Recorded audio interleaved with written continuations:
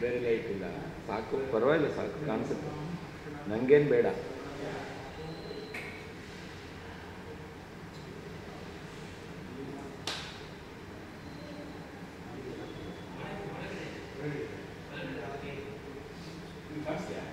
ನನಗೆ ಕಾಣಿಸುತ್ತೆ.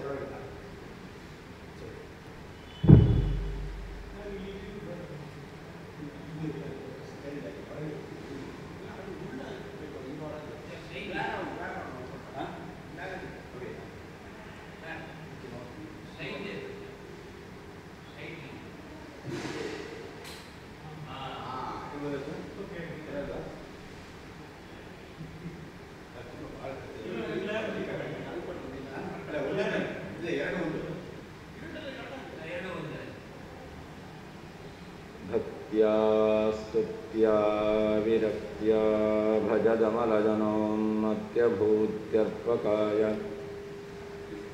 ಕ್ಷಿತ್ಯಾಂ ಅತ್ಯಲ್ಪಭೃತ್ಯೇಷ್ವಪಿ ಕುಜನಕೃತೋದ್ಧತ್ಯಭೂತ್ಯಾಜಕಾಯ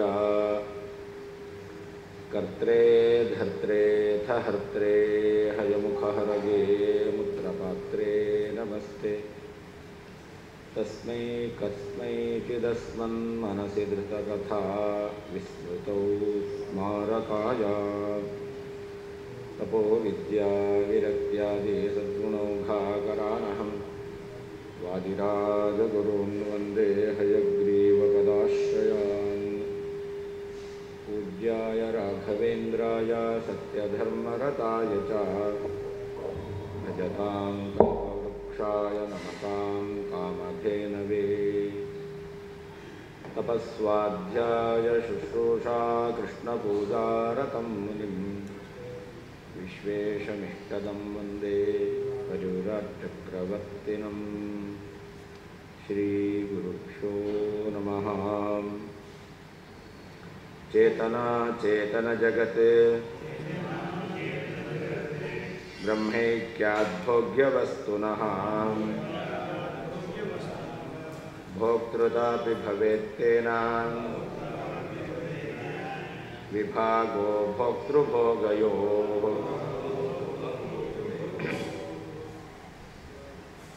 ಸರ್ವಂ ಖಲ್ವಿದಂ ಬ್ರಹ್ಮ ಅಂತ, ಎಲ್ಲವೂ ಬ್ರಹ್ಮ, ಎಲ್ಲವೂ ಬ್ರಹ್ಮನಿಂದ ಅಭಿನ್ನ ಅಂತ ಹೇಳ್ತಾರೆ. ಆದ್ದರಿಂದ ಈ ಚೇತನಾಚೇತನಾತ್ಮಕವಾಗಿರ್ತಕ್ಕಂಥ ಜಗತ್ತು ಅದು ಬ್ರಹ್ಮನಿಂದ ಅಭಿನ್ನವಾಗಿರಬೇಕು.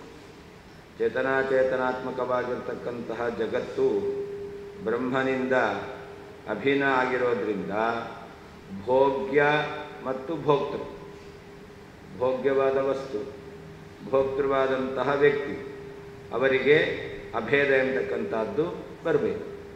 ತಿನ್ನುವ ಅನ್ನ, ತಿನ್ನುವ ವ್ಯಕ್ತಿ ಇಬ್ಬರು ಒಂದೇ ಆಗಿರಬೇಕು. ಯಾಕೆ ಸರ್ವಂ ಖಲ್ವಿದಂ ಬ್ರಹ್ಮ, ಎಲ್ಲದಕ್ಕೂ ಅಭೇದ ಇರೋದ್ರಿಂದ. ಅದರಿಂದ ಭೋಕ್ತೃ ಮತ್ತು ಭೋಗ್ಯಗಳಿಗೆ ಭೇದ ಎಂಬತಕ್ಕಂಥದ್ದು ಯೋಗ್ಯ ಆಗೋದು, ಕೊಡೋದಿಲ್ಲ. ಭೋಕ್ತೃ ಮತ್ತು ಭೋಗ್ಯಗಳಿಗೆ ಭೇದ ಎಂಬತಕ್ಕಂಥದ್ದು ಕೊಡೋದಿಲ್ಲ. ಅದನ್ನು ಸೂತ್ರದಲ್ಲಿ ಹೇಳಿದ್ದು. ಭೋಕ್ತಾಪತ್ತೇ ಅವಿಭಾಗಶ್ಚೇತ್ ಸ್ಯಾಲ್ಲೋಕವತ್ ಎಂಬತಕ್ಕಂಥ ಸೂತ್ರ ಯಾವುದನ್ನು ನಿರಾಕರಣೆ ಮಾಡಲಿಕ್ಕೆ ಹೊರಟಿದೆ? ಜೀವಬ್ರಹ್ಮರ ಅವಿಭಾಗ, ಅದನ್ನು ನಿರಾಕರಣೆ ಮಾಡಲಿಕ್ಕೆ ಹೊರಟಿದ್ದಲ್ಲ. ನಾವು ಹೇಳಿದ ಹಾಗೆ ಅವರು ಜೀವಬ್ರಹ್ಮರಿಗೆ ಅಭೇದವನ್ನು ಹೇಳ್ತಾರೆ. ಭೋಕ್ತಾಪತ್ತೇ, ಭೋಕ್ತೃವಾದ ಜೀವನಿಗೆ ಆಪತ್ತೇ ಪರಾತ್ಮತ್ವಾಪತ್ತೇ ಅವಿಭಾಗ ಅಂತ ಅದಕ್ಕೆ ಹೇಳಿದ್ರೆ ಇತಿಚೇನ್ನ ಲೋಕವತ್ ಏಕೀಭವಂತಿ ಅಂತಕ್ಕಂತಹ ಈ ಶ್ರುತಿ ಅದನ್ನು ಹೇಳ್ತಾ ಇಲ್ಲ ಅಂತ ನಾವು ಹೇಳಿದ್ವಿ. ಅದಕ್ಕೆ ಸೂತ್ರಕಾರರು ಏನು ಹೇಳಬೇಕಾಗಿದ್ರೆ, ಸರ್ವಂ ಖಲ್ವಿದಂ ಬ್ರಹ್ಮ ಅಂತಿರೋದರಿಂದಾಗಿ ಭೋಜ್ಯ ವಸ್ತುವಿಗೂ ಭೋಕ್ತೃವಿಗೂ ಅಭೇದ ಎಂತಕ್ಕಂಥದ್ದು ಬರಬೇಕಾಗಿತ್ತು. ಆ ಅಭೇದವನ್ನು ನಿರಾಕರಣೆ ಮಾಡಲಿಕ್ಕೋಸ್ಕರ ಸೂತ್ರಕಾರರು ಸೂತ್ರವನ್ನು ಹೇಳಿದ್ದಾರೆ. ಭೋಕ್ತಾಪತ್ತೇ ಅವಿಭಾಗಶ್ಚೇತ್ ನ ಸ್ಯಾಲ್ಲೋಕವತ್ ಎಂಬುದಾಗಿ ಈ ರೀತಿಯಲ್ಲಿ ಸಮಾಧಾನವನ್ನು ಹೇಳಲಿಕ್ಕೆ ಸೂತ್ರಕಾರರು ಹೊರಟಿದ್ದಾರೆ ಅಂತಂದರೆ ಇದು ಸರಿಯಲ್ಲ. ಯಾಕೆ ಅಂತಂದರೆ ಇದಕ್ಕೆ ಹೇಳ್ತಾರೆ, ಇನ್ನು ಮುಂದಿನ ಶ್ಲೋಕವನ್ನು ಸೇರಿಸ್ಕೊಳ್ಬೇಕು. ನ ಸ್ಯಾದಿತಿ ಯದೀಹಾರ್ಥಃ ಶಂಕಾ ಗ್ರಂಥಸ್ಯ ಕಥ್ಯತೆ ತರ್ಹಿ ನೇತಿ ಸಮಾಧಾತ್ರ ಜಡೈಕ್ಯಂ ನೈವ ಕಥ್ಯತೆ ಇತ್ಯೇವ ವಾಚ್ಯಂ ಶಂಕಾಂತಾಂ ಅಂಗೀಕೃತ್ಯ ಸಮಾದಧತ್ ನಾಭಿಪ್ರೈತೀಮರ್ಥಂ ಸಹ ಸೂತ್ರಕೃದ್ವದತಾಂ ವರಹ. ಹಾಗಾದರೆ ಇದು ಶಂಕೆ ಏನು? ಭೋಕ್ತಾಪತ್ತೆ ಅನ್ನೋದಕ್ಕೆ ಭೋಕ್ತೃವಾದಂತಹ ಜೀವನಿಗೆ ಅಥವಾ ಬ್ರಹ್ಮನಿಗೆ ಭೋಜ್ಯ ಪದಾರ್ಥಗಳಿಂದ ಐಕ್ಯ ಎಂಬತಕ್ಕಂಥದ್ದು ಬರಬೇಕಾದೀತು ಅಂತ ಪ್ರಶ್ನೆ ಮಾಡಿಕೊಂಡು ಇತಿ ಚೇತ್ ನ ಅಲ್ಲ ಅಂತ ಹೇಳಬೇಕು. ಹಾಗಾದರೆ ಉತ್ತರ ಏನು ಕೊಡಬೇಕು? ಸೂತ್ರಕಾರರು ಜಡಕ್ಕೆ ಬ್ರಹ್ಮೈಕ್ಯವೇ ಇಲ್ಲ ಅಂತ ಉತ್ತರ ಕೊಡಬೇಕು. ಜಡ ಪದಾರ್ಥಗಳಿಗೆ ಬ್ರಹ್ಮನಿಂದ ಐಕ್ಯ ಇಲ್ಲೇ ಇಲ್ಲ ಅಂತ ಹೇಳಬೇಕು. ಹೊರತು ಸ್ಯಾಲೋಕವತ್ ಅಂತ ಅವರು ಈ ರೀತಿಯಲ್ಲಿ ಸಮಾಧಾನ ಕೊಡ್ತಕ್ಕಂಥದ್ದು ಸರಿಯಾಗೋದು. ಏನು ಉತ್ತರ ಕೊಡಬೇಕು? ಭೋಕ್ತಾಪತ್ತೇ ಅವಿಭಾಗಶ್ಚೇತ್ ನ ಅಂತ ಹೇಳಿಕೊಂಡು ಜಡ ವಸ್ತುಗಳಿಗೆ ಬ್ರಹ್ಮನಿಂದ ಐಕ್ಯ ಕೂಡೋದಿಲ್ಲ ಅಂತ ಉತ್ತರ ಕೊಡಬೇಕಾಗಿತ್ತು. ಸ್ಯಾಲೋಕವತ್ ಅಂತ ಅವರು ಐಕ್ಯ ಹೇಗೆ ಅನ್ನೋದು ಉಪಪಾದನೆ ಮಾಡ್ತಾ ಇದ್ದಾರೆ. ಐಕ್ಯ ಹೇಗೆ ಅಂತ ಅದನ್ನು ಸ್ಥಾನೈಕ್ಯ, ಗೋಗಳು ಗೋಷ್ಠದಲ್ಲಿ ಒಂದಾದಂತೆ ಅಂತ ಅದನ್ನು ಸಮರ್ಥನೆ ಮಾಡ್ತಾ ಇದ್ದಾರೆ. ಏನು ಹೇಳಬೇಕಾಗಿತ್ತು? ಜಡಕ್ಕೆ ಬ್ರಹ್ಮೈಕ್ಯ ಇಲ್ಲ ಅಂತ ಹೇಳಬೇಕಾಗಿತ್ತು. ತರ್ಹಿ ನೇತಿ ಜಡೈಕ್ಯಂ ನೈವ ಕಥ್ಯತೆ ಅಂತ, ಜಡಕ್ಕೆ ನಾವು ಬ್ರಹ್ಮನಿಂದ ಐಕ್ಯವನ್ನು ಹೇಳೋದಿಲ್ಲ ಅಂತ ಇಷ್ಟೇ ಉತ್ತರ ಕೊಡಬೇಕಾಗಿತ್ತು. ಯಾರು? ಸೂತ್ರಕಾರ.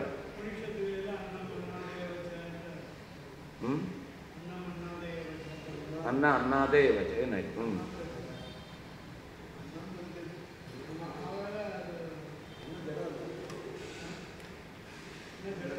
ಅನ್ನಂ ಬ್ರಹ್ಮೇ ದಿವ್ಯಜಾನಾತ್. ಅನ್ನ ಅಂದರೆ ಬ್ರಹ್ಮ. ಯಾಕೆ? ಅದ್ಯತೆ ಅತ್ಯಜ ಭೂತಾನಿ ತಸ್ಮಾದನ್ನಂ ತದುಚ್ಯತೆ. ಶ್ರುತಿ ಹೇಳ್ತಾ ಇದೆ. ಯಾರು ಎಲ್ಲವನ್ನೂ ಸಂಹಾರ ಮಾಡ್ತಾನೆ.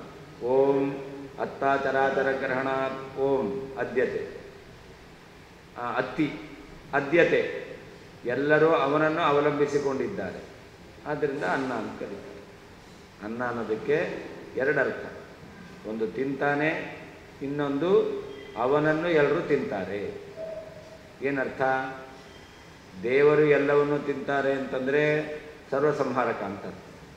ದೇವರನ್ನು ಎಲ್ಲರೂ ತಿಂತಾರೆ ಅಂತಂದರೆ ನಾವು ಅನ್ನವನ್ನು ತಿಂತೇವೆ. ಏನರ್ಥ? ಅನ್ನವನ್ನು ಅವಲಂಬಿಸಿಕೊಂಡಿದ್ದೇವೆ. ಅನ್ನ ಇಲ್ಲ ಅಂತಂದರೆ ಏಕಾಸಿ ಪಾಠ ಇಲ್ಲ.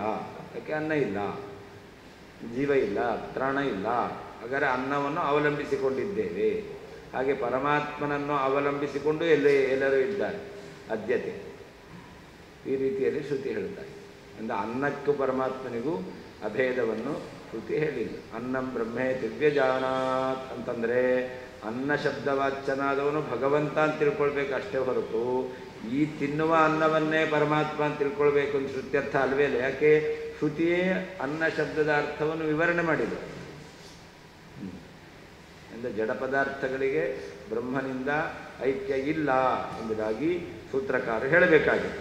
ಹಾಗೆ ಮಾಡದೆ ಅದನ್ನು ಶಂಕೆಯನ್ನು ಸ್ವೀಕಾರ ಮಾಡಿ ಬೇರೆ ರೀತಿಯಲ್ಲಿ ಅವರು ಸಮಾಧಾನವನ್ನು ಹೇಳಿದ್ದಾರೆ. ಸ್ಯಾಲೋಕವತ್ ಅಂತ ಐಕ್ಯವನ್ನು ಒಪ್ಕೊಂಡಿದ್ದಾರೆ. ಐಕ್ಯ ಇಲ್ಲ ಅಂತ ಹೇಳಬೇಕಾಗಿತ್ತು. ಯಾವ ಐಕ್ಯವನ್ನು ಒಪ್ಕೊಂಡ್ರವರು ಅಂತಂದರೆ ಸ್ಥಾನೈಕ್ಯವನ್ನು ಒಪ್ಕೊಂಡಿದ್ದಾರೆ. ಅಂದರೆ ಐಕ್ಯವೇ ಇಲ್ಲ ಅಂತ ಹೇಳಬೇಕಾಗಿತ್ತು. ಅದರಿಂದ ಸೂತ್ರಕಾರರು ನೀನು ಹೇಳುವ ರೀತಿಯಲ್ಲಿ ಭೋಕ್ತೃವಾದ ಚೇತನನಿಗೂ ಭೋಗ್ಯವಾದ ವಸ್ತುಗಳಿಗೂ ಅಭೇದವನ್ನು ನಿರಾಕರಣೆ ಮಾಡಲಿಕ್ಕೋಸ್ಕರ ಈ ಸೂತ್ರವನ್ನು ಹೇಳಿದ್ದಾರೆ ಅಂತ ವ್ಯಾಖ್ಯಾನ ಮಾಡೋದು ಸರಿಯಲ್ಲ. ಈ ಸೂತ್ರವನ್ನು ಒಂದು ವೇಳೆ ತಿನ್ನುವ ವ್ಯಕ್ತಿಗೂ ತಿನ್ನುವ ಪದಾರ್ಥಕ್ಕೂ ಅಭೇದ ಬರಬೇಕಾದೀತು ಎಂಬತಕ್ಕಂತಹ ಆಶಂಕೆ ಮಾಡಿಕೊಂಡು ನಿರಾಕರಣೆ ಮಾಡೋದು, ಅದರ ಉತ್ತರ ಹೇಗಿರಬೇಕಾಗಿತ್ತು? ಯಾಕೆ ಜಡ ಪದಾರ್ಥಕ್ಕೂ ಬ್ರಹ್ಮನಿಗೂ ಐಕ್ಯವನ್ನು ಒಪ್ಪಿಲ್ಲ ಅಂತ ಹೇಳಬೇಕಾಗಿತ್ತು. ಐಕ್ಯ ಒಪ್ಪಿಲ್ಲ ಅಂತ ಹೇಳಬೇಕಾಗಿತ್ತು. ಲೋಕವತ್ತೊಂದು ಒಪ್ಪಿದ್ದೇವೆ ಅಂತ ಉದಾಹರಣೆ ಕೊಟ್ಟದ್ದು ಹೇಗೆ? ಅದರಿಂದಾಗಿ ನೀವು ಹೇಳುವ ಅರ್ಥ ಸರಿಯಲ್ಲ. ಚೇತನ ಜಗದ್ಬ್ರಹ್ಮೈಕ್ಯಾತ್, ಚೇತನಾತ್ಮಕವಾದಂತಹ ಜಗತ್ತು ಬ್ರಹ್ಮೈಕ್ಯಾತ್, ಬ್ರಹ್ಮನಿಂದ ಅಭಿನ್ನವಾಗಿರುವುದರಿಂದ. ಅಲ್ಲಿ ಯದಿ ಅಂತಿದೆ ಮುಂದೆ, ಅದನ್ನಿಟ್ಕೊಳ್ಬೇಕು. ಯದಿ ಒಂದು ವೇಳೆ ಚೇತನಾತ್ಮಕ ಜಗದ್ಬ್ರಹ್ಮ ಐಕ್ಯಾತ್, ಚೇತನಾತ್ಮಕವಾದ ಜಗತ್ತು ಬ್ರಹ್ಮನಿಗೂ ಅಭೇದ ಇರುವುದರಿಂದ ವಸ್ತುನಃ ಭೋಗ್ಯವಾದ ವಸ್ತುಗಳಿಗೆ ಭೋಕ್ತೃತಾಪಿ, ಭೋಕ್ತೃ ಅಭೇದವೂ ಕೂಡ ಭವೇ ಉಂಟಾಗುತ್ತದೆ. ಭೋಕ್ತೃಗಳಿಗೆ ಅಭೇದ ಉಂಟಾಗುತ್ತದೆ. ತೇನ ಭೋಕ್ತೃಭೋಗ್ಯಗಳಿಗೆ ಐಕ್ಯ ಇರುವುದರಿಂದ ಭೋಕ್ತೃಭೋಗ್ಯಯೋ, ಭೋಕ್ತೃ ಮತ್ತು ಭೋಗ್ಯಗಳಿಗೆ ವಿಭಾಗ ನ ಸ್ಯಾತ್, ಭೇದವು ಇರಬಾರದು. ಇತಿ, ಈ ರೀತಿಯಾಗಿ ಈ ಸೂತ್ರದಲ್ಲಿ ಶಂಕಾಗ್ರಂಥಸ್ಯ ಆಕ್ಷೇಪ ಪೂರ್ವಪಕ್ಷದ ಭಾಗಕ್ಕೆ ಅರ್ಥವು ಕಥ್ಯತೆ, ಹೇಳಲ್ಪಡುತ್ತೆ ಅಂತಾದರೆ ತರ್ಹಿ ಆಗ ನೇತಿ ಸಮಾಧಾತ್ರ, ಇಲ್ಲ ಎಂಬುದಾಗಿ ಸಮಾಧಾನವನ್ನು ಹೇಳುವ ಸೂತ್ರಕಾರರಿಂದ ಜಡೈಕ್ಯಂ, ಜಡ ಪದಾರ್ಥಗಳಿಂದ ಐಕ್ಯವು ನೈವ ಕಥ್ಯತೆ, ಹೇಳಲ್ಪಡುವುದಿಲ್ಲ. ಇತ್ಯೇವ, ಈ ರೀತಿಯಲ್ಲಿ ವಾಚ್ಯಂ, ಸಮಾಧಾನವನ್ನು ಹೇಳಲ್ಪಡ್ತಕ್ಕದ್ದು. ತಾಂ ಶಂಕಾಂ, ಅವರು ಹೇಳಿರುವಂತಹ ಶಂಕೆಯನ್ನು ಅಂಗೀಕೃತ್ಯ, ಸ್ವೀಕಾರ ಮಾಡಿ, ಸಮಾಧದತೆ, ಸಮಾಧಾನವನ್ನು ಹೇಳತಕ್ಕಂತಹ ವದತಾಂ ವರಹ, ಮಾತನಾಡುವವರಲ್ಲಿ ಶ್ರೇಷ್ಠರಾಗಿರ್ತಕ್ಕಂತಹ ಸೂತ್ರಕೃತ್, ಸೂತ್ರಕಾರರಾದಂತಹ ವೇದವ್ಯಾಸ ದೇವರು ಇಮಂ ಅರ್ಥಂ, ನೀನು ಹೇಳುವಂತಹ ಅರ್ಥವನ್ನು ನಾಭಿಪ್ರೈತಿ, ಅಂಗೀಕಾರ ಮಾಡುವುದಿಲ್ಲ. ಯದಿ, ಒಂದು ವೇಳೆ ಚೇತನ ಜಗದ್ಬ್ರಹ್ಮ ಐಕ್ಯಾತ್, ಚೇತನಾತ್ಮಕವಾದ ಜಗತ್ತು ಬ್ರಹ್ಮ ಅವರಿಗೆ ಅಭೇದ ಇರುವುದರಿಂದ ಭೋಗ್ಯವಸ್ತುನಃ, ಭೋಗ್ಯವಾದ ವಸ್ತುವಿಗೆ ಭೋಕ್ತೃತಾಪಿ, ಭೋಕ್ತೃವಿನಿಂದ ಐಕ್ಯವೂ ಕೂಡ ಭವೇ ಉಂಟಾಗುತ್ತದೆ. ತೇನ ಭೋಗ್ಯಗಳಿಗೆ ಐಕ್ಯ ಇರುವುದರಿಂದ ಭೋಕ್ತೃಭೋಗ್ಯಯೋ, ಭೋಕ್ತೃ ಮತ್ತು ಭೋಗ್ಯಗಳಿಗೆ ವಿಭಾಗ ನ ಸ್ಯಾತ್, ಭೇದವೂ ಇಲ್ಲ ಅಂತಾಗ್ತಾ ಇತ್ತು. ಇತಿ, ಈ ರೀತಿಯಾಗಿ ಈ ಸೂತ್ರದಲ್ಲಿ ಭೋಕ್ತೃಪತ್ತೇ ಅವಿಭಾಗಶ್ಚೇತ್ ಎಂಬತಕ್ಕಂಥ ಸೂತ್ರದಲ್ಲಿ ಶಂಕಾಗ್ರಂಥಸ್ಯ ಪೂರ್ವಪಕ್ಷದ ಭಾಗಕ್ಕೆ ಅರ್ಥವು ಕಥ್ಯತೆ, ಹೇಳಲ್ಪಡುವುದಾದರೆ ತರ್ಹಿ ಆಗ ನೇತಿ ಸಮಾಧಾತ್ರ, ಇಲ್ಲ ಎಂಬುದಾಗಿ ಸಮಾಧಾನವನ್ನು ಹೇಳುವ ಸೂತ್ರಕಾರರಿಂದ ಜಡೈಕ್ಯಂ, ಜಡ ಪದಾರ್ಥಗಳಿಗೆ ಬ್ರಹ್ಮನಿಂದ ಐಕ್ಯವು ನೈವ ಕಥ್ಯತೆ, ಹೇಳಲ್ಪಡುವುದಿಲ್ಲ. ಇತ್ಯೇವ, ಈ ರೀತಿಯಲ್ಲೇ ವಾಚ್ಯಂ, ಹೇಳಲ್ಪಡತಕ್ಕದ್ದು. ತಾಂ ಶಂಕಾಂ ಅಂಗೀಕೃತ್ಯ, ಆ ಶಂಕೆಯನ್ನು ಒಪ್ಪಿಕೊಂಡು ಸಮಾಧಾನವನ್ನು ಹೇಳುವಂತಹ ವದತಾಂವರ, ಮಾತನಾಡುವವರಲ್ಲಿ ಶ್ರೇಷ್ಠರಾಗಿರ್ತಕ್ಕಂತಹ ಸೂತ್ರಕಾರರಾದಂಥ ವೇದವ್ಯಾಸ ದೇವರು ಇಮಂ ಅರ್ಥಂ, ನೀವು ಹೇಳುವಂತಹ ಅರ್ಥವನ್ನು ನಾಭಿಪ್ರೈತಿ, ಅಂಗೀಕಾರ ಮಾಡುವುದಿಲ್ಲ. ಸ್ವಾಭಿಮತ ಸೂತ್ರಾರ್ಥಂ ಉಕ್ತ್ವಾ ಸೂತ್ರೇ ಸೂಚನೆಯ ಸೂಚಿತಮಪಿ ಪರಪಕ್ಷಂ ಸ್ಪಷ್ಟಂ ಅನೂದ್ಯ ದೂಷಯತಿ ಚೇತನ ಇತಿ. ಸೂತ್ರಕ್ಕೆ ಅರ್ಥ ಏನು? ಸ್ವಾಭಿಮತ, ಸಿದ್ಧಾಂತಕ್ಕೆ ಅಭಿಮತವಾದಂಥ ಅರ್ಥ ಏನು ಎಂಬತಕ್ಕಂಥದ್ದನ್ನು ಹೇಳಿದ್ರು. ಏನಂತ? ಭೋಕ್ತೃಪತ್ತೇ ಏಕೀಭವಂತಿ ಎಂಬುದಾಗಿ ಏಕ್ಯವನ್ನು ಹೇಳಿದ್ದಾರೆ. ಆದ್ದರಿಂದ ಭೋಕ್ತೃವಾದ ಜೀವ ಪರಮಾತ್ಮನಿಂದ ಅಭಿನ್ನನಾಗಬೇಕಾದೀತು ಅಂತ ಪ್ರಶ್ನೆ ಬಂದರೆ ಯಾಕೆ ಸ್ಯಾಲ್ಲೋಕವತ್ ಅಂತ ಅದು ಲೌಕಿಕವಾದ ಸ್ಥಾನೈಕ್ಯ ದೃಷ್ಟಾಂತವನ್ನು ಇಟ್ಟುಕೊಂಡು ಹೇಳಿದ್ದಾರೆ ಎಂಬುದಾಗಿ ಸೂತ್ರಾರ್ಥ ಮುಕ್ತ. ಸೂತ್ರದ ಅರ್ಥವನ್ನು ಹೇಳಿ, ಸೂತ್ರೇ ಸೂಚನೆಯ ದೂಷಿತಮಪಿ, ಸೂತ್ರದಲ್ಲಿ ಸೂಚನೆಯಿಂದ ನೇರವಾಗಿ ದೋಷ ಹೇಳಿಲ್ಲ, ಸೂತ್ರ ಅದು ಸೂಚನೆ ಕೊಟ್ಟಿದೆ, ಅವರು ಹೇಳುವಂಥ ಅರ್ಥ ಸರಿಯಲ್ಲ ಅಂತ. ಈ ರೀತಿಯಲ್ಲಿ ಸೂಚನೆಯಿಂದ ದೋಷವನ್ನು ಹೇಳಿದರೂ ಕೂಡ ಪರಪಕ್ಷಂ ಸ್ಪಷ್ಟಮನುದ್ಯ, ಇತರರ ಮಾಯಾವಾದಿಗಳ ಪಕ್ಷವನ್ನು ಸ್ಪಷ್ಟವಾಗಿ ಅನುವಾದ ಮಾಡಿ ದೋಷವನ್ನು ಹೇಳುತ್ತಾ ಇದ್ದಾರೆ. ಚೇತನ ಸರ್ವಂ ಖಲ್ವಿದಂ ಬ್ರಹ್ಮ ಏಕಮೇವ ಅದ್ವಿತೀಯಂ ಬ್ರಹ್ಮ ನೇಹನ ನಾಸ್ತಿ ಕಿಂಚನ ಇತ್ಯಾದಿ ಶ್ರುತ್ಯ ಚೇತನಾ ಚೇತನಾತ್ಮಕ ಜಗತಃ ಬ್ರಹ್ಮೈಕ್ಯಾತ್ ಬ್ರಹ್ಮಣ ಐಕ್ಯಸ್ಯ ಪ್ರತೀತತ್ವಾದಿತ್ಯರ್ಥಃ. ಅಲ್ಲಿ ಚೇತನಾ ಚೇತನ ಜಗದ್ಬ್ರಹ್ಮ ಐಕ್ಯಾತ್ ಅಂತ ವಾಕ್ಯ ಇದೆ. ಅದಕ್ಕೆ ಅರ್ಥ ಬರೀತಾ ಇದ್ದಾರೆ, ಚೇತನಾ ಚೇತನಾತ್ಮಕವಾದಂತಹ ಈ ಜಗತ್ತಿಗೂ ಬ್ರಹ್ಮನಿಗೂ ಐಕ್ಯ ತೋರಿ ಬರುವುದರಿಂದ ಅಂತ ಅರ್ಥ, ತಿಳಿದು ಬರುವುದರಿಂದ. ಯಾವುದರಿಂದ ಅಂತಂದರೆ ಶ್ರುತಿಯಿಂದ. ಯಾವುದು ಶ್ರುತಿ? ಅದು ಸರ್ವಂ ಖಲ್ವಿದಂ ಬ್ರಹ್ಮ, ಇದೆಲ್ಲವೂ ಕೂಡ ಬ್ರಹ್ಮವೇ ಆಗಿದೆ. ಇದಂ ಸರ್ವಂ ಬ್ರಹ್ಮ ಖಲು. ಹಾಗೆ ಇನ್ನೊಂದು ಏಕಮೇವ ಅದ್ವಿತೀಯಂ, ಎಲ್ಲವೂ ಪರಮಾತ್ಮ ಒಬ್ಬನೇ, ಪರಮಾತ್ಮ ಬಿಟ್ಟು ಇನ್ನೊಂದಿಲ್ಲ. ಹಾಗೆ ಇದೆಲ್ಲ ಏನು? ಪರಮಾತ್ಮ ಅಂತಾಗಿ. ಇಹ ಕಿಂಚನ ನಾನಾ ನಾಸ್ತಿ, ಈ ಜಗತ್ತಿನಲ್ಲಿ ಭಿನ್ನವಾದದ್ದು ಯಾವುದೂ ಇಲ್ಲ, ಎಲ್ಲ ಅಭಿನ್ನವಾದದ್ದೇ ಅಂತ.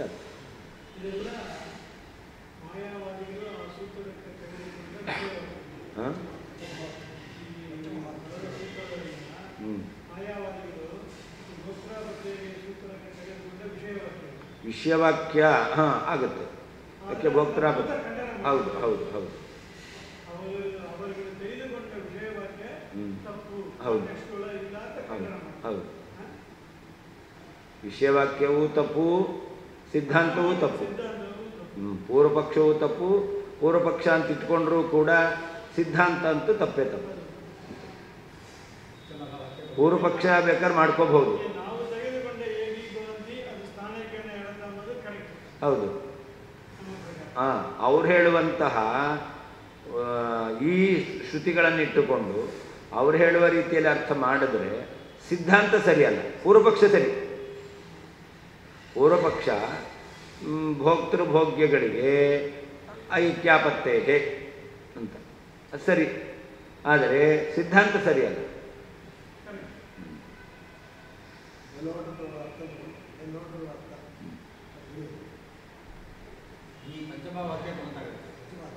ಅದು ಅಭೇದವನ್ನು ಹೇಳಲಿಕ್ಕೆ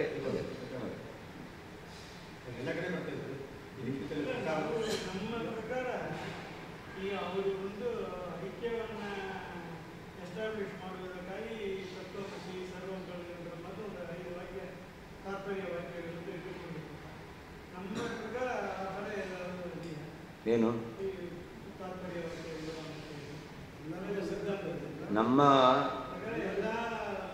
ನಮ್ಮ ಸಿದ್ಧಾಂತದಲ್ಲಿ ಸರ್ವೇ ವೇದಾಃ ಯತ್ಪದಮಾಮನಂತಿ,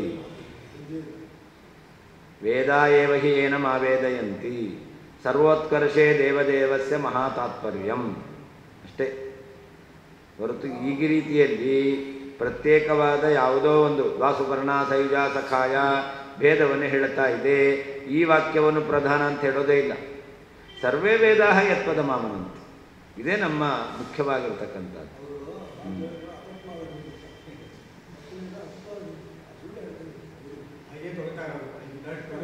ಅಲ್ಲ, ಈ 5 ವಾಕ್ಯ ಮಾತ್ರ ಸರಿಯಾದ ತಾತ್ವಿಕವಾದ ಅರ್ಥವನ್ನು ಹೇಳುತ್ತಾ ಇದೆ ಅಂತ ಅವರೇ ಹೇಳಿದರು. ಈ 5 ವಾಕ್ಯ ಮಾತ್ರ ತಾತ್ವಿಕವಾದ ಅರ್ಥವನ್ನು ಹೇಳುತ್ತಾ ಇದೆ ಅನ್ನಲಿಕ್ಕೆ ಪ್ರಮಾಣ ಇದೆ. ಸರ್ವೇ ವೇದಾಃ ಯತ್ಪದಮಾಮನಂತಿ ಅಂತ, ಸರ್ವೋತ್ಕರ್ಷೇ ದೇವದೇವಸ್ಯ ವಿಷ್ಣು ಮಹಾತಾತ್ಪರ್ಯಮಂತ ಈ ವಾಕ್ಯಗಳಿಗೆ ಏನು ಅರ್ಥ ಆಗಿದೆ? ಅದರಿಂದ ಇದನ್ನು ಒಪ್ಪಬೇಕು. ಸರ್ವೇ ವೇದಾಃ ಯತ್ಪದಮಾಮನಂತಿ ಸರ್ವೋತ್ಕರ್ಷೇ ದೇವದೇವಸ್ಯ ವಿಷ್ಣು ಮಹಾತಾತ್ಪರ್ಯ. ಅವಾಗ ವಿರೋಧ ಬಂತು. ಏನಂತ? ನೀವು ಸರ್ವೋತ್ಕರ್ಷ ಅಂತ ಹೇಳ್ತೀರಾ, ಸರ್ವೇ ವೇದಾಃ ಯತ್ಪದಮಾಮನಂತಿ ಅಂತ, ಹಾಗಾದರೆ ಅಭೇದವನ್ನು ಹೇಳ್ತಾ ಇದೆಯಲ್ಲ, ಈ ವಾಕ್ಯ ಹೇಗೆ ಅರ್ಥೈಸ್ಕೊಳ್ಬೇಕು ಅಂತ ಪ್ರಶ್ನೆ ಬಂದರೆ ಅದಕ್ಕೆ ಉತ್ತರ ಕೊಡ್ತಾ ಇದ್ದಾರೆ. ಪರೇಬೀಯ ಸರ್ವ ಏಕೀಭವಂತಿ ಅಂತ ಅಭೇದವನ್ನು ಹೇಳ್ತಕ್ಕಂಥ ವಾಕ್ಯ ಇದೆಯಲ್ಲ, ಹಾಗಾದ್ರೆ ಐಕ್ಯ ಒಪ್ಪಬೇಕಾಯ್ತಲ್ಲ. ಇಲ್ಲಿ ಬೇಕಾದರೆ ಭೇದ ಒಪ್ಪೋಣ, ಇಲ್ಲಿ ಭೇದ ಅಲ್ಲಿ ಅಭೇದ ಅಂತ ಹೇಳೋಣ. ಏಕೀಭವಂತಿ ಅಂತ ಶ್ರುತಿ ಹೇಳ್ತಾ ಇದೆಯಲ್ಲ ಅಂತಂದರೆ ಅದಕ್ಕೆ ಏಕೀಭವಂತಿ ಎಂಬ ಸೂತ್ರದಿಂದ ಭೋಕ್ತಾಪತ್ತೇ ಅವಿಭಾಗ ಇತಿ ಚೇತ್ ನಾ ಸ್ಯಾಲ್ಲೋಕವತ್ ಉತ್ತರ ಕೊಟ್ಟಿದ್ದಾರೆ. ಹಾಂ, ಉತ್ತರವನ್ನು ಕೊಟ್ಟಿದ್ದಾರೆ. ಎಷ್ಟು ಸಮಂಜಸವಾಗಿದೆ. ಇಲ್ಲ ಅಂತಂದ್ರೆ ಅವರು ಒಪ್ತಾರೆ, ಅವರು ಕೂಡ ಸ್ಥಾನೈಕ್ಯ ಮತ್ತೈಕ್ಯವನ್ನು ಒಪ್ಪಲೇಬೇಕು. ಎಲ್ಲರೂ ಒಂದಾದರೂ ಅವರು ಶಬ್ದ ಪ್ರಯೋಗ ಮಾಡ್ತಾರೋ ಇಲ್ಲ, ಅಣ್ಣ ತಮ್ಮ ಒಂದಾಗಿದ್ದರು ಬೇರೆ ಆದರು ಅಂತ ಹೇಳ್ತಾರೋ ಇಲ್ಲ, ಅವರಲ್ಲೂ ವ್ಯವಹಾರ ಇದ್ದೇ ಇದೆ. ಇದು ವ್ಯಾವಹಾರಿಕ ಅಂತ ಹೇಳೋದು ಅದು ಸರಿಯಲ್ಲ, ಅದು ವ್ಯಾವಹಾರಿಕ ಅಂತ ಹೇಳಿಬಿಡ್ತಾರೆ. ಅದು ಪಾರಮಾರ್ಥಿಕ ಅಂತ ಸಿದ್ಧವಾದರೆ ಇದು ವ್ಯಾವಹಾರಿಕ ಅಂತ ಆಗಬೇಕು, ಇದು ವ್ಯಾವಹಾರಿಕ ಅಂತ ಸಿದ್ಧವಾದರೆ ಅದು ಪಾರಮಾರ್ಥಿಕ ಅಂತ ಆಗುತ್ತೆ. ಅನ್ಯೋನ್ಯಾಶ್ರಯ ಇದೆ.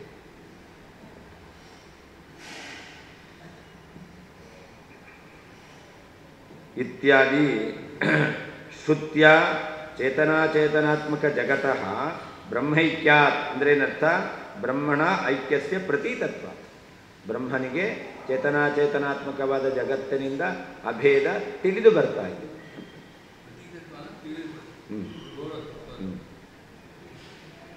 ಭೋಕ್ತೃತ ಅಂದರೆ ಭೋಕ್ತೈಕ್ಯಂ ಅಂತರ್ಥ. ಭೋಕ್ತೃವಿನಿಂದ ಅಭೇದ ಅಂತರ್ಥ ಭೋಕ್ತೃತ. ತೇನ ಭೋಕ್ತೃಭೋಗ್ಯಯೋ ಐಕ್ಯೇನ ನಿಮಿತ್ತೇನ, ಅಲ್ಲಿದೆ ಏನಂತ? ತೇನ ಭೋಕ್ತೃಭೋಗ್ಯಯೋ ವಿಭಾಗ ನ ಸ್ಯಾತ್ ಅಂತ. ಅದಕ್ಕೇನರ್ಥ? ತೇನ ಅಂತಂದರೆ ಭೋಕ್ತೃ ಮತ್ತು ಭೋಗ್ಯಗಳಿಗೆ ಅಭೇದ ಇರೋದರಿಂದ ಅವಿಭಾಗ ನ ಅಂತ ಹೇಳಬೇಕು. ವಿಭಾಗ ಭೇದ ಅಂತರ್ಥ. ವಿಭಾಗ ಅಂತಂದರೆ ಭೇದ ನ ಸ್ಯಾತ್ ಇತಿ. ವಿಭಾಗ ನ ಸ್ಯಾತ್ ಅಂತ ಇತಿ ಇಹ ಸೂತ್ರೇ ಶಂಕಾಗ್ರಂಥಸ್ಯ ಅರ್ಥ ಇತಿ ಸಂಬಂಧ. ಈ ರೀತಿಯಲ್ಲಿ ಪೂರ್ವಪಕ್ಷವನ್ನು ಹೇಳತಕ್ಕಂತಹ ಸೂತ್ರದ ಭಾಗಕ್ಕೆ ಅರ್ಥ ಅಂತ. ಸಮಾಧಾತ್ರ ಅಂದರೆ ಸಮಾಧಾನಂ ಕುರ್ವತ. ಸಮಾಧಾನವನ್ನು ಹೇಳತಕ್ಕಂತಹ ವೇದವ್ಯಾಸ ದೇವರಿಂದ ಜಡೈಕ್ಯಂ ಜಡಬ್ರಹ್ಮೈಕ್ಯಂ ನೈವ ಕಥ್ಯತೆ. ಜಡೈಕ್ಯಂ ಅಂತಿದೆ, ಜಡ ಮತ್ತು ಬ್ರಹ್ಮ ಇವರಿಗೆ ಅಭೇದ ಅಂತ ಅರ್ಥ. ಅದನ್ನು ನ ಇವ ಕಥ್ಯತೆ ಅವರು ಹೇಳಿಲ್ಲ. ಸೂತ್ರಕಾರರು ಜಡ ಬ್ರಹ್ಮಕ್ಕೆ ಐಕ್ಯ ಹೇಳಲ್ಲ ಅಂತ ಸಮಾಧಾನ ಹೇಳಬೇಕಾಗಿತ್ತು. ಜಡಮಿಥ್ಯಾತ್ವವಾದಿನ ತ್ವಯಾಪಿ ನ ಕಥ್ಯತೆ ಏವ. ಜಡವನ್ನು ಮಿಥ್ಯಾ ಅಂತ ಹೇಳುವವರಾದರೂ ಕೂಡ, ಎಲ್ಲವನ್ನು ಮಿಥ್ಯಾ ಅಂತ ಹೇಳುವವರು ಜಡ ಪದಾರ್ಥ ಜಗತ್ತು ಮಿಥ್ಯಾ ಅಂತ ಹೇಳ್ತೀರ. ಜಡ ಪದಾರ್ಥವನ್ನು ಮಿಥ್ಯಾ ಅಂತ ಹೇಳುವವರು ಜಡ ಪದಾರ್ಥಕ್ಕೂ ಬ್ರಹ್ಮನಿಗೂ ಐಕ್ಯವನ್ನು ಹೇಳೋದಿಲ್ಲ. ಹಾಗೆ ಹೇಳಬೇಕಾಗಿತ್ತು ಸೂತ್ರಕಾರರು. ಇತಿ ಚೇತ್ ನ ಅಂದರೆ ಏನು ಹೇಳಬೇಕಾಗಿತ್ತು? ಜಡ ಬ್ರಹ್ಮ ಐಕ್ಯ ಅನಂಗೀಕಾರ ಅಂತ ಹೇಳಿಬಿಡ್ಬೇಕಾಗಿತ್ತು. ಅತಃ ಸ್ವಮತ ವಿರುದ್ಧ ಇಯಂ ಶಂಕೈವ ನ ಕಾರ್ಯ. ಅದರಿಂದ ನಿಮ್ಮ ಮತಕ್ಕೆ ವಿರುದ್ಧವಾದದ್ದು. ಭೋಕ್ತಾಪತ್ತೇ ಅವಿಭಾಗ ಎಂಬತಕ್ಕಂತಹ ಈ ಶಂಕೆ ಮಾಡ್ತೀರಾ ಅಂತಂದರೆ ಇದು ನಿಮ್ಮ ಸಿದ್ಧಾಂತಕ್ಕೆ ವಿರುದ್ಧವಾದದ್ದು. ಸಿದ್ಧಾಂತಕ್ಕೆ ವಿರುದ್ಧವಾಗಿರ್ತಕ್ಕಂಥ ಶಂಕೆ ಮಾಡಲಿಕ್ಕೆ ಹೇಗೆ ಸಾಧ್ಯ? ಇಲ್ಲವೇ ಇಲ್ಲ. ಅತಃ ಸ್ವಮತ ವಿರುದ್ಧ ಇಯಂ ಶಂಕೈವ ನ ಕಾರ್ಯ ಇತ್ಯೇವ ವಾಚ್ಯಂ. ಅಂದರೆ ಈ ರೀತಿಯಲ್ಲಿ ಸರ್ವಂ ಖಲ್ವಿದಂ ಬ್ರಹ್ಮ ಅಂತ ಹೇಳಿದ ಮೇಲೆ ಎಲ್ಲವೂ ಬ್ರಹ್ಮ ಅಂತ ಹೇಳ್ತೀರ. ಅಥವಾ ಭೋಕ್ತೃಗೂ ಭೋಗ್ಯಕ್ಕೂ ಅಭೇದ ಬರಬೇಕಾದೀತು ಅಂತ ಹೇಳಿದ್ರೆ ಅಭೇದವನ್ನು ಇಲ್ಲ ಅಂತ ನಿರಾಕರಣೆ ಮಾಡಬೇಕಾಗಿತ್ತು. ಅದನ್ನು ಮಾಡಿಲ್ಲ. ಆದ್ದರಿಂದಾಗಿ ಈ ಶಂಕೆ ಹೇಳ್ತಕ್ಕಂಥದ್ದೇ ಸರಿಯಲ್ಲ, ನಿಮ್ಮ ಸಿದ್ಧಾಂತಕ್ಕೂ ವಿರುದ್ಧವಾಗಿದೆ. ತಾಂ ಶಂಕಾಂ ಅಲ್ಲ ಸ್ವಮತ ವಿರುದ್ಧ ಇಯಂ ಶಂಕೈವ ನ ಕಾರ್ಯ ಇತ್ಯವ ವಾಚ್ಯಂ ಇತಿ ಸಮಾಧಾನಮೇವ ವಾಚ್ಯಂ. ಈ ರೀತಿಯಲ್ಲಿ ಶಂಕೆ ಮಾಡಬಾರದು ಎಂಬುದಾಗಿ ಸೂತ್ರಕಾರರು ನ ಅಂತ ಹೇಳಬೇಕಾಗಿತ್ತು. ಆದರೆ ಅದನ್ನು ಅವರು ಹೇಳಿಲ್ಲ. ತಾಂ ಶಂಕಾಂ ಸೌತ್ರಪೂರ್ವಪಕ್ಷಾಂಶ ಉಕ್ತಶಂಕಾಂ ಅಂಗೀಕೃತ್ಯ ಪರೇಣ ಇಯಂ ಕರ್ತುಂ ಉಚಿತ ಇತ್ಯಭ್ಯುಪಗಮ್ಯ ಸಮಾಧದತ್ ಸ್ಯಾಲ್ಲೋಕವತ್ ಇತಿ ಪೂರ್ವಪಕ್ಷಭಿಮತ ವಾಕ್ಯಸ್ಯ ಅರ್ಥಾಂತರ ಕಥನ ರೂಪ ಸಮಾಧಾನಂ ಕುರ್ವನ್ ಇಮಮರ್ಥಂ ತ್ವಯಾ ಪ್ರತಿಜ್ಞಾಭಾಗಸ್ಯ ಉಕ್ತಮರ್ಥಂ ನಾಭಿಪ್ರೈತಿ. ಈ ರೀತಿಯಾದ ಶಂಕೆ ಅಂದರೆ ಸೂತ್ರದಲ್ಲಿ ಪೂರ್ವಪಕ್ಷ ಅಂಶದಿಂದ ಹೇಳಿರ್ತಕ್ಕಂತಹ ಆಶಂಕೆ, ಇದನ್ನು ಅಂಗೀಕಾರ ಮಾಡಿ ಒಪ್ತಾರೆ. ಭೋಕ್ತಾಪತ್ತೇ ಅವಿಭಾಗ ಇತಿ ಚೇತ್ ಸ್ಯಾಲ್ಲೋಕವತ್. ಹೌದು, ಐಕ್ಯ ಇದೆ ಅಂತ ಒಪ್ಕೊಳ್ತಾರೆ, ಇಲ್ಲ ನಿರಾಕರಣೆ ಮಾಡಲಿಲ್ಲ. ಭೋಕ್ತೃವಾದಂತಹ ಜೀವನಿಗೆ ಆಪತ್ತೇ ಪರಮಾತ್ಮನಿಂದ ಅಭೇದ ಬರಬೇಕಾದಿತ್ತು ಅಂತಂದರೆ ಒಪ್ತೇವೆ ನಾವು. ಎಂಥ ಐಕ್ಯ ಅದು ಅಂತಂದರೆ ಸ್ಥಾನೈಕ್ಯ ಅಂತ ಒಪ್ಪಿಕೊಂಡಿದ್ದಾರೆ, ನಿರಾಕರಣೆ ಮಾಡಿಲ್ಲ. ಅದು ನಿರಾಕರಣೆ ಮಾಡಬೇಕಾಗಿತ್ತು ನಿಮ್ಮ ಸಿದ್ಧಾಂತ ಪ್ರಕಾರ. ಅಂಗೀಕೃತ್ಯ ಪರೇಣ ಇಯಂ ಕರ್ತುಂ ಉಚಿತ ಅಭ್ಯುಪಗಮ್ಯ. ಹೀಗೆ ಇತರರು ಈ ರೀತಿಯಲ್ಲಿ ಮಾಡಲಿಕ್ಕೆ ಯೋಗ್ಯವಾಗಿದೆ ಎಂಬುದಾಗಿ ಒಪ್ಪಿಕೊಂಡು ಸಮಾಧದತ್ ಸ್ಯಾಲ್ಲೋಕವದತಿ ಪೂರ್ವಪಕ್ಷಭಿಮತ ವಾಕ್ಯಸ್ಯ ಅರ್ಥಾಂತರ ಕಥನ ರೂಪ ಸಮಾಧಾನಂ ಕುರ್ವನ್. ಹೀಗೆ ಪೂರ್ವಪಕ್ಷಿಗಳಿಗೆ ಅಭಿಮತವಾದಂಥ ಅರ್ಥವನ್ನು ಒಪ್ಪಿಕೊಂಡು ಸ್ಯಾಲ್ಲೋಕವತ್ ಎಂಬುದಾಗಿ ಉತ್ತರವನ್ನು ಕೊಡ್ತಾ ಇದ್ದಾರೆ ಅಂತಂದರೆ ಅವಾಗ ಆ ವಾಕ್ಯಕ್ಕೆ ಬೇರೆ ಅರ್ಥವನ್ನು ಸೂತ್ರಕಾರರು ಹೇಳ್ತಾ ಇದ್ದಾರೆ. ಅಂದರೆ ಬೇರೆ ಅರ್ಥವನ್ನು ಹೇಳುವ ಸಮಾಧಾನವನ್ನು ಹೇಳ್ತಾ ಇದ್ದಾರೆ ಅಂತ ಅರ್ಥ. ಅದರಿಂದೇನಾಯಿತು?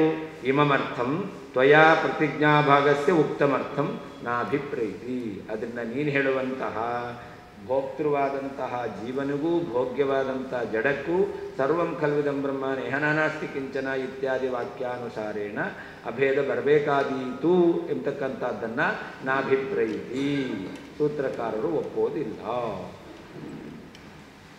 ಸ್ವಪ್ರತಿಜ್ಞಾಭಾಗಾರ್ಥತೆಯ ನ ಅಂಗೀಕರೋತಿ ಅಂತ ತಾವು ಹೇಳುವಂತಹ ಸ್ವಪ್ರತಿಜ್ಞಾಭಾಗಾರ್ಥತೆಯ ಏನು ಭೋಕ್ತಾಪತ್ತೇ ಅವಿಭಾಗ ಎಂತಕ್ಕಂತಹ ಈ ಭಾಗದಿಂದ ಆ ಅರ್ಥವನ್ನು ಅವರು ಸ್ವೀಕಾರ ಮಾಡುವುದಿಲ್ಲ.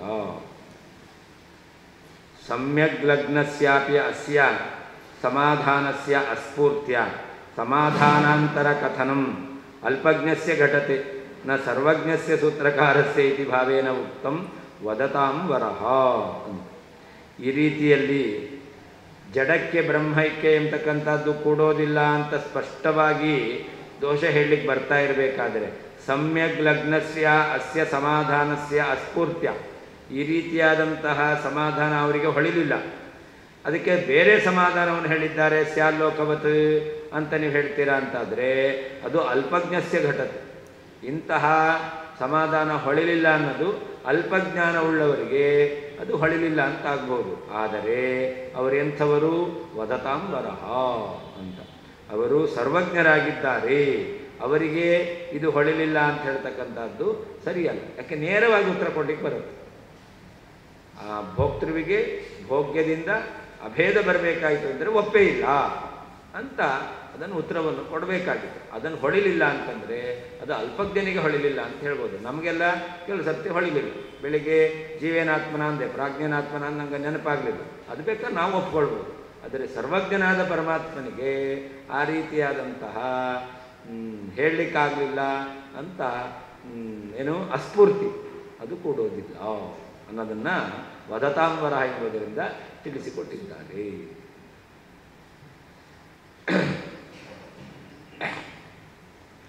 ಮಮತು ಪ್ರಾಪಕೀಭೂತ ವೇದಸ್ಯೋಕ್ತಸ್ಯ ಕಾಗತಿಃ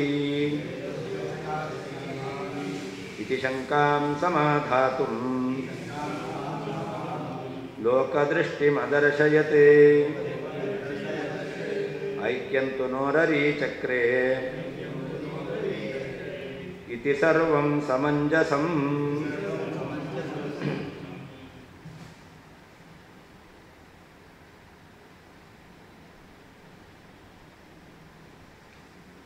ಇನ್ನು ನಮ್ಮ ಸಿದ್ಧಾಂತ ಪ್ರಕಾರ ಆಗಬೇಕಾದ್ರೆ ಅವಾಗ ಮುಕ್ತ ಮತ್ತು ಮುಕ್ತ ಜೀವರಿಗೂ ಮತ್ತು ಪರಮಾತ್ಮನಿಗೂ ಐಕ್ಯ ಶ್ರುತಿಯೇ ಹೇಳಿದೆಯಲ್ಲ. ಮುಕ್ತರಾದಂತಹ ಜೀವರಿಗೂ ಪರಮಾತ್ಮನಿಗೂ ಐಕ್ಯವನ್ನು ಶ್ರುತಿಯೇ ಹೇಳಿದೆ, ಒಪ್ಪಬೇಕು ಅಂತ ಆಕ್ಷೇಪ ಬಂದರೆ ಅದಕ್ಕೆ ಪ್ರಾಪಕೀಭೂತ ವೇದಸ್ಯ ಉಕ್ತ, ಯಾವ ವೇದದಿಂದಲೇ ಜೀವಬ್ರಹ್ಮರಿಗೆ ಪರೇವೆಯೇ ಸರ್ವ ಏಕೀಭವಂತಿ ಎಂಬುದಾಗಿ ಐಕ್ಯ ಎಂಬತಕ್ಕಂಥದ್ದು ಪ್ರಾಪ್ತವಾಗಿದೆಯಲ್ಲ ಅಂತ ಶಂಕೆ ಬಂದರೆ ಅದಕ್ಕೆ ಸ್ಯಾಲ್ಲೋಕವತ್ ಅಂತ ಉತ್ತರವನ್ನು ಕೊಡ್ತಾ ಇದ್ದಾರೆ. ಲೋಕದೃಷ್ಟಿಂ ಅದರ್ಶಯತಿ ಅಂತ. ಅದಕ್ಕೆ ಲೋಕವತಿ ಎಂಬತಕ್ಕಂತಹ ಪದದಿಂದ ಅವರು ಉದಾಹರಣೆಯನ್ನು ಕೊಟ್ಟಿದ್ದಾರೆ. ಲೋಕದ ದೃಷ್ಟಿ, ಲೋಕದಲ್ಲಿ ಯಾವ ರೀತಿಯಲ್ಲಿ ವ್ಯವಹಾರ ಮಾಡ್ತಾರೆ ಅನ್ನೋದನ್ನು ಅವರು ಹೇಳಿದ್ದಾರೆ ಅಂತ. ಐಕ್ಯಂತೂ ನೋರರಿ ಚಕ್ರ. ಜೀವ ಮುಕ್ತನಾದ ಮೇಲೆ ಪರಮಾತ್ಮನಿಂದ ಐಕ್ಯ ಹೊಂದುತ್ತಾನೆ ಅಂತಕ್ಕಂಥದ್ದನ್ನು ಅವರು ಒಪ್ಪಲಿಲ್ಲ. ಅದು ಗೌಣ ಪ್ರಯೋಗ, ಲಾಕ್ಷಣಿಕ ಪ್ರಯೋಗ ಅಂತ ತೋರಿಸಿಕೊಟ್ಟಿದ್ದಾರೆ ಹೊರತು ಐಕ್ಯವನ್ನು ಹೇಳಲೇ ಇಲ್ಲ. ಇತಿ ಸರ್ವಂ ಸಮಂಜಸಂ. ಆದ್ದರಿಂದ ಸೂತ್ರಕ್ಕೆ ಏನು ಸೂತ್ರಕಾರರು ಯಾವ ಅರ್ಥದಲ್ಲಿ ಸೂತ್ರವನ್ನು ನಿರ್ಮಾಣ ಮಾಡಿದ್ದಾರೆ ಅಂತ ನಾವು ಹೇಳ್ತೇವೆ, ಅಲ್ಲಿ ಯಾವ ಆಕ್ಷೇಪಕ್ಕೂ ಅವಕಾಶ ಇಲ್ಲ. ಭೋಕ್ತಾಪತ್ತಿ ನೀವು ಹೇಳುವಂತಹ ಸರ್ವಂ ಕಲ್ವಿದಂ ಬ್ರಹ್ಮ ಎಂತಕ್ಕಂತಹ ಶ್ರುತಿಯನ್ನಿಟ್ಟುಕೊಂಡು ಅಭೇದ ಬರಬೇಕಾದೀತು ಎಂಬುದಕ್ಕೆ ಸೂತ್ರಕಾರರು ಸಮಾಧಾನವನ್ನು ಹೇಳ್ತಾರೆ ಅಂತಂದರೆ ಅಲ್ಲಿ ಅಸಾಮಂಜಸ್ಯ ಇದೆ.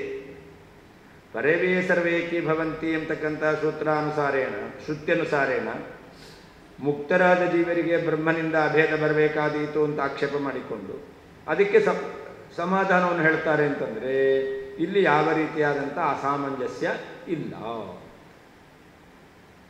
ಮಮತು ನಮ್ಮ ಸಿದ್ಧಾಂತದಲ್ಲಿ ಆದರೂ ಉಕ್ತಸ್ಯ ಹೇಳಲ್ಪಟ್ಟ ಉದಾಹರಿಸಲ್ಪಟ್ಟಂತಹ ಪ್ರಾಪಕೀಭೂತ ವೇದಸ್ಯ ಮುಕ್ತ ಮತ್ತು ಪರಮಾತ್ಮನಿಗೆ, ಮುಕ್ತರಾದ ಜೀವರಿಗೂ ಮತ್ತು ಪರಮಾತ್ಮನಿಗೂ ಐಕ್ಯವನ್ನು ಹೇಳುವಂತಹ ವೇದವಾಕ್ಯಕ್ಕೆ ಕಾಗತಿ ಏನು ಅರ್ಥ ಇತಿ ಶಂಕಾ. ಈ ರೀತಿಯಾದಂತಹ ಆಶಂಕೆಯನ್ನು ಸಮಾಧಾನ ಮಾಡಲಿಕ್ಕೋಸ್ಕರ ಲೋಕದೃಷ್ಟಿಂ ಲೋಕವತಿ ಎಂಬತಕ್ಕಂಥ ಪದದಿಂದ ಲೌಕಿಕ ಉದಾಹರಣೆಯನ್ನು ಅದರ್ಶಯತ್ ತೋರಿಸಿಕೊಟ್ಟಿದ್ದಾರೆ. ಐಕ್ಯಂತೂ ಐಕ್ಯವನ್ನು ಮಾತ್ರ ನ ಉರರಿ ಚಕ್ರೆ ಅಂಗೀಕಾರ ಮಾಡಿಲ್ಲ. ಇತಿ ಆದ್ದರಿಂದ ಸರ್ವಂ ಎಲ್ಲವೂ ಸಮಂಜಸಂ ಯೋಗ್ಯವೇ ಆಗಿದೆ.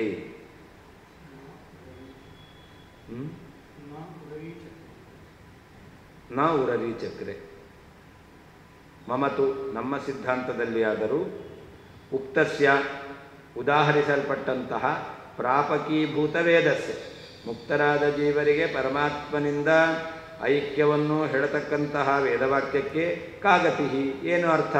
ಯಾಕೆ ನೀವು ಹೇಳಿದ್ರಿ ನ ಭೋಕ್ತಾಪತ್ತೆ ಅವಿಭಾಗಶ್ಚೇ ನ ಅಂತ ಅಭೇದ ಇಲ್ಲ ಅಂತ ಹೇಳ್ತಾ ಇದ್ದೀರ. ಹಾಗಾದರೆ ಅಭೇದ ಹೇಳ್ತಾ ಇದೆಯಲ್ಲ, ಆ ವಾಕ್ಯಕ್ಕೇನರ್ಥ ಅಂತಂದರೆ ಇತಿ ಈ ರೀತಿಯಾದ ಶಂಕಾಂ ಆಶಂಕೆಯನ್ನು ಸಮಾಧಾನಗೊಳಿಸಲು ಲೋಕದೃಷ್ಟಿಂ ಲೋಕವತ ಎಂಬತಕ್ಕಂಥ ವಾಕ್ಯದಿಂದ ಲೌಕಿಕ ಉದಾಹರಣೆಯನ್ನು ಅದರ್ಶಯತ್ ಸೂತ್ರಕಾರರು ತೋರಿಸಿದ್ದಾರೆ. ಐಕ್ಯಂತು ಐಕ್ಯವನ್ನು ನ ಉರರಿ ಚಕ್ರೆ ಅಂಗೀಕಾರ ಮಾಡಿಲ್ಲ. ಇತಿ ಆದ್ದರಿಂದ ಸರ್ವಂ ಎಲ್ಲವೂ ಸಮಂಜಸಂ ಯುಕ್ತವೇ ಆಗಿದೆ. ಅಸ್ಮದಾಚಾರ್ಯ ಉಕ್ತ ಅರ್ಥೇತು ನಾಯಂ ದೋಷಃ ಇತ್ಯಾಹ. ಶ್ರೀಮದ್ ಆಚಾರ್ಯರು ಹೇಳಿರುವಂತಹ ಅರ್ಥದಲ್ಲಿ ನೀವು ಹೇಳುವಂಥ ಅರ್ಥದಲ್ಲಿ ಯಾವ ರೀತಿಯಲ್ಲಿ ಅಸಾಮಂಜಸ್ಯ ನಾವು ಹೇಳಿದೆವೋ ಈ ದೋಷ ಅಂತಕ್ಕಂಥದ್ದು ಇಲ್ಲ. ಅವರು ಸಮಾಧಾನ ಮಾಡಿದ್ದು ಸರಿಯೇ ಇಲ್ಲ. ನೇರವಾದ ಉತ್ತರ ಕೊಡ್ಲಿಕ್ಕೆ ಬರಬೇಕಾದ್ರೆ ಸ್ಯಾಲ್ಲೋಕವತು ಅಂತ ಅವರು ಅದನ್ನು ಸೂತ್ರಕಾರ ಹೇಳಿದ್ದಾರೆ ಅಂತಕ್ಕಂಥದ್ದು ಸರಿಯಲ್ಲ ಅಂತ ನಾವು ಹೇಳಿದೆವು. ಹಾಗಾದ್ರೆ ಇದೇ ದೋಷ ನಮ್ಮ ಸಿದ್ಧಾಂತದಲ್ಲಿ ಬರುತ್ತಾ ಅಂತಂದರೆ ಅಸ್ಮದಾಚಾರ್ಯ ಉಕ್ತಾರ್ಥೇತು ನಾಯಂ ದೋಷಃ. ಆಚಾರ್ಯರು ಮಧ್ವಾಚಾರ್ಯ ಹೇಳುವ ಅರ್ಥದಲ್ಲಿ ಈ ದೋಷಕ್ಕೆ ಅವಕಾಶ ಇಲ್ಲ. ಪ್ರಾಪಕೀಭೂತ ವೇದಸ್ಯ ಅಂದರೆ ಏನರ್ಥ? ಐಕ್ಯಪರತೆಯ ಪರಾಭಿಮತಸ್ಯ ಅತಯೇವ ತೇನ ಶಂಕಿತು ಯೋಗ್ಯಸ್ಯ ವೇದಸ್ಯ ಇತ್ಯರ್ಥಃ ಅಂತ. ಐಕ್ಯಪರತೆಯ ಪರಾಭಿಮತಸ್ಯ ಅಭೇದವನ್ನು ಹೇಳ್ತಾ ಇದೆ ಎಂಬುದಾಗಿ ಇತರರು ಒಪ್ಪಿಕೊಂಡಿದ್ದಾರೆ. ಪರವೆಯೇ ಸರ್ವ ಏಕೀಭವಂತಿ ಎಂಬತಕ್ಕಂಥ ವಾಕ್ಯ ಇದು ಅಭೇದವನ್ನು ಹೇಳ್ತಾ ಇದೆ ಎಂಬುದಾಗಿ ಪರರಿಗೆ ಅಭಿಮತವಾಗಿದೆ. ಆದ್ದರಿಂದ ಪರಾಭಿಮತಸ್ಯ ಅತಯೇವ ತೇನ ಶಂಕಿತಂ ಯೋಗ್ಯಸ್ಯ ಆದ್ದರಿಂದಲೇ ಜೀವಬ್ರಹ್ಮರಿಗೆ ಅಭೇದ ಬರಬೇಕು ಅಂತ ಅವರು ಆಶಂಕೆಯನ್ನು ಮಾಡುತ್ತಾರೆ. ಆ ಶ್ರುತಿಗೆ ಆ ಅಭೇದವನ್ನು ಅವರು ಒಪ್ಪಿಕೊಂಡಿದ್ದಾರೆ. ಆ ಶ್ರುತಿ ಅಭೇದವನ್ನು ಪ್ರತಿಪಾದನೆ ಮಾಡ್ತಾ ಇದೆ ಎಂಬುದಾಗಿ ಅವರ ಸಿದ್ಧಾಂತ ರೀತಿಯ ಅರ್ಥ ಇದೆ. ಅದರಿಂದ ಅವರು ಆಶಂಕೆ ಮಾಡಲಿಕ್ಕೆ ಅವಕಾಶ ಇದೆ. ಶಂಕಾಂ ಮಯಾ ವೇದಮೂಲತೆಯ ಉಕ್ತಸ್ಯ ಮಮಾನುಕೂಲಸ್ಯ ಚ ಮುಕ್ತಬ್ರಹ್ಮ ಐಕ್ಯಸ್ಯ ನ ಇತಿ ನಿಷೇಧಂ ಕುರ್ವತ ತ್ವಯಾ ಮಮ ವಾಕ್ಯಸ್ಯ ಕಾಗತಿಃ ಇತಿ ಪೂರ್ವಪಕ್ಷಿಣಃ ಹಾರ್ದೀಂ ಶಂಕಾಂ ಇತ್ಯರ್ಥಃ ಅಂತ. ಶಂಕಾಂ ಅಂತಿದೆ, ಇತಿ ಶಂಕಾಂ ಸಮಾಧಾತುಂ ಅಂತ. ಈ ಆಶಂಕೆಯನ್ನು, ಈ ಆಶಂಕೆ ಅಂದರೆ ಏನು ಅಂತಂದರೆ, ಮಯಾ ವೇದ ಮೂಲತೆಯ ಉಕ್ತಸ್ಯ, ನಾವು ವೇದವನ್ನು ಆಧಾರವಾಗಿ ಇಟ್ಕೊಂಡು ಹೇಳಿದ್ದೇವೆ. ಜೀವಬ್ರಹ್ಮರಿಗೆ ಅಭೇದ ಬರಬೇಕಾಗತ್ತೆ ಅಂತ ಸುಮ್ಮನೆ ಬಾಯಿಂದ ಹೇಳಿದ್ದಲ್ಲ, ವೇದ ಮೂಲತೆಯ ಉಕ್ತಸ್ಯ, ವೇದವನ್ನು ಆಧಾರವಾಗಿಟ್ಕೊಂಡು ಹೇಳಿದ್ದೇವೆ. ಅಷ್ಟೇ ಅಲ್ಲ, ಮಮಾನುಕೂಲಸ್ಯ, ಮಾಯಾವಾದಿಗಳಿಗೆ ಯೋಗ್ಯವಾದದ್ದು, ಅವರಿಗೆ ಅನುಕೂಲವಾಗಿರ್ತವೆ, ಅವರು ಒಪ್ಕೊಂಡಿರ್ತಕ್ಕಂಥದ್ದು. ಅಂತಹ ಮುಕ್ತಬ್ರಹ್ಮ ಐಕ್ಯಸ್ಯ ನ ಇತಿ ನಿಷೇಧಂ ಕುರ್ವತ, ಮುಕ್ತಬ್ರಹ್ಮರ ಐಕ್ಯವನ್ನು ಭೋಕ್ತಾಪತ್ತೇ ಅವಿಭಾಗಶ್ಚೇತ್ ನ ಎಂಬುದಾಗಿ ಅಧ್ಯಾಗೃತವಾದ ನ ಎಂತಕ್ಕಂಥ ಶಬ್ದದಿಂದ ನಿರಾಕರಣೆ ಮಾಡ್ತಾ ಇದ್ದೀರಾ. ನಿರಾಕರಣೆ ಮಾಡ್ತಕ್ಕಂತಹ ತ್ವಯ, ನಿಮ್ಮಿಂದ, ಸೂತ್ರಕಾರರಿಂದ, ಮಮ ವಾಕ್ಯಸ್ಯ ಕಾಗತಿ ಇತಿ ಪೂರ್ವಪಕ್ಷಿಣಃ ಹಾರ್ದೀಂ ಶಂಕಾಂ ಅಂತ. ನಾವು ಹೇಳ್ತಕ್ಕಂಥ ಏಕೀಭವಂತಿ ಎಂತಕ್ಕಂಥ ವಾಕ್ಯಕ್ಕೆ ಏನರ್ಥ ಎಂತಕ್ಕಂತಹ ಪೂರ್ವಪಕ್ಷಿಗಳ ಮನಸ್ಸಲ್ಲಿರತಕ್ಕಂಥ ಶಂಕೆ ಅಂತರ್ಥ. ಪೂರ್ವೋಕ್ತ ಪೂರ್ವಪಕ್ಷ ಇವ ಅಸ್ಮದುಕ್ತ ಪೂರ್ವಪಕ್ಷೇ ಅಪಸಿದ್ಧಾಂತಸ್ಯ ದಾತುಂ ಅಯೋಗ್ಯತ್ವಾತ್ ತದ್ವಿಹಾಯ ದೂಷಣಾಂತರಂ ಉಕ್ತಮಿತಿ ಭಾವ ಅಂತ. ಅಲ್ಲಿ ಪರೋಕ್ತ ಪೂರ್ವಪಕ್ಷ ಅವರೇನು ಭೋಕ್ತಾಪತ್ತೇ ಅಂತಕ್ಕಂಥದ್ದಕ್ಕೆ, ಭೋಗ್ಯ ಪದಾರ್ಥಗಳಿಗೆ ಭೋಕ್ತೃವಾದ ಪರಮಾತ್ಮನಿಂದ ಅಥವಾ ಜೀವನಿಂದ ಅಭೇದ ಬರಬೇಕಾದೀತು ಎಂಬುದಾಗಿ ಪೂರ್ವಪಕ್ಷವನ್ನು ಹೇಳಿದಾಗ, ಪರೋಕ್ತ ಪೂರ್ವಪಕ್ಷ ಇವ, ಆ ರೀತಿಯಲ್ಲಿ ಪೂರ್ವಪಕ್ಷ ಮಾಡಿದಾಗ ಅಲ್ಲಿ ಅಪಸಿದ್ಧಾಂತ ಇದೆ. ಏನು ಅಪಸಿದ್ಧಾಂತ? ಬ್ರಹ್ಮನಿಂದ ಜಡ ಪದಾರ್ಥಗಳಿಗೆ ಐಕ್ಯವನ್ನು ಒಪ್ಪೇ ಇಲ್ಲ ಅಂತ ಹೇಳಿಬಿಟ್ರೆ ಅಪಸಿದ್ಧಾಂತ ಬರುತ್ತೆ. ಆದರೆ ಅಸ್ಮದುಕ್ತ ಪಕ್ಷೇ, ನಾವು ಹೇಳಿರುವಂತಹ ಜೀವಬ್ರಹ್ಮರಿಗೆ ಮೋಕ್ಷದಲ್ಲಿ ಅಭೇದ ಬರಬೇಕಾದೀತು, ಜಡ ಪದಾರ್ಥಕ್ಕೂ ಭೋಕ್ತೃವಿಗೂ ಅಭೇದ ಅಂತ ಪೂರ್ವಪಕ್ಷ ಅಲ್ಲ, ಮುಕ್ತನಾದಂತಹ ಜೀವನಿಗೂ ಪರಮಾತ್ಮನಿಗೂ ಆ ಅಭೇದ ಬರಬೇಕಾಗಿತ್ತು ಎಂತಕ್ಕಂತಹ ಈ ಪಕ್ಷದಲ್ಲಿ ಅಪಸಿದ್ಧಾಂತಸ್ಯ ದಾತುಂ ಅಯೋಗ್ಯತ್ವ, ನಿಮಗೆ ಹೇಳುವ ಹೇಗೆ ಅಪಸಿದ್ಧಾಂತ ಬರುತ್ತೋ ಹಾಗೆ ಇಲ್ಲಿ ನಮಗೆ ಅಪಸಿದ್ಧಾಂತ ಹೇಳಲಿಕ್ಕೆ ಬರೋದಿಲ್ಲ. ಆದ್ದರಿಂದ ತದ್ವಿಹಾಯ, ಅಪಸಿದ್ಧಾಂತವನ್ನು ಬಿಟ್ಟು ದೂಷಣಾಂತರ ಮುಕ್ತಂ ಸ್ಯಾಲ್ಲೋಕವತು ಎಂಬುದಾಗಿ ಬೇರೆ ದೋಷವನ್ನು ಹೇಳಿದ್ದಾರೆ. ಅಯೋಗ್ಯ ದೂಷಣಸ್ಯ ಕಥನೆ ಸ್ವಸ್ಯೈವ ನಿರನುಯೋಜ್ಯಾನುಯೋಗೇನ ನಿಗ್ರಹ ಸ್ಯಾತ್. ಎಲ್ಲಿ ಯೋಗ್ಯವಲ್ಲದ ದೋಷವನ್ನು ಹೇಳ್ತಾರೋ ಅಂತಹ ಸಂದರ್ಭದಲ್ಲಿ ಹೇಳುವವರಿಗೇನೆ ದೋಷ ಬರುತ್ತೆ. ಯಾವುದದು? ನಿಗ್ರಹ ಸ್ಥಾನ. ನಿರನುಯೋಜ್ಯಾನುಯೋಗೇನ, ಯಾವುದನ್ನು ಹೇಳಬಾರದೋ, ಯಾವುದು ಯೋಗ್ಯ ಆಗೋದಿಲ್ಲೋ ಆ ದೋಷವನ್ನು ಹೇಳಿದ್ದೀರಾ ಅಂಥೇಳಿ ನಿರನುಯೋಜ್ಯ ಯೋಗ ಎಂತಕ್ಕಂತಹ ನಿಗ್ರಹ ಸ್ಥಾನ ಬರ್ತಿತ್ತು. ಹಾಗೆ ಹೇಳಿಲ್ಲ. ತದಪಿ ಸರ್ವಜ್ಞಸ್ಯ ನೋಚಿತಂ, ಸರ್ವಜ್ಞರಾಗಿರ್ತಕ್ಕಂತಹ ಸೂತ್ರಕಾರರಿಗೆ ಅದು ಯೋಗ್ಯ ಅಲ್ಲ. ಇತಿ ಭಾವೇನ, ಈ ಅಭಿಪ್ರಾಯದಿಂದ ಪ್ರಾಗ್ ವದತಾಂವರಃ ಇತ್ಯುಕ್ತಂ, ಹಿಂದಿನ ಶ್ಲೋಕದಲ್ಲಿ ವದತಾಂವರಃ ಅಂತ ಹೇಳಿದ್ದಾರೆ. ಸಿದ್ಧಾಂತಕ್ಕೆ ವಿರುದ್ಧವಾಗಿ, ಹೌದು, ಎಲ್ಲರೂ ಒಪ್ತಾರೆ ಅದನ್ನು. ಸಿದ್ಧಾಂತಕ್ಕೆ ವಿರುದ್ಧವಾದದ್ದನ್ನು ಒಪ್ಕೊಂಡ್ಬಿಟ್ರೆ ಅಪಸಿದ್ಧಾಂತ.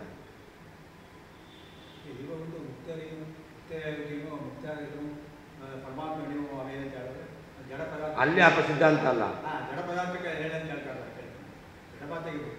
ಭೋಕ್ತಾಪತ್ತೇ ಅನ್ನೋದಕ್ಕೆ ಅಲ್ಲಿ ಅಪಸಿದ್ಧಾಂತ.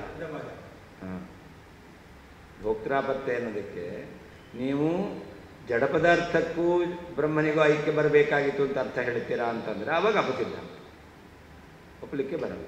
ಸರ್ವಂ ಖಲ್ವಿದಂ ಬ್ರಹ್ಮ ಅಂತ ಹೇಳಿದ್ರು ಕೂಡ ಅವರು ಜಡ ಪದಾರ್ಥಕ್ಕೂ ಬ್ರಹ್ಮನಿಗೂ ಐಕ್ಯವನ್ನು ಒಪ್ಪಿಲ್ಲ. ಇಲ್ಲ ಅಂದ ಅದನ್ನು ಹೇಳಿದರೆ ಪೂರ್ವಪಕ್ಷ ಮಾಡಿಕೊಂಡ್ರೆ ಅಪಸಿದ್ಧಾಂತ.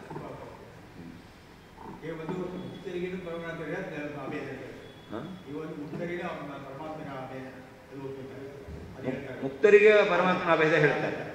ಅದಕ್ಕೆ ಅದಕ್ಕೆ ಅಲ್ಲಿ ವಾಕ್ಯ ಇರತಕ್ಕಂಥದ್ದು ಪ್ರಾಪಕೀಭೂತವ ವೇದಸ್ಯ ಉಕ್ತಸ್ಯ, ನಮಗೆ ಅನುಕೂಲವಾದ ಬ್ರಹ್ಮನಿಗೂ ಮುಕ್ತರಿಗೂ ಏನು ಭೇದವನ್ನು ಹೇಳ್ತಾರೆ ಈ ವಾಕ್ಯಕ್ಕೆ ಏನರ್ಥ ಅಂತ ಆಕ್ಷೇಪ ಮಾಡಲಿಕ್ಕೆ ಬರುತ್ತೆ. ಹಾಂ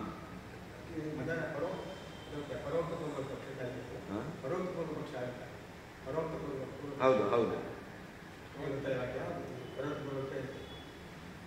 ಪರೋಕ್ತ ಪೂರ್ವ ಪಕ್ಷ ಇವ, ಪರೋಕ್ತ ಪೂರ್ವ ಪಕ್ಷೇ ಅಂತ ಅವರು ಹೇಳಿದ ಪೂರ್ವ ಪಕ್ಷದಲ್ಲಿ ಯಾವ ರೀತಿಯಲ್ಲಿ ಅಪಸಿದ್ಧಾಂತ ಎಂತಕ್ಕಂಥದ್ದು ಅವಕಾಶ ಇದೆಯೋ ಹಾಗೆ ನಾವು ಹೇಳುವಂತಹ ಪೂರ್ವ ಪಕ್ಷದಲ್ಲಿ ಅದಕ್ಕೆ ಅಪಸಿದ್ಧಾಂತ ಹೇಳಲಿಕ್ಕೆ ಅವಕಾಶ ಇಲ್ಲ.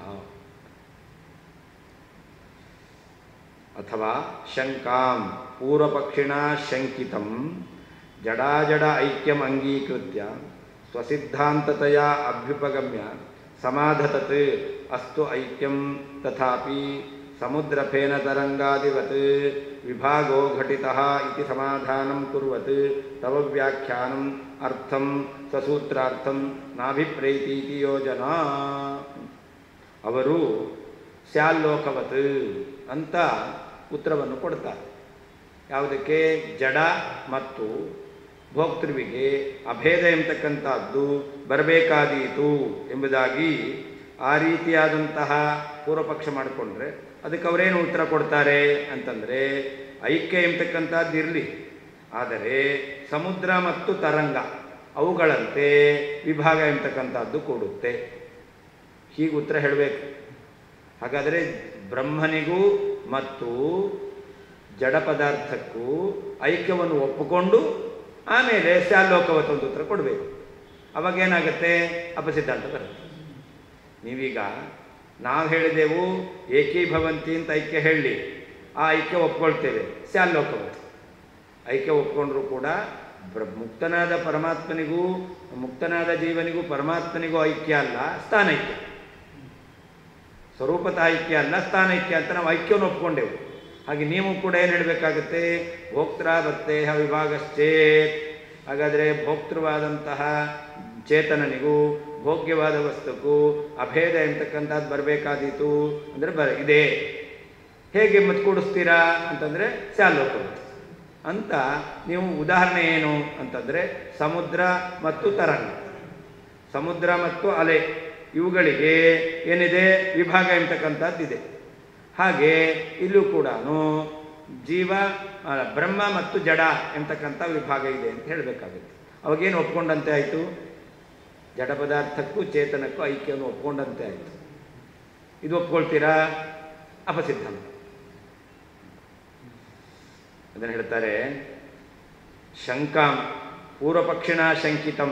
ಪೂರ್ವಪಕ್ಷಿಗಳು ಆಶಂಕೆ ಮಾಡಿದ್ದು ಏನು? ಜಡಾಜಡ ಐಕ್ಯಂ ಅಂಗೀಕೃತ್ಯ, ಜಡಕ್ಕೂ ಅಜಡ ಚೇತನಕ್ಕೂ ಅಭೇದವನ್ನು ಒಪ್ಪಿ ಸ್ವಸಿದ್ಧಾಂತತೆಯ ಅಭ್ಯುಪಗಮ್ಯ, ಅದನ್ನು ಸಿದ್ಧಾಂತ ಒಪ್ಪಿಕೊಂಡು ಸಮಾಧದ ಅಸ್ತು ಐಕ್ಯಂ, ಐಕ್ಯ ಇರಲಿ. ಮತ್ತು ಹೇಗೆ ಅಂತಂದರೆ ಅದಕ್ಕೇನು ಉತ್ತರ ಕೊಡ್ತಾರೆ? ಸ್ಯಾಲೋಕವತ್. ಅದಕ್ಕೆ ತಥಾಪಿ ಸಮುದ್ರ ಫೇನ ತರಂಗಾದಿವತ್, ಸಮುದ್ರದ ನೊರೆ ಅಂತೇವೆ, ಸಮುದ್ರದ ಅಲೆ ಅಂತೇವೆ. ಆ ಸಮುದ್ರವನ್ನು ಬಿಟ್ಟು ಅಲೆಯ ಸಮುದ್ರದ್ದೇ ಅದು, ಸಮುದ್ರವೇ ಅದು. ನೊರೆ ಅದು ಕೂಡ ಸಮುದ್ರವೇ. ಹಾಗಾದರೆ ಈ ರೀತಿಯಲ್ಲಿ ವ್ಯವಹಾರ ಮಾಡ್ತೇವೆ. ಆ ನೊರೆ ತರಂಗಗಳು ಸಮುದ್ರವೇ ಆಗಿದ್ದರೂ ಕೂಡ ಯಾವ ರೀತಿಯಲ್ಲಿ ನಾವು ಸಮುದ್ರದ ನೊರೆ ಸಮುದ್ರದ ತರಂಗ ಅಂತ ವ್ಯವಹಾರ ಮಾಡುತ್ತೇವೋ ಹಾಗೆ ಬ್ರಹ್ಮ ಮತ್ತು ಅಥವಾ ಚೇತನ ಮತ್ತು ಜಡ ಅಂತ ವ್ಯವಹಾರ ಮಾಡ್ತೇವೆ ಅಂತ ಈ ರೀತಿಯಲ್ಲಿ ಉತ್ತರ ಕೊಡಬೇಕು. ಯಾವಾಗ? ಐಕ್ಯವನ್ನು ಒಪ್ಕೊಂಡು.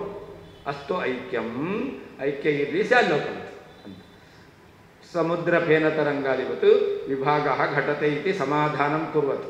ಈ ರೀತಿಯಲ್ಲಿ ಅದಕ್ಕೆ ಉತ್ತರವನ್ನು ಕೊಡ್ತಾರೆ ಅಂತಂದರೆ ತವ ವ್ಯಾಖ್ಯಾನಂ, ನೀವು ಹೇಳ್ತಕ್ಕಂತಹ ವ್ಯಾಖ್ಯಾನ ಅರ್ಥವನ್ನು ಸ್ವಸೂತ್ರಾರ್ಥಂ ನಾಭಿಪ್ರೇತಿ, ಇದು ನಾನು ನಿರ್ಮಾಣ ಮಾಡಿದ ಸೂತ್ರದ ಅರ್ಥ ಎಂಬುದಾಗಿ ಸೂತ್ರಕಾರರು ವೇದವ್ಯಾಸದೇವರು ಒಪ್ಪುವುದಿಲ್ಲ ಅಂತ. ಸಕಲ ಪ್ರಮಾಣ ವಿರುದ್ಧಸ್ಯ ಸ್ವಸ್ಯಾಪಿ ಅನಭಿಮತಸ್ಯ ಜಡಾಜಡೈಕ್ಯಸ್ಯ ಸಿದ್ಧಾಂತೀಕರಣಂ ಅಪ್ರೌಢಸ್ಯ ತವೈವ ಶೋಭತೆ ನತು ಪ್ರೌಢಶಿರೋಮಣೇ ವ್ಯಾಸಸ್ಯ ಇತಿ ಭಾವೇನ ಉಕ್ತಂ ವದತಾಂಬರಃ ಅಂತ. ಈ ರೀತಿಯಲ್ಲಿ ಏನಾಯ್ತು, ಈಗ ಜಡಕ್ಕೂ ಚೇತನಕ್ಕೂ ಐಕ್ಯವನ್ನು ಒಪ್ಪಿಕೊಂಡು ಸಮಾಧಾನ ಹೇಳದಂತೆ ಆಯಿತು. ಈ ರೀತಿಯಲ್ಲಿ ಸಿದ್ಧಾಂತ ಮಾಡೋದು ಸಕಲ ಪ್ರಮಾಣ ವಿರುದ್ಧಸ್ಯ, ಎಲ್ಲ ಪ್ರಮಾಣದಿಂದ ವಿರುದ್ಧವಾಗಿರ್ತಕ್ಕಂಥದ್ದು ಯಾವುದು? ಜಡಕ್ಕೂ ಚೇತನಕ್ಕೂ ಅಭೇದ ಅಂದ ಸ್ವಸ್ಯ ಅನಭಿಮತಸ್ಯ. ವೇದವ್ಯಾಸ ದೇವರಿಗೆ ಜಡಕ್ಕೂ ಮತ್ತು ಚೇತನನಿಗೂ ಅಭೇದ ಎಂತಕ್ಕಂಥದ್ದು ಅಭಿಪ್ರೇತವಾದದ್ದಲ್ಲ. ಅಷ್ಟೇ ಅಲ್ಲದೇ ಪ್ರಮಾಣ ವಿರುದ್ಧವೂ ಆಗಿದೆ.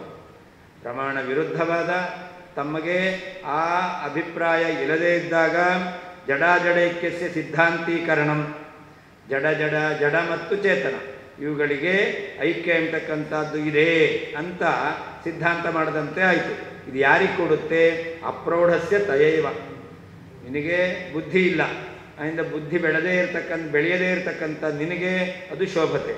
ನತು ಪ್ರೌಢ ಶಿರೋಮಣೇ, ಯಾರು ಜ್ಞಾನಿಗಳಲ್ಲಿ ಶ್ರೇಷ್ಠರಾಗಿದ್ದಾರೋ ವೇದವ್ಯಾಸದೇವರು ಅವರಿಗೆ ಈ ಸಮಾಧಾನ, ಈ ರೀತಿಯಾದ ಉತ್ತರ ಕೊಡ್ತಕ್ಕಂಥದ್ದು ಅದು ಕೂಡೋದಿಲ್ಲ. ಈ ಅಭಿಪ್ರಾಯದಲ್ಲಿ ವದತಾಂಬರಃ ಅನ್ನಕ್ಕೆ ಅರ್ಥವನ್ನು ಹೇಳಿದ್ದಾರೆ. ಅದಕ್ಕೆ ಅನೇಕ ಅರ್ಥವನ್ನು ಹೇಳಿದೆ ವದತಾಂಬರಃ ಅಂತ. ನನು ಅಸ್ಮದಭಿಮತ ವಿಷಯವಾಕ್ಯೈಃ ಏವ ಭೋಕ್ತೃಭೋಗ್ಯಯೋಃ ಅವಿಭಾಗಾಖ್ಯಂ ಐಕ್ಯಂ ಬ್ರಹ್ಮಣಿ ಏವ ಆಶಂಕ್ಯ ನೇತಿ ತದೈಕ್ಯಂ ನಿಷಿಧ್ಯ ತರ್ಹಿ ವಾಕ್ಯಾನಾಂ ಕಾ ಗತಿಃ ಇತಿ ಶಂಕಾ ಪರಿಹಾರಾಯ ರಾಜಾರಾಷ್ಟ್ರಂ ಅಸ್ಮಿನ್ ಗ್ರಾಮೇ ಅಯಮೇಕ ಏವ ಅಯಮದ್ವಿತೀಯೋ ರಾಗ ಅತಿಸ್ನಿಗ್ಧೇ ಪುರುಷೇ ತ್ವಮೇವಾಹಂ ಇತಿ ಚ ಲೌಕಿಕವಾಕ್ಯವತ್ ಇತಿ ನಿದರ್ಶನ ಚತುಷ್ಟಯ ಪ್ರದರ್ಶನಾಯ ಸ್ಯಾಲ್ಲೋಕವತ್ ಇತಿ ಸೂತ್ರಖಂಡವೃತ್ತಿಃ ಅಸ್ತು ಭೋಕ್ತೃಪದಸ್ಯ ಸ್ವಃ ಸಚರಿತ ಭೋಜ್ಯ ಸ್ಮಾರಕತ್ವಸ್ಯೈವ ನ್ಯಾಯತ್ವಾತ್ ಏಕೀಭವಂತಿ ಇತಿ ವಿಷಯವಾಕ್ಯಸ್ಯ ಕಪ್ರಸಂಗಃ ಇತಿ ಚೇತ್ ಸತ್ಯಂ ಸ್ವನಾಸಿಕಾಚ್ಛೇದಂ ಕೃತ್ವಾಪಿ ಪರಸ್ಯ ಅಪಶಕುನಂ ಕುರ್ವನ್ ಖಲೈವ ತ್ವಮೇವ ಇತ್ತಂ ಆಶಾಸೆ ರುಜುಗಣಾಗ್ರಣೀಃ ಅಸ್ಮದಾಚಾರ್ಯಸ್ತು ಅಧ್ಯಾತ್ಮಸಂಬಂಧಭೂಮಾಖ್ಯಸ್ಮಿನ್ ತದ್ಗುಣಸಾರತ್ವಾತ್ ತದ್ವ್ಯಪದೇಶ ಇತಿ ಚ ಸೂತ್ರಾಭ್ಯಾಂ ಲಕ್ಷಣೆಯ ಗೌಣ್ಯ ಚ ವೃತ್ತ್ಯಾಂ ಪ್ರವೃತ್ತಸಾಮಾನ್ಯವಾಕ್ಯಾನಾಂ ಗತೇಃ ಉಕ್ತತ್ವಾತ್ ಅತ್ರಾಪಿ ತಸ್ಯೈವ ಪ್ರಸ್ತಾವಂ ಚರ್ವಿತಚರ್ವಣಂ ಮನ್ವಾನಃ ಸಾಧಾರಣ್ಯೇನ ಮುಕ್ತೌ ಐಕ್ಯ ಪ್ರತಿಪಾದಕವಾಕ್ಯಾನಾಮೇವ ಗತಿಕಥನಂ ಅಧಿಕರಣೋಪಾಧಿಂ ಕೃತ್ವಾ ಉಪಲಕ್ಷಣೆಯ ಏಕಂ ವಾಕ್ಯಂ ಉದಾಹರತ್. ಅತ್ರ ಹಿ ಪರೇಷಾಂ ಮಹಾನ್ ಆಗ್ರಹಃ. ಅಲ್ಲ, ಅಸ್ಮದಭಿಮತ ವಿಷಯವಾಕ್ಯೈಃ ಏವ, ಅವರಿಗೆ ಅಭಿಮತವಾದ ವಿಷಯವಾಕ್ಯ ಯಾವುದು ಅಂತಂದರೆ ಪರೇವಿಯೇ ಸರ್ವ ಏಕೀಭವಂತಿ ಅಂತ. ಈ ರೀತಿಯಲ್ಲಿ ನಮಗೆ ಅಭಿಮತವಾಗಿರ್ತಕ್ಕಂಥ ವಿಷಯವಾಕ್ಯದಿಂದಲೇನೆ ಭೋಕ್ತೃಭೋಗ್ಯಯೋ ಅವಿಭಾಗಂ ಐಕ್ಯಂ ಅಂತ. ಅವಿಭಾಗಾಖ್ಯಂ ಐಕ್ಯಂ, ಭೋಕ್ತಾಪತ್ತೇ ಅವಿಭಾಗ. ಅಲ್ಲಿ ಏನಂತ ಪರೇವೆಯೇ ಸರ್ವ ಏಕೀಭವಂತಿ ಅಂತ. ಆದ್ದರಿಂದ ಎಲ್ಲವೂ ಅಂತಂದಾಗ ಏನಾಯಿತು? ಭೋಕ್ತೃಭೋಗ್ಯ ಇವುಗಳಿಗೂ ಕೂಡ ಅವಿಭಾಗ ಅಂದರೆ ಐಕ್ಯ, ಅದು ಬ್ರಹ್ಮಣ್ಯೇವ ಆಶಂಕ್ಯ. ಬ್ರಹ್ಮನಲ್ಲಿ ಎಲ್ಲ ಪದಾರ್ಥಗಳಿಂದ ಅಭೇದ ಎಂತಕ್ಕಂಥದ್ದು ಬರಬೇಕಾಗಿತ್ತು. ಅಥವಾ ಸರ್ವಂ ಖಲ್ವಿದಂ ಎಂತಕ್ಕಂಥ ವಾಕ್ಯದಿಂದ ಎಲ್ಲದಕ್ಕೂ ಅಭೇದ ಅಂತ ಹೇಳಿದ್ರಿಂದ ಯಾವುದರಿಂದ? ಭೋಕ್ತೃಭೋಗ್ಯ ಇವುಗಳಿಂದ ಅಭೇದ ಎಂತಕ್ಕಂಥದ್ದು ಬರಬೇಕಾದೀತು ಎಂಬುದಾಗಿ ಆಶಂಕೆ ಮಾಡಿಕೊಂಡು ನ ಎಂಬುದಾಗಿ ಏನು ಹೇಳಬೇಕು? ತದೈಕ್ಯಂ ನಿಷಿದ್ಧ. ಭೋಕ್ತೃಭೋಗ್ಯಗಳಿಗೆ ಬ್ರಹ್ಮನಿಂದ ಅಭೇದವನ್ನು ನಿರಾಕರಣೆ ಮಾಡಿ, ಹಾಗಾದರೆ ಏನಾಯಿತು? ತದ್ವಾಕ್ಯಾನಾಂ ಕಾ ಗತಿ? ಸರ್ವಂ ಖಲ್ವಿದಂ ಬ್ರಹ್ಮ ಎಂತಕ್ಕಂಥ ವಾಕ್ಯಕ್ಕೆ ಏನು ಅಭಿಪ್ರಾಯ ಅಂತ ಪ್ರಶ್ನೆ ಬಂದರೆ, ಅವ್ರ ಮತ ಪ್ರಕಾರವೇ ಸರ್ವಂ ಖಲ್ವಿದಂ ಬ್ರಹ್ಮ ಎಂತಕ್ಕಂತಹ ಶ್ರುತಿವಾಕ್ಯವನ್ನು ಇಟ್ಕೊಳ್ಳು. ಶ್ರುತಿವಾಕ್ಯ ಪ್ರಕಾರ ಹಿಂದೆ ಹೇಳಿದ್ದು ಭೋಕ್ತೃ ಭೋಜ್ಯಗಳಿಗೆ ಅಭೇದ ಅಂತ ಅಲ್ಲ, ಭೋಕ್ತೃ ಭೋಗ್ಯಕ್ಕೂ ಪರಮಾತ್ಮನಿಗೂ ಅಭೇದ. ಸರ್ವಾಭೇದ ಅಂತಂದ ಮೇಲೆ ಭೋಕ್ತೃ ಭೋಗ್ಯಗಳಿಗೂ ಪರಮಾತ್ಮನಿಗೂ ಅಭೇದ ಎಂಬತಕ್ಕಂಥದ್ದು ಬರಬೇಕಾದೀತು. ಅಂದರೆ ಭೋಕ್ತಾಪತ್ತೇ ಅವಿಭಾಗ, ಅಂದರೆ ಭೋಕ್ತೃ ಮತ್ತು ಭೋಗ್ಯ ಇವುಗಳಿಗೆ ಬ್ರಹ್ಮನಿಂದ ಅಭೇದ ಎಂಬತಕ್ಕಂಥದ್ದು ಬರಬೇಕಾದೀತು ಅಂತ ಈ ರೀತಿಯಲ್ಲಿ ಆಶಂಕೆ ಮಾಡಿ ನ ಎಂಬುದಾಗಿ ಅದನ್ನು ನಿಷೇಧ ಮಾಡಿ ಸರ್ವಂ ಕಲ್ವಿದಂ ಬ್ರಹ್ಮ ಅಂತ ಶ್ರುತಿ ಹೇಳ್ತಾ ಇದೆಯಲ್ಲ, ಅದಕ್ಕೇನರ್ಥ ಅಂತಂದರೆ ಅದಕ್ಕೆ ಹೇಳ್ತಾರೆ, ಈ ಶಂಕೆ ಮಾಡಲಿಕ್ಕೋಸ್ಕರ ಉತ್ತರ ಕೊಡ್ತಾರೆ. 4 ರೀತಿ ಉದಾಹರಣೆ ಕೊಡ್ತಾರೆ. ಏನಂತ? ರಾಜ ರಾಷ್ಟ್ರಂ ವ್ಯವಹಾರ ಮಾಡ್ತೇವೆ. ತಮಿಳ್ನಾಡು ಅಂತಂದರೆ ಸ್ಟಾಲಿನ್ ಅಂತ ಹೇಳ್ತಾ ಇದೆ, ಹೌದಲ್ವೋ? ಹಾಗಾದರೆ ಅವನೇ ತಮಿಳ್ನಾಡು, ಈ ಜಡವಾದಂಥದ್ದು ಅವನ ಅಲ್ಲ. ಈ ರೀತಿ ವಾಕ್ಯ ಪ್ರಯೋಗ ಇದೆ. ಅಸ್ಮಿನ್ ಗ್ರಾಮ್ಯ ಅಯಮೇಕ ಏವ, ಈ ಗ್ರಾಮಕ್ಕೆ ತಮಿಳ್ನಾಡಿಗೆ ಇವನೊಬ್ಬನೇ ಅಂತ. ಅಂದರೆ ಉಳಿದವರೆಲ್ಲ ಯಾರೂ ಇಲ್ವೇ ಇಲ್ವಾ? ಇದ್ದೇ ಇದ್ದಾರೆ. ಹಾಗೆ ಅಯಂ ಅದ್ವಿತೀಯೋ ರಾಜ, ಈ ರಾಜನು ಅದ್ವಿತೀಯ ಅಂತ ಹೇಳ್ತಾರೆ. ಇನ್ನೊಬ್ಬರಿಲ್ಲ ಅಂತ. ರಾಜನ ಬಿಟ್ಟು ಪ್ರಜೆಗಳು, ಅವನ ಹೆಂಡತಿ, ಅವನ ಸೈನಿಕರು. ರಾಜ ಅಂದರೆ ಪ್ರಜೆಗಳಿಲ್ಲ ಅಂದರೆ ಯಾರಿಗೆ ರಾಜ ಅವನು ಅಲ್ವಾ? ಹಾಗಾದ್ರೆ ಪ್ರಜೆಗಳನ್ನು ಒಪ್ಪಿದ್ರೆ ರಾಜ ಆಗ್ಲಿಕ್ಕೆ ಸಾಧ್ಯ. ಅಯಂ ಅದ್ವಿತೀಯ ರಾಜ, ರಾಜ ಇವನು ದ್ವಿತೀಯ ರಹಿತನಾದ ರಾಜ ಅಂತ ವಾಕ್ಯ ಇದೆ. ಹಾಗೆ ಅಸ್ಮಿನ್ ಅತಿಸ್ನಿಗ್ಧೆ ಪುರುಷೇ ತ್ವಮೇವಾಹಂ, ಏನು ನಾನು ನೀನು ಒಂದೇ ಅಂತ ತುಂಬ ಪ್ರೀತಿಪಾತ್ರನಾದಂತಹ ಅತಿಸ್ನಿಗ್ಧೆ, ಅತ್ಯಂತ ಪ್ರೀತಿಗೆ ವಿಷಯನಾಗಿರ್ತಕ್ಕಂಥ ಪುರುಷನಲ್ಲಿ ತ್ವಮೇವಾಹಂ ಎಂಬುದಾಗಿ ಲೌಕಿಕ ವಾಕ್ಯವತ್ತು. ಅದಕ್ಕೆ ಉತ್ತರ ಕೊಡ್ತಾ ಇದ್ದಾರೆ. ಹಾಗಾದರೆ ಯಾವ ರೀತಿಯಲ್ಲಿ ಭೋಕ್ತೃ ಭೋಗ್ಯ ಬ್ರಹ್ಮ ಇವನಿಗೆ ಐಕ್ಯ ಇಲ್ಲ, ಸರ್ವಂ ಕಲ್ವಿದಂ ಬ್ರಹ್ಮ ಅಂತ ಹೇಳ್ತೀರಲ್ಲ ಅಂತಂದರೆ ಈ ಉದಾಹರಣೆ. ಹೇಗೆ ಭೇದ ಇದ್ದರೂ ಕೂಡ, ಇತರ ವ್ಯಕ್ತಿಗಳಿದ್ದರೂ ಕೂಡ ಈ ವ್ಯವಹಾರ ಮಾಡ್ತಿಲ್ಲ. ರಾಜ ರಾಷ್ಟ್ರಂ, ರಾಜನೇ ರಾಜ್ಯ, ರಾಜನೇ ರಾಜ್ಯವ, ಭೇದ ಇದೆ, ಅದ್ರ ಪ್ರಯೋಗ ಮಾಡ್ತೀವಿ. ಹಾಗೆ ಸರ್ವೇದಂ ಕಲ್ವಿದಂ ಬ್ರಹ್ಮ ಅಂತ ಹೇಳಿದರು. ಭೇದ ಇದೆ, ಆದರೂ ಅಭೇದವನ್ನು ಹೇಳಿದ್ದು. ಹಾಗೆ ಇನ್ನೊಂದು ಅಸ್ಮಿನ್ ಗ್ರಾಮೆ ಅಯಮೇಕ ಏವ, ಈ ಊರಿನಲ್ಲಿ ಇವನೊಬ್ಬನೇ, ಉಳಿದವರಾರು ಇಲ್ಲ ಅಂತರ್ಥನ, ಇದ್ದಾರೆ, ಇವನು ಪ್ರಧಾನ ಅಂತ ಅರ್ಥ. ಹಾಗೆ ಸರ್ವಂ ಕಲ್ವಿದಂ ಬ್ರಹ್ಮ ಅನ್ನೋದಕ್ಕೆ ಇದರಲ್ಲಿ ಇವನೊಬ್ಬನೇ ಅಂತಂದರೆ ಅವನೇ ಪ್ರಧಾನ ಅಂತ ಅರ್ಥ ಹೇಳಬೇಕು.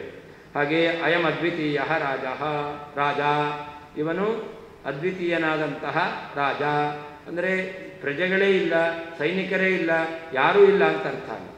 ಅಂದರೆ ಶ್ರೇಷ್ಠನಾದ ರಾಜ ಅಂತ ಹೇಳಬೇಕು. ಹಾಗೆ ಪ್ರೀತಿಪಾತ್ರನಾದಂತಹ ವ್ಯಕ್ತಿಗೆ ನೀನೇ ನಾನು ಅಂತಂದರೆ ನಮ್ಮಿಬ್ಬರಲ್ಲಿ ಅಂತಹ ಸ್ನೇಹ ಇದೆ, ಭಿನ್ನಾಭಿಪ್ರಾಯ ಇಲ್ಲ ಎಂಬುದಾಗಿ ಈ ರೀತಿಯಲ್ಲಿ ಲೌಕಿಕ ವಾಕ್ಯವತ್ ಅಂತ ನಿದರ್ಶನ ಚತುಷ್ಟಯ ಪ್ರದರ್ಶನಾಯ 4 ಉದಾಹರಣೆಯನ್ನು ತೋರಿಸಲಿಕ್ಕೋಸ್ಕರ ಸ್ಯಾಲ್ಲೋಕವತ್ ಸೂತ್ರಕಾರರು ಸ್ಯಾಲ್ಲೋಕವತ್ ಎಂಬತಕ್ಕಂತಹ ಈ ಸೂತ್ರಖಂಡವನ್ನು ಅವರು ಹೇಳಿದ್ದಾರೆ ಅಂತ ಅವ್ರು ಹೇಳಬೇಕು. ಮಾಯಾವಾದಿಗಳು ಈ ರೀತಿ ಉತ್ತರ ಕೊಡಬೇಕು. ಇತಿ ಸೂತ್ರಖಂಡ ವೃತ್ತಿ ಅಸ್ತು ಭೋಕ್ತೃಪದಸ್ಯ ಸ್ವಸಹಚರಿತ ಭೋಜ್ಯಸ್ಯ ಭೋಜ್ಯಸ್ಮಾರಕತ್ವಸ್ಯೈವ ನ್ಯಾಯತ್ವ ಅಂತ. ಅಷ್ಟೇ ಅಲ್ಲ, ಇಲ್ಲಿ ಭೋಕ್ತೃ ಈ ಪದ ಇದೆ. ಭೋಕ್ತೃ ಪದದ ಜೊತೆಯಲ್ಲಿ ಯಾವುದನ್ನು ಇಟ್ಕೊಳ್ಬೇಕು? ಭೋಕ್ತೃಪತ್ತೇಹೇ ಅಂತಂದರೆ ಅವಾಗ ಭೋಕ್ತೃ ಅಂದರೆ ಭೋಗ್ಯ, ಭೋಕ್ತೃ ಅವನ ಜೊತೆಗೆ ಇನ್ನೊಂದು ಶಬ್ದ, ಅವಾಗ ಯಾವುದು ಸಹಜವಾಗಿ ನಮಗೆ ನೆನಪಿಗೆ ಬರುತ್ತೆ? ತಿಂತಾನೆ ಅಂದರೆ ಏನು? ಭೋಗ್ಯ.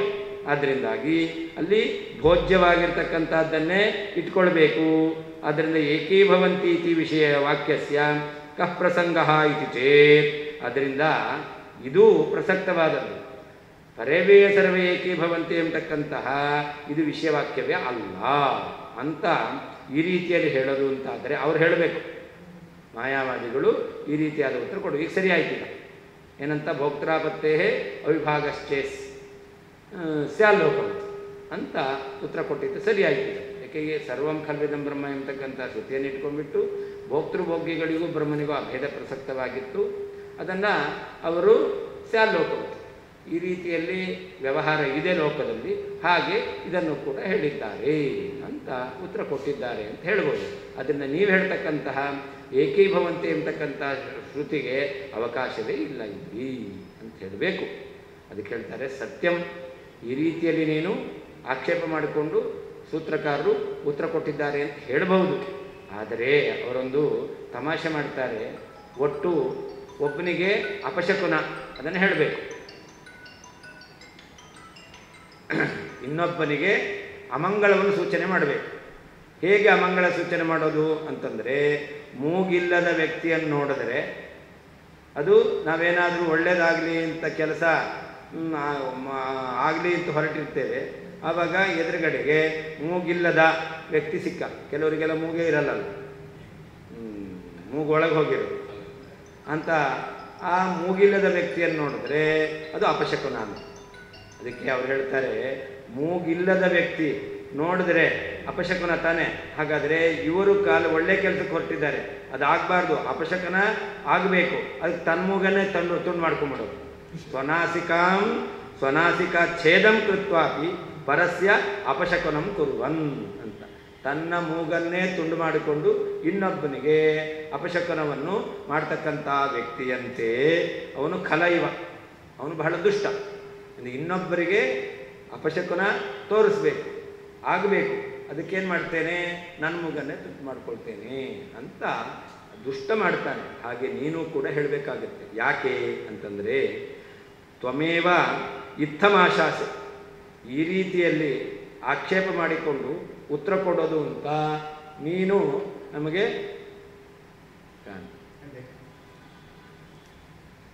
ನೀನು ಈ ರೀತಿಯಾದಂತಹ ಆಕ್ಷೇಪ ಸಮಾಧಾನಗಳನ್ನು ಹೇಳ್ಬೋದು.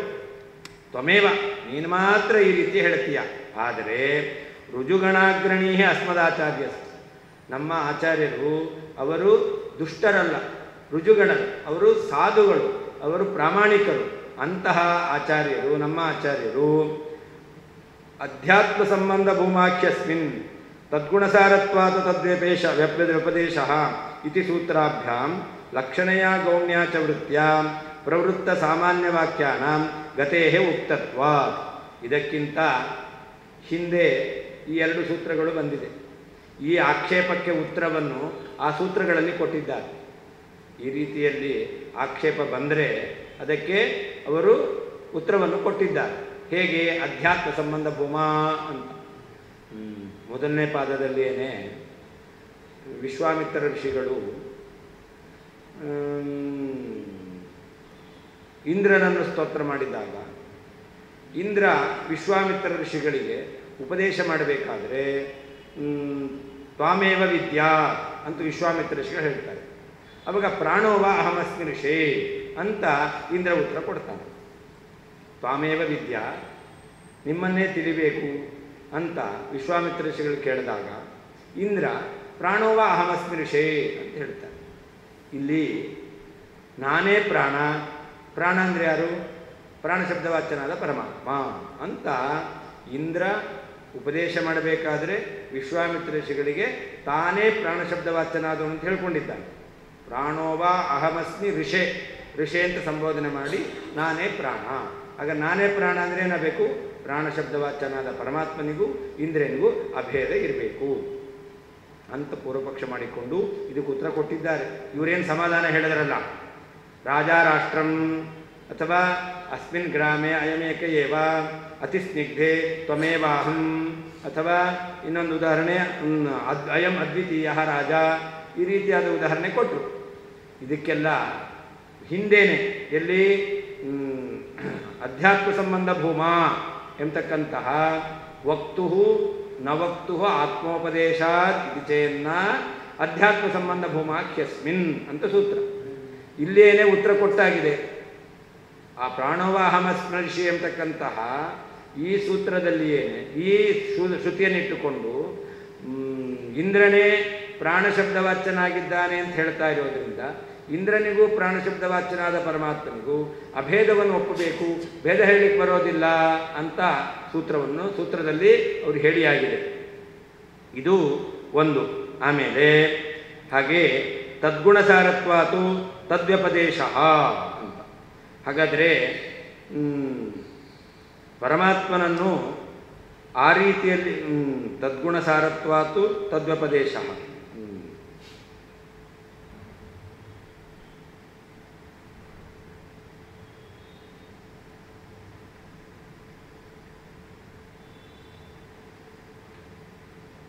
ತದ್ಗುಣಸಾರತ್ವಾತು ತದ್ವ್ಯಪದೇಶ ಸೂತ್ರದ ಅರ್ಥ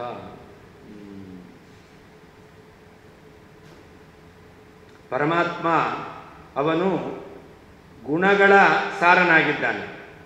ಆದ್ದರಿಂದಾಗಿ ಪರಮಾತ್ಮನನ್ನು ತದ್ವ್ಯುಪದೇಶ ಆ ಶಬ್ದದಿಂದ ವ್ಯವಹಾರವನ್ನು ಮಾಡುತ್ತಾರೆ. ಅಂದರೆ ಒಂದು ಲಕ್ಷಣಯ ಮೊದಲು ಹೇಳಿದ್ದು ಅಧ್ಯಾತ್ಮ ಸಂಬಂಧ. ಅಂದರೆ ಗಂಗಾಯಾಮ್ ಘೋಷಃ ಅಂತ ಹೇಳ್ತಾರೆ. ಗಂಗಾ ಶಬ್ದಕ್ಕೇನು ಅರ್ಥ ಅಲ್ಲಿ? ಪ್ರವಾಹ ಅಂತ ಮುಖ್ಯ ಅರ್ಥ, ಆದರೆ ತೀರ ಅಂತ ಅರ್ಥ. ಗಂಗಾಯಾಮ್ ಘೋಷ ಅಂತ ಶಬ್ದ ಪ್ರಯೋಗ ಮಾಡಿದಾಗ ಗಂಗಾ ಶಬ್ದಕ್ಕೆ ಗಂಗಾ ಪ್ರವಾಹ ಅಂತ ಮುಖ್ಯ ಅರ್ಥ ಇದ್ದರೂ ಕೂಡ ಅದನ್ನು ಬಿಟ್ಟು ಮತ್ತು ಗಂಗಾ ಸಂಬಂಧವುಳ್ಳ ತೀರ ಅಂತ ಅರ್ಥ ಮಾಡ್ತೇವೆ. ಹಾಗೆ ಇಲ್ಲೂ ಕೂಡ ಅಧ್ಯಾತ್ಮ ಸಂಬಂಧ ಅಂತಂದರೆ ಪ್ರಾಣೋವ ಅಹಮಸ್ಮಿರುಷೆ ಅಂತ ಹೇಳಿದಾಗ ಪ್ರಾಣಶಬ್ದವಾಚ್ಯನಾದವನು ನಾನೇ ಅಂತಂದರೆ ನನ್ನಲ್ಲಿ ಪ್ರಾಣಶಬ್ದವಾಚ್ಯನಾದ ಭಗವಂತನ ಸಂಬಂಧ. ಹೇಗೆ ತೀರದಲ್ಲಿ ಗಂಗಾ ಸಂಬಂಧ ಇರೋದ್ರಿಂದ ತೀರವನ್ನು ಗಂಗಾ ಅಂತ ಕರೀತಾರೋ, ಹಾಗೆ ಈ ಇಂದ್ರನನ್ನು ಇಂದ್ರ ಪ್ರಾಣ ಅಂತ ಕರ್ಕೊಂಡಿದ್ದಾನೆ. ಯಾಕೆ? ಪ್ರಾಣಶಬ್ದವಾಚ್ಯನಾದ ಪರಮಾತ್ಮನ ಸಂಬಂಧದಿಂದ ಅಂತ ಇದು ಲಕ್ಷಣ. ಮುಖ್ಯಾರ್ಥದ ಸಂಬಂಧ ಇರುವ ಅರ್ಥವನ್ನು ನಾವು ಸ್ವೀಕಾರ ಮಾಡ್ತೇವೆ ಅಂತಂದರೆ ಇದನ್ನು ಲಕ್ಷಣ ಅಂತ ಹೇಳ್ತಾರೆ. ಗೌಣಿ ವೃತ್ತಿ ಅಂತ. ಗೌಣಿ ವೃತ್ತಿಯಲ್ಲಿ ಅಂತಂದರೆ ಚಿತ್ರದಲ್ಲಿ ನೋಡ್ತೇವೆ. ಅದು ಯಾರು ಅಂದರೆ ಸ್ವಾಮಿಗಳು ಅಂತ ಹೇಳ್ತೀರ ನೀವು. ಅದು ಸ್ವಾಮಿಗಳ ಸಿಂಹದ ಚಿತ್ರವನ್ನು ತೋರಿಸಿ ಇದೇನು ಅಂತಂದರೆ ಎಲ್ಲರೂ ವ್ಯವಹಾರ ಮಾಡೋದೇನು? ಸಿಂಹ. ಯಾರಾದರೂ ಸಿಂಹದ ಚಿತ್ರ ಅಂತ ಹೇಳ್ತಾರಾ? ಇಲ್ಲ. ಇದನ್ನು ಗೌಣಿ ವೃತ್ತಿ ಅಂತ ಕರೀತಾರೆ. ಒಂದು ಲಕ್ಷಣಾ ವೃತ್ತಿ, ಇನ್ನೊಂದು ಗೌಣಿ ವೃತ್ತಿ ಅಂತ. ಚಿತ್ರವನ್ನು ನೋಡಿ ಎಲ್ಲರೂ ಕೂಡ ಏನಂತ ವ್ಯವಹಾರ ಮಾಡ್ತಾರೆ? ಅದನ್ನು ಆ ಪ್ರಾಣಿ ಅಂತ ವ್ಯವಹಾರ ಮಾಡ್ತಾರೆ.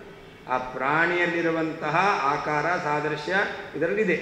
ಇದು ಎಲ್ಲರೂ ಅದನ್ನು ಇಟ್ಟುಕೊಂಡು ಇದನ್ನು ಆ ಶಬ್ದದಿಂದಲೇ ವ್ಯವಹಾರ ಮಾಡ್ತಾರೆ. ಇದು ಸಿಂಹ, ಇದು ಆನೆ, ಇದು ವ್ಯಕ್ತಿ ಅಂತೆಲ್ಲ ಹೇಳ್ತಾರೆ. ಇದು ಗೌಣಿ ವೃತ್ತಿ ಅಂತ. ಹೀಗೆ ಈ ವ್ಯವಹಾರಗಳೆಲ್ಲ ಹೇಗೆ ಎಂಬತಕ್ಕಂಥದ್ದನ್ನು ಹಿಂದೇನೆ ಉತ್ತರ ಕೊಟ್ಟಿದ್ದಾರೆ. ಪುನಃ ಇಲ್ಲಿ ಅದೇ ಶಂಕೆ ಮಾಡಿಕೊಂಡು ಉತ್ತರವನ್ನು ಕೊಡ್ತಾರೆ ಅಂತಂದರೆ ಯಾರು ಉತ್ತರ ಕೊಡಬೇಕು? ನಿನ್ನಂಥ ದುಷ್ಟರಾದವರು. ಅದನ್ನೇ ಹೇಳ್ತಾ ಇದ್ದಾರೆ. ಅದಕ್ಕೆ ಉತ್ತರವನ್ನೇ ಕೊಟ್ಟಿಲ್ಲ ಅಂತಾದರೆ ಆವಾಗ ಆಕ್ಷೇಪ ಮಾಡಿಕೊಂಡು ಉತ್ತರ ಕೊಡ್ತಕ್ಕಂಥದ್ದು ಸರಿ. ಆದರೆ ಹಿಂದೆಯೇ ಈ ಎರಡು ರೀತಿಯಾದಂತಹ ಸಮಾಧಾನವನ್ನು ಹೇಳಿರೋದ್ರಿಂದಾಗಿ ಪುನಃ ಇಲ್ಲಿ ಭೋಕ್ತೃವಿಗೂ ಭೋಗ್ಯಕ್ಕೂ ಪರಮಾತ್ಮನಿಂದ ಅಭೇದ ಎಂಬತಕ್ಕಂಥದ್ದು ಬರಬೇಕಾದೀತು ಅಂತ ಒಪ್ಪಿಕೊಂಡು ಅದಕ್ಕೆ ಸಮಾಧಾನವನ್ನು ಸ್ಯಾಲೋಕವತು ಅಂತ ಹೇಳಿದ್ದಾರೆ ಅಂತಂದರೆ ಹಿಂದೆ ಹೇಳಿದ್ದೇ ಈಗ ಹೇಳಿದಂತೆ ಆಯಿತು. ಈ ರೀತಿಯಾದಂತಹ ಸಮಾಧಾನವನ್ನು ಸೂತ್ರಕಾರರು ಹೇಳಿದ್ದಾರೆ ಅನ್ನೋದು ಸರಿಯಲ್ಲ. ಭಾಷ್ಯಕಾರರು ಆ ರೀತಿ ಅರ್ಥೈಸ್ತಾರೆ ಅನ್ನೋದು ಕೂಡ ಸರಿಯಲ್ಲ. ಅದಕ್ಕೆ ಹೇಳ್ತಾರೆ ಪ್ರವೃತ್ತ ಸಾಮಾನ್ಯ ವಾಕ್ಯಾನಾಂ ಗತೆ ಉಕ್ತತ್ವಾತ್ ಅತ್ರಾಪಿ ತಸ್ಯೈವ ಪ್ರಸ್ತಾವಂ ಚರ್ವಿತ ಚರ್ವಾಣಂ ಮನ್ಮಾನಃ ಅಂತ. ಇದನ್ನು ಚರ್ವಿತ ಚರ್ವಾಣ ಹಿಂದೆ ಹೇಳಿದ್ದನ್ನೇ ಹೇಳೋದು ಅಂತ ಪುನರುಕ್ತಿ ಎಂಬತಕ್ಕಂತಹ ದೋಷ ಬರುತ್ತೆ ಎಂಬುದಾಗಿ ತಿಳಿದು ಅದರಿಂದ ಇಲ್ಲಿ ವಿಷಯವಾಕ್ಯ ಯಾವುದು? ಅವ್ರು ಹೇಳಿರ್ತಕ್ಕಂಥ ಸರ್ವಂ ಕಲ್ವಿದಂ ಬ್ರಹ್ಮ ಆಗಬೇಕು ಅಂತ ಅವ್ರು ಹೇಳಿದರು. ನಾವು ಹೇಳಿದ್ದು ಪರವೇ ಸರ್ವೇ ಏಕೆ ಭವಂತಿ ಅಂತ. ಆದ್ದರಿಂದ ಯಾವುದನ್ನು ಇಟ್ಕೊಳ್ಬೇಕು? ನೀವು ಹೇಳುವಂತಹ ಸರ್ವಂ ಕಲ್ವಿದಂ ಬ್ರಹ್ಮ ಎಂಬತಕ್ಕಂಥದ್ದಲ್ಲ. ಇದಕ್ಕೆ ಉತ್ತರ ಕೊಟ್ಟಾಗಿದೆ. ನಾವು ಹೇಳುವ ರೀತಿಯಲ್ಲಿ ಮುಕ್ತನಾದಂಥ ಜೀವನಿಗೂ ಪರಮಾತ್ಮನಿಗೂ ಅಭೇದ ಬರಬೇಕಾದಿತ್ತು ಎಂಬತಕ್ಕಂಥ ಪೂರ್ವಪಕ್ಷ ಮಾಡಿಕೊಂಡು ಉತ್ತರವನ್ನು ಕೊಟ್ಟಿದ್ದಾರೆ ಅಂತ ಹೇಳಬೇಕು.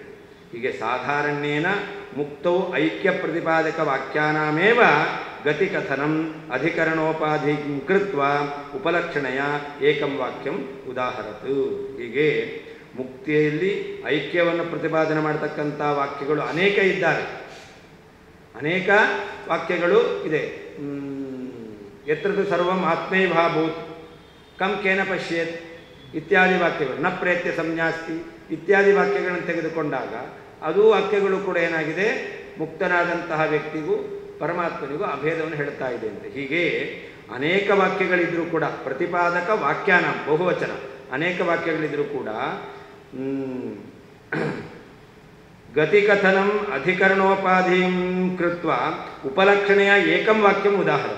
ಅಂದರೆ ಇದು ಈ ಅಧಿಕರಣ ಹೊರಡಲಿಕ್ಕೆ ಕಾರಣ ಯಾವುದು? ಭೋಕ್ತಾಪತ್ತೆಯ ವಿಭಾಗಶ್ಚೇ ಸ್ಯಾಲ್ ಲೋಕವತೆ ಅಂತಕ್ಕಂತಹ ಈ ಅಧಿಕರಣ ಹೊರಡಲಿಕ್ಕೆ ವಿಷಯವಾಕ್ಯ ಯಾವುದು? ಆ ವಾಕ್ಯ, ಅಭೇದವನ್ನು ಹೇಳ್ತಕ್ಕಂಥ ವಾಕ್ಯ. ಮುಕ್ತರಿಗೂ ಪರಮಾತ್ಮನಿಗೂ ಅಭೇದ ಇದೆ ಎಂಬುದಾಗಿ ತಿಳಿದು ಬರತಕ್ಕಂಥ ವಾಕ್ಯ ಅನೇಕ ಇದೆ. ಅದರಲ್ಲಿ ಒಂದನ್ನು ಉದಾಹರಣೆ ಮಾಡಿದ್ದಾರೆ. ಯಾವಾಗಲೂ ಹಾಗೆ ತಾನೇ, ಏನಾದರೂ ವಿಷಯ ಹೇಳಬೇಕಾದ್ರೆ ಯಾವುದಾದ್ರೂ ಒಂದು ಉದಾಹರಣೆ ಕೊಟ್ಬಿಟ್ಟು ಇದರಂತೆ ಅಂತ ಹೇಳ್ತೇವೆ. ಹಾಗೆ ಇಲ್ಲಿಯೂ ಕೂಡ ಏಕಂ ವಾಕ್ಯಂ ಉದಾಹರಣೆ, ಪರವೇ ಸರ್ವೇ ಏಕೀಭವಂತಿ ಅಂತಕ್ಕಂತಹ ಒಂದು ವಾಕ್ಯವನ್ನು ಸೂತ್ರಕಾರರಿಗೂ ಅಭಿಪ್ರಾಯ ಇದೆ, ಭಾಷ್ಯಕಾರರು ಕೂಡ ಅದನ್ನೇ ಹೇಳಿದ್ದಾರೆ. ಅತ್ರ ಹಿ ಪರೇಶಾಂ ಮಹಾನ್ ಆಗ್ರಹ ಅತಃ ಪ್ರಾಗುಕ್ತ ಸೂತ್ರ ಸೂಚನೆಯ ಏವ ಕಥಂಚಿತ್ ದೂಷಯಿತುಂ ಶಕ್ಯಮಪಿ ಇದಂ ಸವಿಸ್ತರಂ ಪೃಥಕ್ ದೂಷಯಿತುಂ ಅಯಂ ಆರಂಭ. ಅಷ್ಟೇ ಅಲ್ಲ, ಅತ್ರ ಹಿ ಪರೇಶಾಂ ಮಹಾನ್ ಅನುಗ್ರಹ, ಮುಕ್ತರಾದಂತಹ ಜೀವರಿಗೆ ಪರಮಾತ್ಮನಿಂದ ಅಭೇದ ಎಂಬುದಾಗಿ ಅವರಿಗೆ ಆಗ್ರಹ ಇದೆ. ಅದನ್ನು ಅವರು ಒಪ್ತಾರೆ. ಸಂಸಾರದಲ್ಲಿ ಭೇದ, ಮುಕ್ತಿಯಲ್ಲಿ ಅಭೇದ ಅಂತ ಅವರಿಗೆ ಅದರಲ್ಲಿ ತುಂಬ ಆಗ್ರಹ ಎಂತಕ್ಕಂಥದ್ದಿದೆ. ಅತಃ ಪ್ರಾಗುಕ್ತ ಸೂತ್ರ ಸೂಚನೆಯ ಏವ ಕಥಂಚಿತ್ ದೂಷಯಿತು ಶಕ್ಯಮಪಿ, ಹಿಂದೆ ಹೇಳಿದ ರೀತಿಯಲ್ಲಿ ಈ ವಾಕ್ಯಗಳಿಗೂ ಪರೇವೆಯೇ ಸರ್ವ ಏಕೇ ಭವಂತಿ ಅಂತಕ್ಕಂಥ ವಾಕ್ಯಕ್ಕೂ ಕೂಡ ಅರ್ಥ ಹೇಳಲಿಕ್ಕೆ ಬರುತ್ತೆ. ಆದರೂ ಕೂಡ ಕಥಂಚಿತ್ ದೂಷಯಿತು ಶಕ್ಯಂ ಅಪಿ, ದೋಷ ಹೇಳಿಕ್ಕೆ ಬಂದರೂ ಕೂಡ ಇದಂ ಸವಿಸ್ತರಂ ಪೃಥಕ್ ದೂಷಯಿತು, ಇದನ್ನು ವಿಸ್ತಾರವಾಗಿ ನಾವು ನಿರಾಕರಣೆ ಮಾಡಬೇಕಾಗಿದೆ. ಅದಕ್ಕೋಸ್ಕರ ಅಯಂ ಆರಂಭ, ಈ ಸೂತ್ರವನ್ನು ಪುನಃ ಹೇಳಿದ್ದಾರೆ. ಅಂದರೆ ನಮ್ಮಲ್ಲಿ ಪುನರುಕ್ತಿ ದೋಷ ಇಲ್ಲ, ಅವರಲ್ಲಿ ಪುನರುಕ್ತಿ ದೋಷ ಇದೆ, ನಮ್ಮಲ್ಲಿ ಪುನರುಕ್ತಿ ದೋಷ ಇಲ್ಲ. ಭೋಕ್ತೃಭೋಗ್ಯಯೋ ಇವ ಕರ್ತೃತ್ವ ಭೋಕ್ತೃತ್ವಯೋರಪಿ ಅನ್ಯೋನ್ಯ ಸ್ಮಾರಕತ್ವ ಸಂಭವಾತ್ ಮುಕ್ತಾವಪಿ ಮುಕ್ತಾನಾಂ ಮೌಕ್ತ ವಿಷಯ ಭೋಕ್ತೃತ್ವಂ ಪರಮಾತ್ಮನಸ್ತು ಮುಕ್ತೇಷು ಅಘಟಿತಂ ತತ್ಕರ್ತೃತ್ವಂ ಜಗತ್ಕರ್ತೃತ್ವಂಚ ವಿರುದ್ಧ ಧರ್ಮಂ ಸಾರಯಿತುಂ ಭೋಕ್ತೃ ಪದಪ್ರಯೋಗಸ್ಯ ಅಸ್ಮದರ್ಥ ಏವ ಸಮ್ಯಕ್ ಸಾರ್ಥಕ್ಯ. ಹಾಗೆ ಭೋಕ್ತೃ ಮತ್ತು ಭೋಗ್ಯ ಅವರು ಹೇಳಿದರು, ಭೋಕ್ತೃ ಶಬ್ದ ಇರೋದರಿಂದಾಗಿ ಭೋಗ್ಯ ಎಂತಕ್ಕಂಥದ್ದು ಅದು ಪ್ರಾಪ್ತವಾಗುತ್ತೆ ಅಂತ. ಹೇಗೆ ಭೋಕ್ತೃ ಅಂದ ಮೇಲೆ ಭೋಗ್ಯ ಎಂತಕ್ಕಂಥದ್ದು ಅಲ್ಲಿ ಪ್ರಸಕ್ತವಾಗುತ್ತೋ, ಹಾಗೆ ಕರ್ತೃತ್ವ ಭೋಕ್ತೃತ್ವಯೋರಪಿ ಅನ್ಯೋನ್ಯ ಸ್ಮಾರಕತ್ವ ಸಂಭವ. ಅವನಲ್ಲಿ ಭೋಕ್ತೃತ್ವ ಇದೆ ಅಂತಾದರೆ ಅವಾಗ ಕರ್ತೃತ್ವ ಇರಬೇಕು. ಹೇಗೆ ಭೋಕ್ತೃ ಅಂದಾಗ ಭೋಗ್ಯ ಎಂತಕ್ಕಂಥದ್ದು ಬೇಕು ಅಂತ ಅನಿಸುತ್ತೋ, ಹಾಗೆ ಅವನಲ್ಲಿ ಭೋಕ್ತೃತ್ವ ಇದೆ ಅಂತಾದರೆ ಅವಾಗ ಕರ್ತೃತ್ವ ಇರಬೇಕು. ಒಳ್ಳೆ ಮನೇಲಿ ಕೂತ್ಕೊಂಡು ಆರಾಮಾಗಿ ತಿಂತಾ ಇದ್ದಾನೆ ಅಂದರೆ ಎಲ್ಲಿಂದ ಬಂತು ದುಡ್ಡು ಕೇಳ್ತೀರಾ ಇಲ್ವ? ಹೌದಲ್ಲ? ಅವನಲ್ಲಿ ದುಡ್ಡು ಸಂಪಾದನೆ ಮಾಡಿದರೆ ಕರ್ತೃತ್ವ ಇದ್ದರೆ ಭೋಕ್ತೃತ್ವ. ಈಗ ಭೋಕ್ತೃತ್ವ ಹೇಳಿದ್ರು, ಆರಾಮಾಗಿ ಅವನೇನು ಮಾಡದೆ ಮನೆಯಲ್ಲಿ ತಿನ್ಕೊಂಡಿದ್ದಾನೆ, ಅವಾಗ ಕೇಳ್ತೀರಾ ಅವನಲ್ಲಿ ದುಡ್ಡು ಎಲ್ಲಿಂದ ಬಂತು? ಹಾಗಾದರೆ ಕರ್ತೃತ್ವ ಎಂತಕ್ಕಂಥದ್ದು ಅವಾಗ ಅಲ್ಲಿ ಅದರ ಜೊತೆಯಲ್ಲಿ ಪ್ರಸಕ್ತವಾಗುತ್ತೆ, ಅದು ಸ್ಮರಣೆಗೆ ಬರುತ್ತೆ. ಅಂದರೆ ಏನಾಯಿತು? ಕರ್ತೃತ್ವ ಭೋಕ್ತೃತ್ವಯೋರಪಿ ಅನ್ಯೋನ್ಯ ಸ್ಮಾರಕತ್ವ. ಕರ್ತೃತ್ವವನ್ನು ಹೇಳಿದ್ರೆ ಭೋಕ್ತೃತ್ವದ ಸ್ಮರಣೆ ಬರುತ್ತೆ, ಭೋಕ್ತೃತ್ವವನ್ನು ಹೇಳಿದ್ರೆ ಕರ್ತೃತ್ವದ ಸ್ಮರಣೆ ಬರುತ್ತೆ. ಅವನು ಒಳ್ಳೆ ದುಡಿತಾನೆ ಹೇಳಿದ್ರಿ, ಅವಾಗ ಆರಾಮಾಗಿದ್ದಾನೆ. ಹೌದಲ್ಲ? ಒಳ್ಳೆ ತಿನ್ಕೊಂಡಿದ್ದಾನೆ ಅಂತಂದರೆ ಒಳ್ಳೆ ಸಂಪಾದನೆ ಮಾಡಿದ್ದಾನೆ. ಹೀಗೆ ಕರ್ತೃತ್ವ ಹೇಳಿದರೆ ಭೋಕ್ತೃತ್ವ, ಭೋಕ್ತೃತ್ವವನ್ನು ಹೇಳಿದರೆ ಕರ್ತೃತ್ವ, ಇವುಗಳ ಸ್ಮರಣೆ ಅಂತಕ್ಕಂಥದ್ದು ಇದೆ. ಆದ್ದರಿಂದ ಮುಕ್ತಾವಪಿ ಮುಕ್ತಾನಾಂ ಮೌಕ್ತ ವಿಷಯ ಭೋಕ್ತೃತ್ವ, ಮುಕ್ತಿಯಲ್ಲಿ ಮುಕ್ತರಾದಂತಹ ಜೀವರು ಅವರು ಮುಕ್ತಿಯಲ್ಲಿ ಇರತಕ್ಕಂತಹ ವೈಷಯಿಕ ಪದಾರ್ಥಗಳು, ಶುದ್ಧ ಸತ್ವಾತ್ಮಕವಾದ ಪದಾರ್ಥಗಳು, ಅವುಗಳನ್ನು ಭೋಗ ಮಾಡ್ತಾರೆ ಅಂತ ಮುಕ್ತರಿಗೆ ಮುಕ್ತಿಯಲ್ಲಿ ಯಾವ ಭೋಕ್ತೃತ್ವ ಎಂತಕ್ಕಂಥದ್ದು ಇದೆ.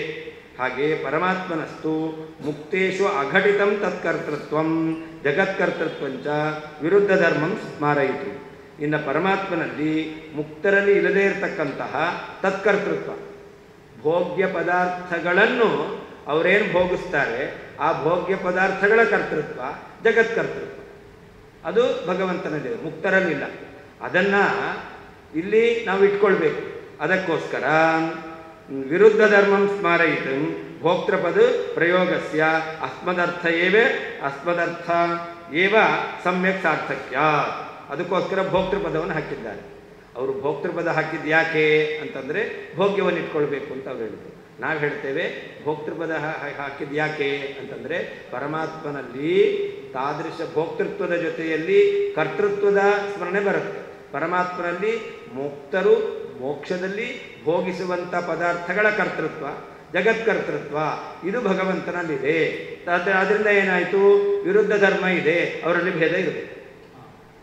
ಹೀಗೆ ಸ್ಯಾಲೋಕವತ ಅಂತ ಸ್ಥಾನೈಕ್ಯ ಹೊರತು ಅಲ್ಲಿ ಸ್ವರೂಪೈಕ್ಯ ಅಲ್ಲ ಅಂತ ಹೇಳಬೇಕಲ್ಲ. ಅದಕ್ಕೋಸ್ಕರ ಭೋಕ್ತೃ ಶಬ್ದವನ್ನು ಹಾಕಿದ್ರು, ಅದರ ಜೊತೆಯಲ್ಲಿ ಕರ್ತೃತ್ವವನ್ನು ಇಟ್ಕೊಳ್ಬೇಕು. ಆವಾಗ ಜೀವ ಪರಮಾತ್ಮರಲ್ಲಿ ವಿರುದ್ಧ ಧರ್ಮ ಎಂಬತಕ್ಕಂಥದ್ದು ತಿಳಿದು ಬರುತ್ತೆ, ಐಕ್ಯ ಎಂಬತಕ್ಕಂಥದ್ದು ಕೂಡೋದೇ ಇಲ್ಲ. ಸ್ಯಾಲೋಕವತ್ ಅಂತ ಹೇಳಿದ್ದು ಕೂಡುತ್ತೆ ಅಂತ ಆಗುತ್ತೆ. ನಾನು ಇಲ್ಲ, ಅಲ್ಲಿ ಭೋಕ್ತೃತ್ವ ಮಾತ್ರ ಅಷ್ಟೇ. ಭೋಕ್ತೃಗೆ ಅಲ್ಲ, ಭೋಕ್ತೃ ಮತ್ತು ಭೋಗ್ಯ ಇವೆರಡುಗಳು ಕೂಡ ಭೋಕ್ತೃ ಅಂತ ಹೇಳಿದ್ರಿಂದ ಭೋಗ್ಯದ ಸ್ಮರಣೆ ಬರುತ್ತೆ. ಆದ್ದರಿಂದ ಭೋಗ್ಯ ಪದಾರ್ಥಕ್ಕೆ ಭೋಕ್ತೃವಿನಿಂದ ಅಭೇದ ಅಂತ ಹೇಳಿದ್ರು. ಹಾಂ, ನಾವು ಹೇಳಿದ್ರು ಭೋಕ್ತೃವಿನಿಗೆ ಕರ್ತೃವಿನಿಂದ ಅಭೇದ ಅಂತ. ಕರ್ತೃ ಯಾರು? ಪರಮಾತ್ಮ, ಅವನಿಂದ ಅಭೇದ ಇರಬೇಕಾದೀತು. ಹಾಂ, ಪರೇವೇ ಸರ್ವೇ ಏಕೀಭವಂತಿ ಅಂತ ಅವರು ಸರ್ವಂ ಕಲ್ವಿದಂ ಬ್ರಹ್ಮ ವಿಷಯವಾಕ್ಯವನ್ನು ಇಟ್ಕೊಂಡು ಭೋಕ್ತೃ ಅದರಿಂದ ಭೋಗ್ಯ ಅವುಗಳಿಗೆ ಅಭೇದ ಅಂತ ಅವ್ರು ಹೇಳಿದ್ರು. ನಾವು ಹೇಳ್ತೇವೆ ಪರೇವೇ ಸರ್ವೇ ಏಕೀಭವಂತಿ ಅಂತಕ್ಕಂಥ ಶ್ರುತಿಯನ್ನು ಇಟ್ಕೊಂಡಾಗ ಮುಕ್ತರಾದ ಜೀವರಿಗೆ ಭೋಕ್ತೃತ್ವವನ್ನು ಹೇಳಿದ್ದಾರೆ. ಆವಾಗ ಪರಮಾತ್ಮನಲ್ಲಿ ಕರ್ತೃತ್ವ ಎಂತಕ್ಕಂಥದ್ದು ಆಯಿತು.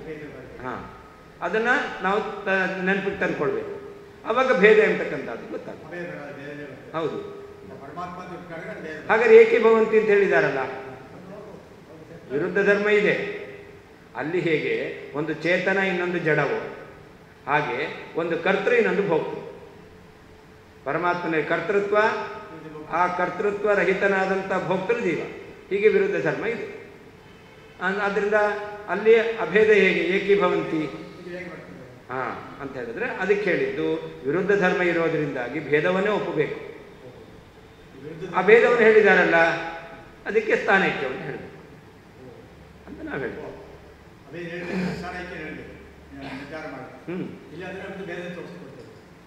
ಅದೇ ಭೇದವನ್ನು ಹೇಳ್ತಾ ಇದೆ.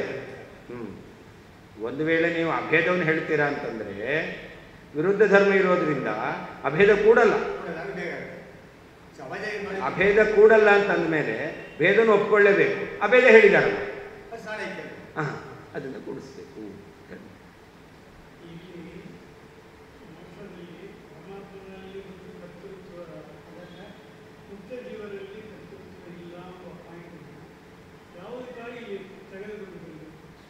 ಅದೇ ಭೋಕ್ತೃತ್ವ ಶಬ್ದ ಇದೆ. ಭೋಕ್ತೃತ್ವವನ್ನು ಹೇಳಿದ ಕೂಡಲೇ ನಿಮ್ಗೆ ಯಾವುದ್ರ ಸ್ಮರಣೆ ಬರುತ್ತೆ? ಕರ್ತೃತ್ವದ ಸ್ಮರಣೆ ಬರುತ್ತೆ. ಭೋಕ್ತೃತ್ವವನ್ನು ಹೇಳಿದ್ರೆ ಯಾವುದ್ರ ಸ್ಮರಣೆ ಬರುತ್ತೆ? ಕರ್ತೃತ್ವ. ಅದಕ್ಕೆ ನಾವು ಉದಾಹರಣೆ ಕೊಟ್ಟಿದ್ವಿ. ಹಾಂ, ಆರಾಮಾಗಿ ಕುತ್ಕೊಂಡು ತಿಂತಾ ಇದ್ದಾನೆ ಅಂತಂದರೆ ಅವನಲ್ಲಿ ಆ ತಿನ್ನಲಿಕ್ಕೆ ಬೇಕಾಗಿರ್ತಕ್ಕಂಥ ಹಣ ಸಂಪಾದನೆ ಮಾಡಿಕೊಂಡಿದ್ದಾನೆ ಅಂತ ಅರ್ಥ ಅಲ್ವಾ? ಹಾಗಾದರೆ ಭೋಕ್ತೃತ್ವ ಇದೆ ಅಂದರೆ ಕರ್ತೃತ್ವದ ಸ್ಮರಣೆ ಬರುತ್ತೆ. ಕರ್ತೃತ್ವ ಇದೆ ಅಂತಾದರೆ ಅವನೇನಪ್ಪ ಬೇಕಾಗಿ ಚೆನ್ನಾಗಿ ದುಡಿತಾನೆ, ಆರಾಮಾಗ ತಿನ್ಕೊಂಡಿದ್ದಾನೆ, ಕರ್ತೃತ್ವ ಸ್ಮರಣೆ ಭೋಕ್ತೃತ್ವ ಸ್ಮರಣೆ ಬರುತ್ತೆ. ಹಾಗೆ ಇಲ್ಲಿ ಮೋಕ್ಷದಲ್ಲಿ ಮುಕ್ತರಾದ ಜೀವರು ಎಲ್ಲ ಸ್ವರೂಪ ಯೋಗ್ಯವಾದಂತಹ ಪದಾರ್ಥಗಳನ್ನು ಭೋಗ ಮಾಡಿಕೊಂಡಿದ್ದಾರೆ. ಭೋಕ್ತೃತ್ವವನ್ನು ಹೇಳಿದಾಗ ಆ ಭೋಕ್ತೃತ್ವದಿಂದ ಕರ್ತೃತ್ವ ಎಂತಕ್ಕಂಥದ್ದು ಸ್ಮಾರಿತವಾಯಿತು. ಆ ಕರ್ತೃತ್ವ ಎಲ್ಲಿದೆ? ಮುಕ್ತ ಜೀವನಲ್ಲಿಲ್ಲ. ಭೋಗ್ಯ ಪದಾರ್ಥಗಳನ್ನು ಅದೇ ಭೋಕ್ತಾಪತ್ತೆ ಅಂತಿದೆಯಲ್ಲ, ಇಲ್ಲಿ ಪರೇವೆಯೇ ಸರ್ವ ಏಕೀಭವಂತಿ ಅಂತಕ್ಕಂಥದ್ದು ವಿಷಯವಾಕ್ಯ ಅಂತ ಇದೆ. ಇದೇ ವಾಕ್ಯ ಯಾಕೆ ಭೋಕ್ತಾಪತ್ತೆ ಅಂತ ಹೇಳಿದ್ರಿಂದ ಸೂತ್ರಕಾರರು ಭೋಕ್ತಾಪತ್ತೆ ಅಂತ ಹೇಳಿದ್ದಾರೆ. ಭೋಕ್ತಾಪತ್ತೆ ಅಂತ ಹೇಳಿದ್ರಿಂದ ಅವ್ರು ಹೇಳುವ ಹಾಗೆ ಭೋಕ್ತೃ ಭೋಗ್ಯಗಳಿಗೆ ಸರ್ವಂ ಕಲ್ವಿದಂ ಬ್ರಹ್ಮ ಎಂಬತಕ್ಕಂಥ ಶ್ರುತಿಯನ್ನು ಇಟ್ಕೊಂಡು ಅಭೇದ ಪ್ರಸಕ್ತವಾಗಿದೆ ಅಂತ ಹೇಳ್ಬೋದಲ್ಲ ಅಂತಂದರೆ ಅದಕ್ಕೆ ಹಾಗಲ್ಲ. ಪರೇವೇ ಸರ್ವೇ ಏಕೀಭವಂತಿ ಅಂತಕ್ಕಂತಹ ಶ್ರುತಿಯನ್ನು ಇಟ್ಟುಕೊಂಡು ಮುಕ್ತರಾದ ಜೀವರಿಗೂ ಪರಮಾತ್ಮನಿಗೂ ಅಭೇದ ಎಂಬತಕ್ಕಂಥದ್ದು ಪ್ರಸಕ್ತವಾಯಿತು. ಅಲ್ಲಿ ಭೋಕ್ತೃ ಎಂಬತಕ್ಕಂಥ ಶಬ್ದವನ್ನೇ ಯಾಕೆ ಹಾಕಿದ್ರು? ಭೋಕ್ತೃಪತ್ಯ ಎಂಬಲ್ಲಿ ಭೋಕ್ತೃ ಶಬ್ದದಿಂದ ಮುಕ್ತರಾದಂಥ ಜೀವರಲ್ಲಿ ಇಟ್ಕೊಳ್ಬೇಕು. ಆ ಭೋಕ್ತೃ ಶಬ್ದವನ್ನೇ ಯಾಕೆ ಹೇಳಿದ್ರು ಸೂತ್ರಕಾರರು ಅಂತಂದರೆ ಅದಕ್ಕೆ ತೃತೀಯವನ್ನು ಹೇಳ್ತಾ ಇದ್ದಾರೆ. ಭೋಕ್ತೃ ಶಬ್ದವನ್ನೇ ಸೂತ್ರಕಾರರು ಪ್ರಯೋಗ ಮಾಡಿದ್ದಾರೆ. ಯಾಕೆ? ಬೇರೆ ಶಬ್ದ ಹೇಳಬೇಕಾಗಿದೆ, ಹೇಳ್ಬೋದಾಗಿತ್ತು. ಯಾಕೆ ಭೋಕ್ತೃ ಅಂತಂದರೆ ಈಗ ಯಾರಿಂದ ಐಕ್ಯವನ್ನು ಆಶಂಕೆ ಮಾಡೋದು? ಮುಕ್ತನಾದಂತಹ ಜೀವನಿಗೆ ಪರಮಾತ್ಮನಿಂದ ಐಕ್ಯವನ್ನು ಆಶಂಕೆ ಮಾಡೋದು. ಆ ಮುಕ್ತನಾದ ಜೀವ ಏನಾಗಿದ್ದಾನೆ? ಸ್ವಸ್ವರೂಪಾನಂದ ಭೋಕ್ತೃ. ಆದ್ದರಿಂದ ಮುಕ್ತನಾದ ಜೀವನನ್ನು ಭೋಕ್ತೃ ಶಬ್ದದಿಂದ ಹೇಳುದು. ಸರಿ, ಮುಕ್ತನಾಗಿರ್ತಕ್ಕಂಥವನು ಭೋಕ್ತೃ ಆಗಿದೆ, ಮುಕ್ತ ಅಂತಲೇ ಹೇಳ್ರಿ, ಭೋಕ್ತೃ ಅಂತ ಯಾಕೆ ಹೇಳಬೇಕು ಅಂತಂದರೆ ಆ ಭೋಕ್ತೃ ಅಂತ ಹೇಳಿದ್ರಿಂದ ಆ ಶಬ್ದವನ್ನು ಕೇಳಿದಾಗ ಕರ್ತೃತ್ವದ ಸ್ಮರಣೆ ಅಂತಕ್ಕಂಥದ್ದು ಬರುತ್ತೆ. ಆ ಕರ್ತೃತ್ವ ಎಂತಕ್ಕಂಥದ್ದು ಪರಮಾತ್ಮನಲ್ಲಿದೆ. ಆ ಕರ್ತೃತ್ವ ಜೀವನಲ್ಲಿಲ್ಲ. ಆ ಕರ್ತೃತ್ವ ಪರಮಾತ್ಮನಲ್ಲಿರುವಂತಹ ಧರ್ಮ ಆದ್ದರಿಂದ ಅವರಲ್ಲಿ ವಿರುದ್ಧ ಧರ್ಮ ಎಂತಕ್ಕಂಥದ್ದು ಇದೆ ಅಂತಾಯಿತು. ವಿರುದ್ಧ ಧರ್ಮ ಇದೆ ಅಂದರೆ ಭೇದವೇ ಆಗಬೇಕು. ಏಕೀಭವಂತಿ ಅಂತ ಐಕ್ಯ ಹೇಗೆ ಅಂತ ಪ್ರಶ್ನೆ ಬರುತ್ತೆ. ನಾನು ಏವಂ ಸತಿ ಮುಕ್ತೌ ಐಕ್ಯ ಪ್ರತಿಪಾದಕತೆಯ ಪ್ರತೀತಸ್ಯ ಯತ್ರತೋ ಅಸ್ಯ ಇತಿ ವಾಕ್ಯಸ್ಯ ಕಥಮನೇನ ಸೂತ್ರೇಣ ಗತಿಸೂಚನಮಿತಿ ಚೇತ್ ಇತ್ತಂ.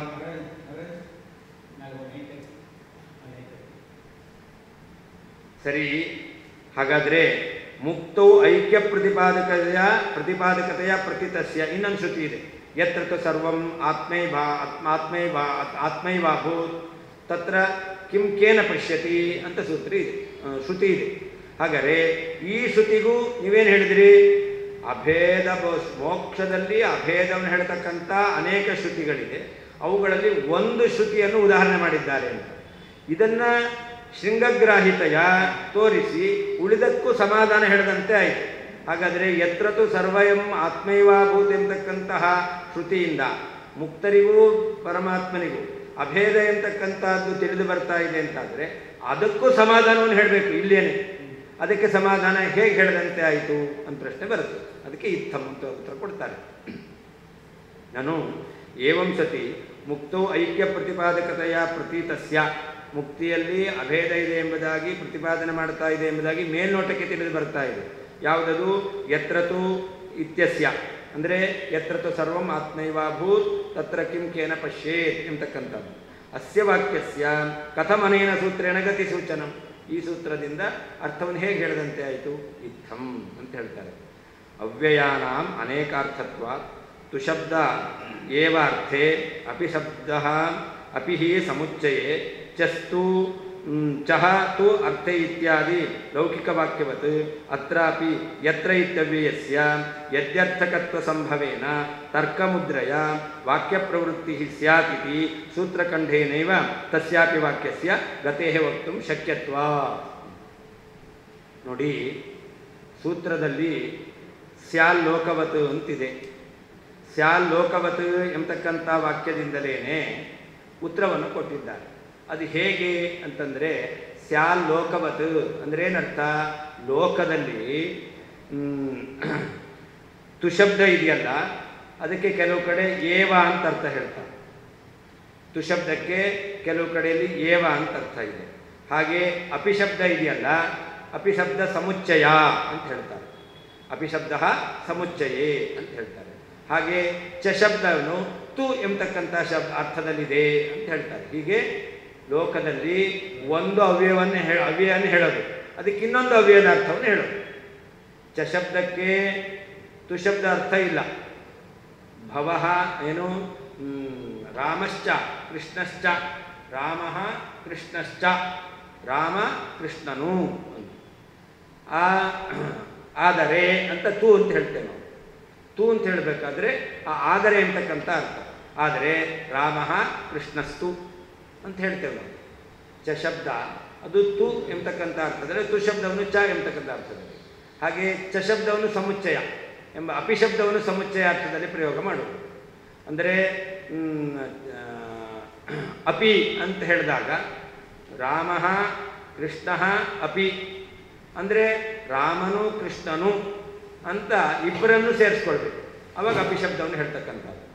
ಆದರೆ ಚ ಅಂತ ಹೇಳಿದ್ರಿಂದ ಅರ್ಥ ಸರಿ, ಅಪಿಶಬ್ದವು ಸಮುಚ್ಚಯ ಅರ್ಥದಲ್ಲಿದೆ ಅಂತ ಹೇಳ್ತಾರೆ. ಹಾಗೆ ತು ಎಂಬತಕ್ಕಂಥದ್ದು ಎಂಬತಕ್ಕಂಥದ್ದು ತು ಎಂಬುವಂಥ ಅರ್ಥದಲ್ಲಿದೆ ಅಂತ ವ್ಯವಹಾರ ಮಾಡ್ತಾರೆ. ಇದು ಲೌಕಿಕ ವಾಕ್ಯ.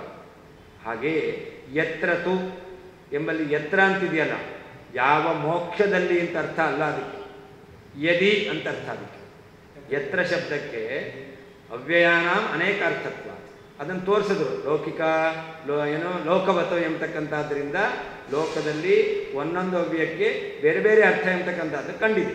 ಹಾಗೆ ಯತ್ರತು ಎಂಬತಕ್ಕಂಥ ಅವ್ಯಯಕ್ಕೆ ಯತ್ರ ಅಂತಂದರೆ ಎಲ್ಲಿ ಅಂತ ಅರ್ಥ ಅಲ್ಲ, ಯದಿ ಅಂತ ಅರ್ಥ.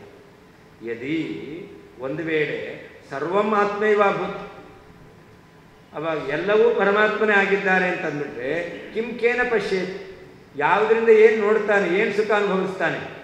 ಅದರಿಂದ ಹಾಗೆ ಹೇಳಬಾರದು ಅಂತ ತರ್ಕಮುದ್ರೆಯ ತರ್ಕದ ರೀತಿಯಲ್ಲಿ ಉತ್ತರವನ್ನು ಕೊಡ್ತಾ ಇದ್ದಾರೆ. ಎಲ್ಲವೂ ಐಕ್ಯ ಆಗಿಲ್ಲ.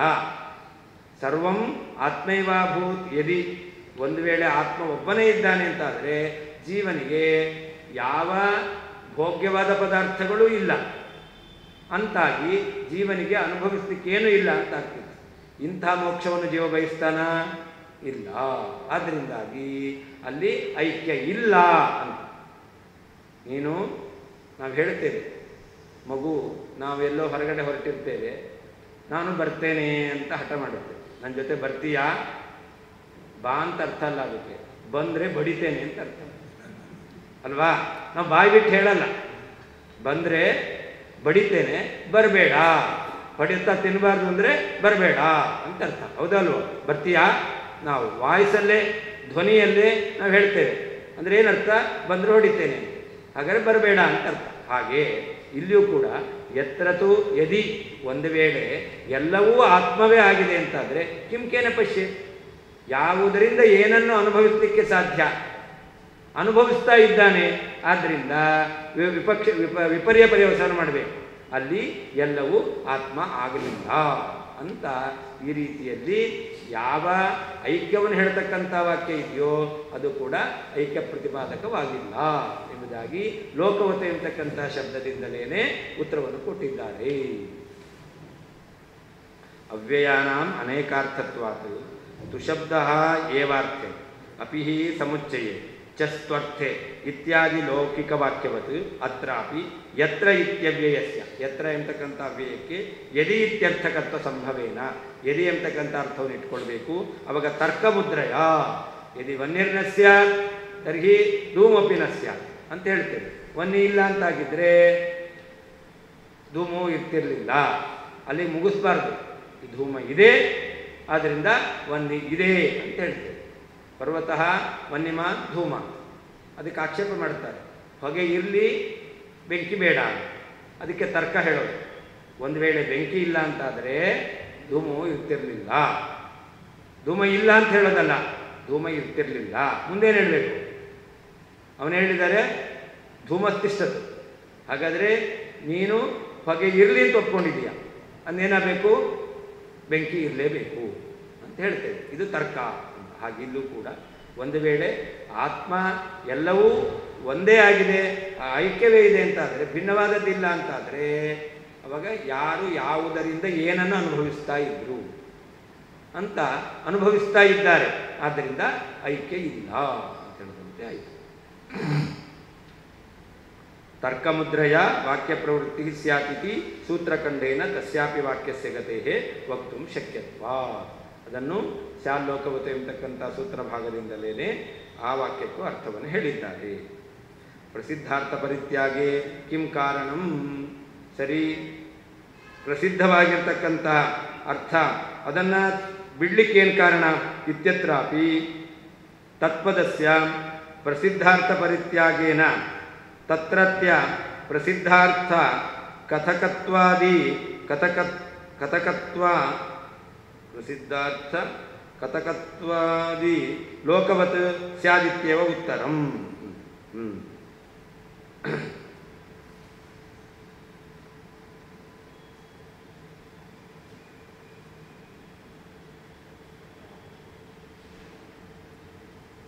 ತತ್ರೇತಿ ಅಪ್ರಸಿದ್ಧಾರ್ಥಕ ಅಪ್ರಸಿದ್ಧ ಅರ್ಥ ಕಥಕತ್ವಾದಿ ಲೋಕವತ್.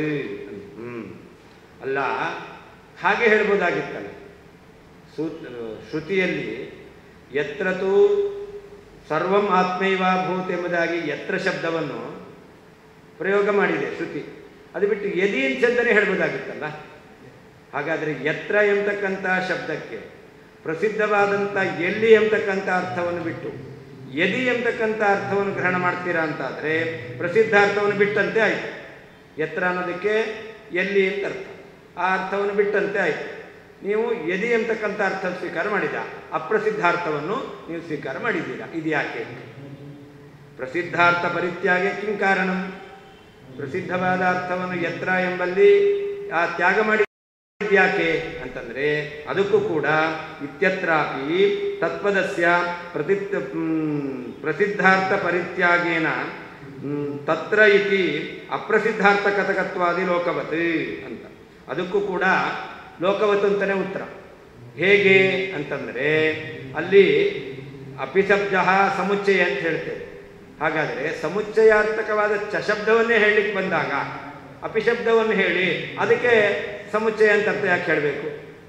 ಹಾಗೆ ಚಶಬ್ದ ಎಂಬತಕ್ಕಂಥದ್ದು ಇದೆಯಲ್ಲ, ತುಶಬ್ದಕ್ಕೆ ಏವ ಅಂತ ಅರ್ಥ. ಹಾಗಾದರೆ ಏವ ಎಂಬತಕ್ಕಂಥ ಶಬ್ದವನ್ನೇ ಪ್ರಯೋಗ ಮಾಡಲಿಕ್ಕೆ ಬರ್ತಾ ಇರಬೇಕಾದ್ರೆ ತುಶಬ್ದವನ್ನು ಹೇಳಿ ಅದಕ್ಕೆ ಏವ ಅಂತ ಶಬ್ದ ಯಾಕೆ ಹೇಳಬೇಕು? ಹೇಗೆ ಲೋಕದಲ್ಲಿ ಪ್ರಸಿದ್ಧವಾಗಿರ್ತಕ್ಕಂಥ ಶಬ್ದವನ್ನು ಹೇಳಿಕ್ಕೆ ಬಂದರೂ ಕೂಡ ಅದನ್ನು ಬಿಟ್ಟು ಬೇರೆ ಶಬ್ದವನ್ನು ಹೇಳ್ತಾರೋ, ಹಾಗೆ ಶ್ರುತಿಯು ಕೂಡ ಯತ್ರ ಎಂಬತಕ್ಕಂತಹ ಆ ಶಬ್ದ ಅದನ್ನು ಬಿಟ್ಟು ಅದು ಯದಿ ಎಂಬತಕ್ಕಂಥ ಅರ್ಥದಲ್ಲಿ ಶಬ್ದವನ್ನು ಹೇಳಿದೆ ಅಂತ. ಯತ್ರ ಇತಿ ಪದಸನ್ನಿಧಾನ ತತ್ಪದಸ್ಯ ತತ್ರ ಇತ್ಯರ್ಥ ಕಥನಂ ಇತ್ಯತ್ರಾಪಿ ವಿಪರೀತಂ ಕಿಂ ನ ಸ್ಯಾತ್ ಇತಿ ವದತಃ ಲೋಕವತ್ ತತ್ಪದ ಸಮವಧಾನಾತ್ ಯತ್ರ ಇತ್ಯಸ್ಯ ಯದಿತ್ಯೇವಾರ್ಥಃ ಸ್ಯಾದುತ್ತರಂ.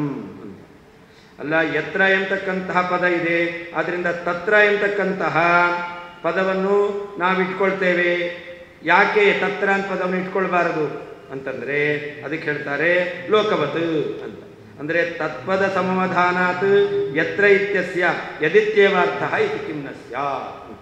ಅಲ್ಲಿ ಯತ್ರ ತು ಸರ್ವಂ ಆತ್ಮೈವಾಭೂತ್ ತತ್ರ ತತ್ ಅಂತಿದೆ. ತತ್ ಕಿಂ ಕೇನ ಪಶ್ಯೇತಂತೆ. ಹಾಗಾದರೆ ತತ್ ಎಂಬತಕ್ಕಂತಹ ಪದ ಅದಕ್ಕೆ ನಾವು ಯತ್ರ ಅಂತಿರೋದ್ರಿಂದ ತತ್ರ ಅಂತ ಮಾಡ್ತೇವೆ ಅಂತಂದರೆ ತತ್ ಅಂತಿದೆ ಅಂದರೆ ಯತ್ ಅಂತ ಅರ್ಥ ಮಾಡ್ಬೋದಲ್ಲ.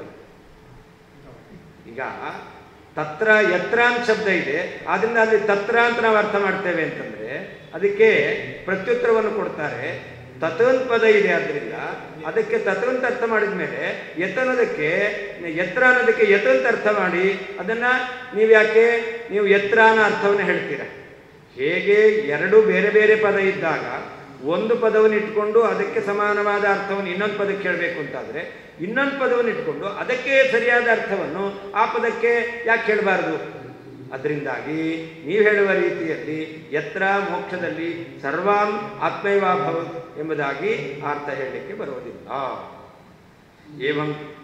ಏವಂ ತರ್ಹಿ ಯತ್ತತ್ಪದಯೋ ಕಥಮನ್ವಯಃ ಇತ್ಯತ್ರಾಪಿ ಕಿಮಾಕ್ಷೇಪೇ ಇತಿ ಕಿಂ ಶಬ್ದಸ್ಯ ಆಕ್ಷೇಪಾರ್ಥ ಕಥಕ ಲೋಕವತ್ ಆಕ್ಷೇಪಾರ್ಥತ್ವಂ ಅಂಗೀಕೃತ್ಯ ಸರ್ವಂ ಆತ್ಮೈವಾಭೂದಿತಿ ಯತ್ ತತ್ ಕೇನ ಮಾನೇನ ನ ಕೇನಾಪಿ ಇತಿ ಸಕಲ ಶ್ರುತಿ ಸ್ಮೃತಿ ವಿರುದ್ಧಸ್ಯ ಅಸ್ಯೈವ ಪ್ರಮೇಯಸ್ಯ ನಿವಾರಣೇನ ಅನ್ವಯಃ ಸ್ಯಾದಿತ್ಯುತ್ತರಂ. ಅಷ್ಟೇ ಅಲ್ಲ, ಸರಿ, ಯತ್ ಮತ್ತು ತತ್ ಪದಗಳಿಗೆ ಅನ್ವಯ ಹೇಗೆ? ಯತ್ರ ತು ಸರ್ವಂ ಆತ್ಮೈವಾಭೂತ್ ತತ್ಕೇನ ಕಿಂ ಪಶ್ಯೇತ್ ಅಂತ ಅಲ್ಲಿ ತತ್ ಎಂಬತಕ್ಕಂತಹ ಪದ ಅದಕ್ಕೆ ಅನುಗುಣವಾಗಿ ಯತ್ರ ಎನ್ನೋದಕ್ಕೆ ಯತ್ ಅಂತ ಅರ್ಥ ಮಾಡಿಕೊಳ್ಬೇಕು ಅಂತ ಹೇಳಿದ್ರು. ಹಾಗಾದರೆ ಯತ್ ತತ್ ಪದಗಳಿಗೆ ಅನ್ವಯ ಹೇಗೆ ಅಂತಂದರೆ ಅದಕ್ಕೆ ಹೇಳ್ತಾರೆ ಅಲ್ಲಿ ಕಿಂ ಕೇನ ಪಶ್ಯತ್ ಅಂತಿದೆ. ಕಿಂ ಎಂಬತಕ್ಕಂಥದ್ದು ಅದು ಆಕ್ಷೇಪಾರ್ಥದಲ್ಲಿ. ಆಕ್ಷೇಪೇ ಇತಿ ಕಿಂ ಶಬ್ದಸ್ಯ ಆಕ್ಷೇಪಾರ್ಥ ಕಥಕ ಲೋಕವತ್. ಲೋಕದಲ್ಲಿ ಕಿಂ ಅಂದ ಎಂಬತಕ್ಕಂಥದ್ದನ್ನು ಆಕ್ಷೇಪ ಅರ್ಥದಲ್ಲಿ ಪ್ರಯೋಗ ಮಾಡ್ತಾರೆ. ಆಕ್ಷೇಪಾರ್ಥದಲ್ಲಿ ಕಿಂ ಎಂಬುದಾಗಿ ಶಬ್ದ ಪ್ರಯೋಗ ಮಾಡ್ತಾರೆ. ಹಾಗೆ ಯತ್ರ ತು ಸರ್ವಂ ಆತ್ಮೈವಾಭೂತ್ ತತ್ರ ತತ್ ಕಿಂ ಕೇನ ಪಶ್ಯೇತ್ ಎಂಬಲ್ಲಿ ತತ್ ಕಿಂ ಕಿಂ ಶಬ್ದ ಇದೆ. ಯತ್ ಎಂಬುದಕ್ಕೆ ಶಬ್ದ ಯತ್ ಎಂಬ ಶಬ್ದ ಇರೋದರಿಂದ ಎತ್ತರ ಅನ್ನೋದಕ್ಕೆ ಯತ್ ಅಂತ ಅರ್ಥ ಮಾಡಿದ್ರು. ಹಾಗಾದರೆ ಕಿಂ ಎಂಬತಕ್ಕಂಥದ್ದು ಅದು ಆಕ್ಷೇಪಾರ್ಥದಲ್ಲಿ. ಆದ್ದರಿಂದ ಏನಾಯಿತು, ಆಕ್ಷೇಪಾರ್ಥತ್ವಂ ಅಂಗೀಕೃತ್ಯ ಸರ್ವಮಾತ್ಮೈವಾಭೂತ್, ಎಲ್ಲವೂ ಆತ್ಮವೇ ಆಗಿದೆ ಅಂತಾದರೆ ಆವಾಗ ತತ್ ಯತ್ ತತ್ ಕೇನ ಮಾನೇನ, ಎಲ್ಲವೂ ಪರಮಾತ್ಮ ಆತ್ಮವೇ ಆಗಿದೆ ಅಂತಕ್ಕಂಥದ್ದು ಕಿಂ ಯಾವ ಪ್ರಮಾಣದಿಂದ ಹೇಳ್ತೀರ?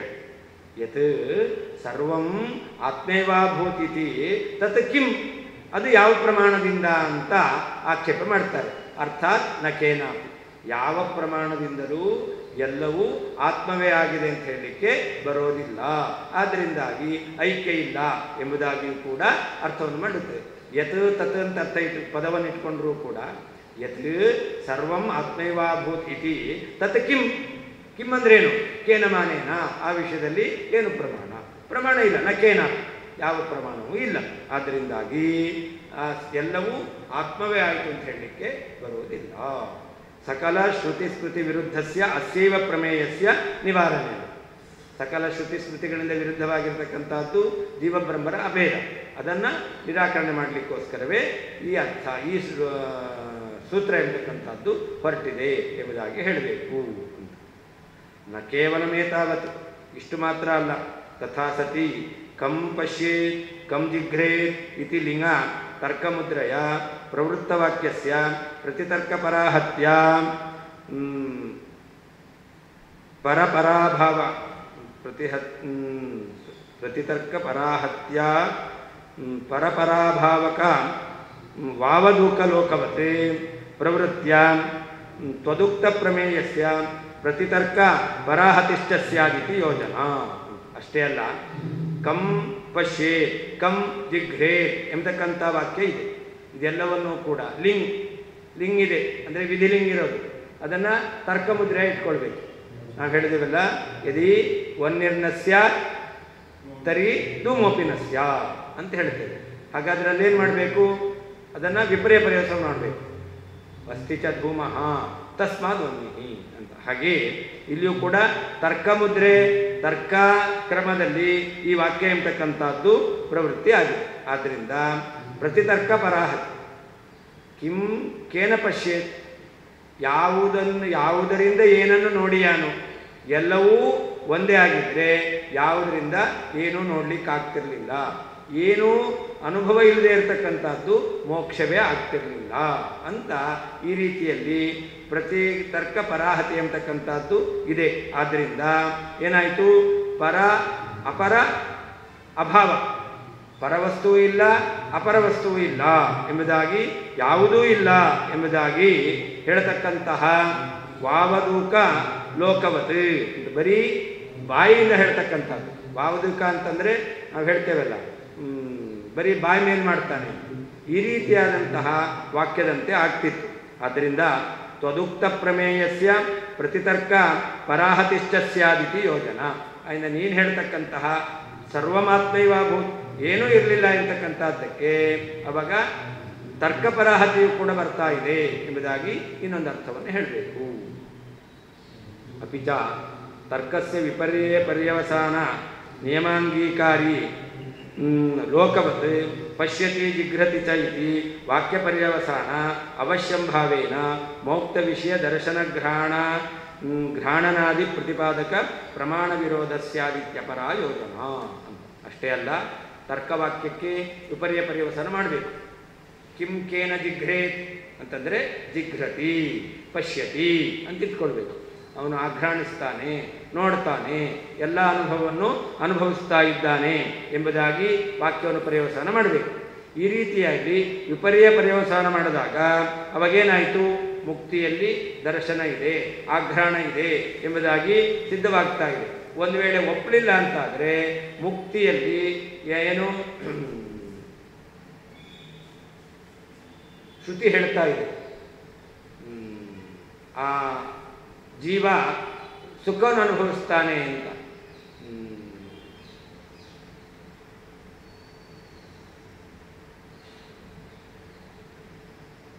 ಋಷಾ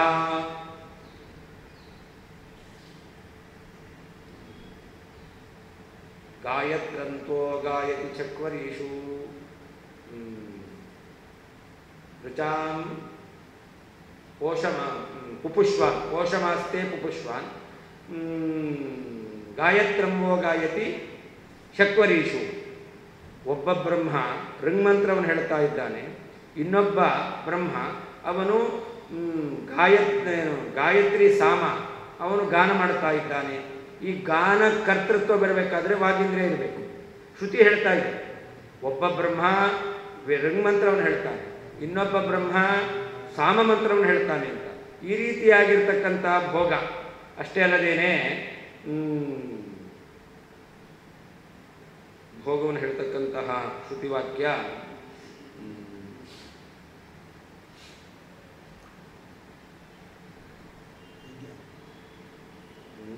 ವೇದದ ಮೋಕ್ಷದಲ್ಲಿ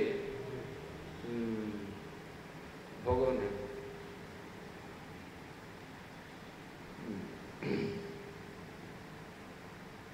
ಯೋ ವೇದನಿಹಿತಂ ಗುಹಾಯಾಮ್ ಅಂಥೇಳಿ ಅವನು ಸರ್ವಾನ್ ಕಾಮಾನ್ ಬ್ರಹ್ಮಣ ವಿಪಶ್ಚಿತ, ಎಲ್ಲ ವಿಧವಾದ ಭೋಗಗಳನ್ನು ಅನುಭವಿಸ್ತಾನೆ ಅಂತ ಶ್ರುತಿ ಹೇಳ್ತಾರೆ. ಹಾಗಾದರೆ ಯಾರು ಪರಮಾತ್ಮನನ್ನು ಕಂಡಿದ್ದಾನೋ, ಮೋಕ್ಷವನ್ನು ಹೊಂದಿದ್ದಾನೋ, ಎಲ್ಲ ವಿಧವಾದ ಭೋಗವನ್ನು ಮಾಡ್ತಾನೆ ಎಂಬುದಾಗಿ ಸರ್ವಾನ್ ಕಾಮಾನ್ ಅಶ್ನುತೆ ಬ್ರಹ್ಮಣ ಸಹ ಅಂತ ಸಹ ಬ್ರಹ್ಮಣ ಶ್ರುತಿ ಹೇಳ್ತಾ ಇದೆ. ಹಾಗಾದರೆ ಈ ಭೋಗವನ್ನು ಹೇಳ್ತಕ್ಕಂಥ ವಾಕ್ಯ ಇದೆ. ಇದಕ್ಕೇನರ್ಥ? ಒಂದು ವೇಳೆ ನೀವು ಐಕ್ಯವನ್ನು ಒಪ್ಪುಬಿಟ್ಟು ಆತ್ಮ ಒಬ್ಬನೇ ಇದ್ದಾನೆ, ಅವನಿಗೆ ಭೋಗ ಇಲ್ಲ ಅಂತ ಹೇಳ್ತೀರಾ ಅಂತಾದರೆ ಭೋಗ ಹೇಳುವಂಥ ವಾಕ್ಯಕ್ಕೇನರ್ಥ ಅಂತ ಪ್ರಶ್ನೆ ಬರುತ್ತೋ ಇಲ್ವೋ? ಆದ್ದರಿಂದ ಆ ಪ್ರಮಾಣ ಇರೋದರಿಂದಾಗಿ ನೀವು ಭೋಗ ಇಲ್ಲ ಆತ್ಮ ಮಾತ್ರ ಇದ್ದಾನೆ ಅಂತ ಹೇಳಿದ್ರೆ ಅದಕ್ಕೆ ವಿರೋಧವೂ ಬರುತ್ತೆ. ಹೀಗೆ ಭೋಗವನ್ನು ಹೇಳ್ತಕ್ಕಂತಹ ಪ್ರಮಾಣಗಳ ವಿರೋಧವೂ ಬರುತ್ತೆ. ಆದ್ದರಿಂದಾಗಿ ಸರ್ವಥಾ ಅಲ್ಲಿ ಯಾವುದೂ ಇಲ್ಲ ಅಂತ ಅರ್ಥ ಮಾಡಬಾರ್ದು, ಎಲ್ಲ ಇದೆ ಅಂತಲೇ ಅರ್ಥ ಮಾಡಬೇಕು. ದರ್ಶನ ಘ್ರಾಣನಾದಿ ಪ್ರತಿಪಾದಕ ಪ್ರಮಾಣ ವಿರೋಧ ಸ್ಯಾತ್ ಇತಿ ಅಪರ ಯೋಜನಾ.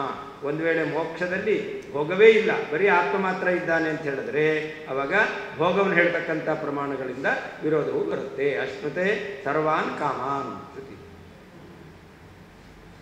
ಕಿಂಚ ಅಸ್ಯ ಉಪಾಸಕಸ್ಯ ಸರ್ವಂ ಇತ್ಯುಕ್ತ ಮಿಥ್ಯಾಭೂತ ಸಕಲ ದೇಹೇಂದ್ರಿಯಾದೇಹೇ ಆತ್ಮೈವಾಭೂತಿತಿ ಸಾವಧಾರಣತೆಯ ಉಕ್ತ ಮುಖ್ಯಬ್ರಹ್ಮ ಐಕ್ಯಸ್ಯ ಪರಮತೇಪ್ಯ ಅಯೋಗ. ಅಷ್ಟೇ ಅಲ್ಲ, ಉಪಾಸಕನಿಗೆ ಅಲ್ಲೇನಿದೆ ವಾಕ್ಯ? ಸರ್ವಂ ಆತ್ಮೈವ ಅಭೂತ್, ಯತ್ರತು ಸರ್ವಂ ಆತ್ಮ ಏವ ಅಭೂತ್. ಸರ್ವ ಶಬ್ದ ಇದೆ. ಸರ್ವ ಶಬ್ದಕ್ಕೇನರ್ಥ ಅಂತಂದರೆ ದೇಹ, ಇಂದ್ರಿಯ ಎಲ್ಲ. ಸರ್ವ ಅನ್ನೋದಕ್ಕೇನರ್ಥ? ಚೇತನ ಮಾತ್ರ ಅಲ್ಲ, ಎಲ್ಲವೂ ಅಂತಂದರೆ ದೇಹ, ಇಂದ್ರಿಯ ಇದೂ ಕೂಡ ಬ್ರಹ್ಮನಿಂದ ಐಕ್ಯ ಆಯಿತು. ಅವರು ಒಪ್ತಾರ? ಮಾಯಾವಾದಿಗಳು ಕೂಡ ಆತ್ಮನಿಗೆ ಐಕ್ಯವನ್ನು ಹೇಳ್ತಾರೆ ಅಷ್ಟೇ ಹೊರತು ಆತ್ಮನಿಗೆ ಇರತಕ್ಕಂಥ ದೇಹ ಇಂದ್ರಿಯಗಳಿಗೆ ಪರಮಾತ್ಮನಿಂದ ಐಕ್ಯವನ್ನು ಹೇಳೋದಿಲ್ಲ. ಅಲ್ಲಿ ಸರ್ವಮಂತಿದೆ. ಚೇತನನಿಗೆ ಐಕ್ಯವನ್ನು ಹೇಳಬೇಕು ಹೊರತು ಎಲ್ಲ ಶಬ್ದದಿಂದ ದೇಹ ಇಂದ್ರಿಯಗಳನ್ನು ಇಟ್ಕೊಳ್ಬೇಕು, ಅವುಗಳಿಗೆ ಐಕ್ಯ ಹೇಳಲಿಕ್ಕೆ ಬರೋದೇ ಇಲ್ಲ. ಆದ್ದರಿಂದ ಯತ್ರತು ಸರ್ವಂ ಆತ್ಮೈವಾಭೂತ ಎಂಬತಕ್ಕಂಥದ್ದು ಐಕ್ಯ ಪ್ರತಿಪಾದಿಕ ಅಂತ ನಿಮ್ಮ ಮತ ಪ್ರಕಾರವೂ ಹೇಳಲಿಕ್ಕೆ ಬರೋದಿಲ್ಲ. ಕಿಂಚ ಅಸ್ಯ ಉಪಾಸಕಸ್ಯ, ಭಗವಂತನನ್ನು ಉಪಾಸನೆ ಮಾಡಿರ್ತಕ್ಕಂಥ ಜೀವನಿಗೆ ಸರ್ವಂ ಯತ್ರತು ಸರ್ವಂ ಆತ್ಮೈವಾಭೂತ, ಸರ್ವ ಎಂಬತಕ್ಕಂತಹ ಶಬ್ದದಿಂದ ಯಾವುದನ್ನು ಹೇಳಿದ್ದಾರೆ? ಮಿಥ್ಯಾಭೂತ ಸಕಲ ದೇಹೇಂದ್ರಿಯ, ಸುಳ್ಳಾಗಿರ್ತಕ್ಕಂತಹ ದೇಹ, ಇಂದ್ರಿಯ ಮೊದಲಾದವು ಅವುಗಳಿಗೆ ಆತ್ಮೈವಾಭೂತ, ಆತ್ಮವೇ ಆಗಿದೆ ಎಂಬುದಾಗಿ ಅವಧಾರಣ ಏವಕಾರವನ್ನು ಹೇಳಿದ್ದಾರೆ. ಅದರಿಂದ ಸಾವಧಾರಣತೆಯ ಉಕ್ತ ಮುಕ್ತ ಬ್ರಹ್ಮ ಐಕ್ಯಸ್ಯ, ದೇಹ ಇಂದ್ರಿಯಾದಿಗಳಿಗೂ ಪರಮಾತ್ಮನಿಗೂ ಐಕ್ಯ ಎಂಬತಕ್ಕಂಥದ್ದು ಪರಮತೇಪಿ ಅಯೋಗ. ಐಕ್ಯವನ್ನು ಹೇಳುವವರ ಮತದಲ್ಲಿಯೂ ಕೂಡ ಆ ವಾಕ್ಯಕ್ಕೆ ಹಾಗೆ ಅರ್ಥ ಮಾಡಲಿಕ್ಕೆ ಬರೋದಿಲ್ಲ, ಅಲ್ಲಿಯೂ ಕೂಡ ವಿರೋಧ ಇದೆ.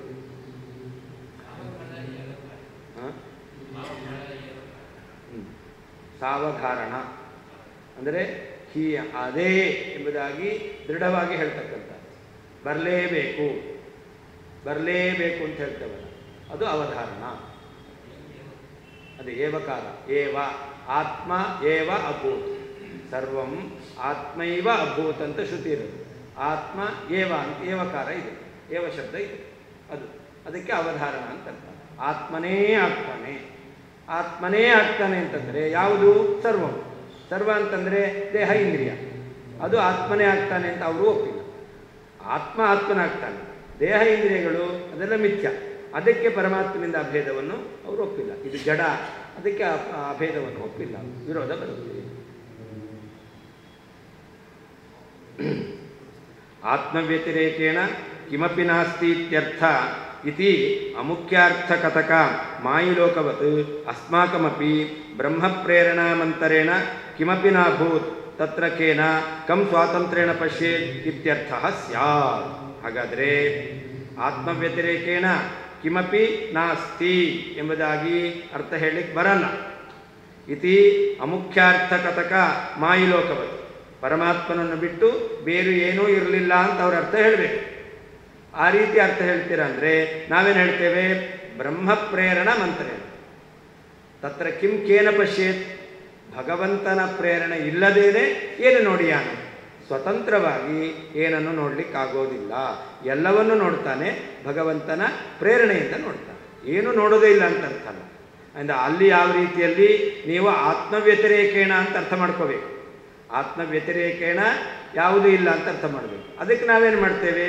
ನಾವು ಕೂಡ ನೀವು ಆತ್ಮವ್ಯತಿರೇಕೇಣ ಅಂತಂದರೆ ನಾವು ಪರಮಾತ್ಮ ಪ್ರೇರಣಾಮಂತರೇಣ ಅಂತ ಹೇಳ್ತೇವೆ. ಪರಮಾತ್ಮನ ಪ್ರೇರಣೆ ಇಲ್ಲದೇನೆ ಜೀವ ಏನನ್ನು ಆಘ್ರಾಣಿಸೋದಿಲ್ಲ, ಏನನ್ನು ನೋಡೋದಿಲ್ಲ, ಏನನ್ನು ಕೇಳೋದಿಲ್ಲ ಅಂತ ಹೇಳ್ತೇವೆ. ಅಂದರೆ ಏನರ್ಥ?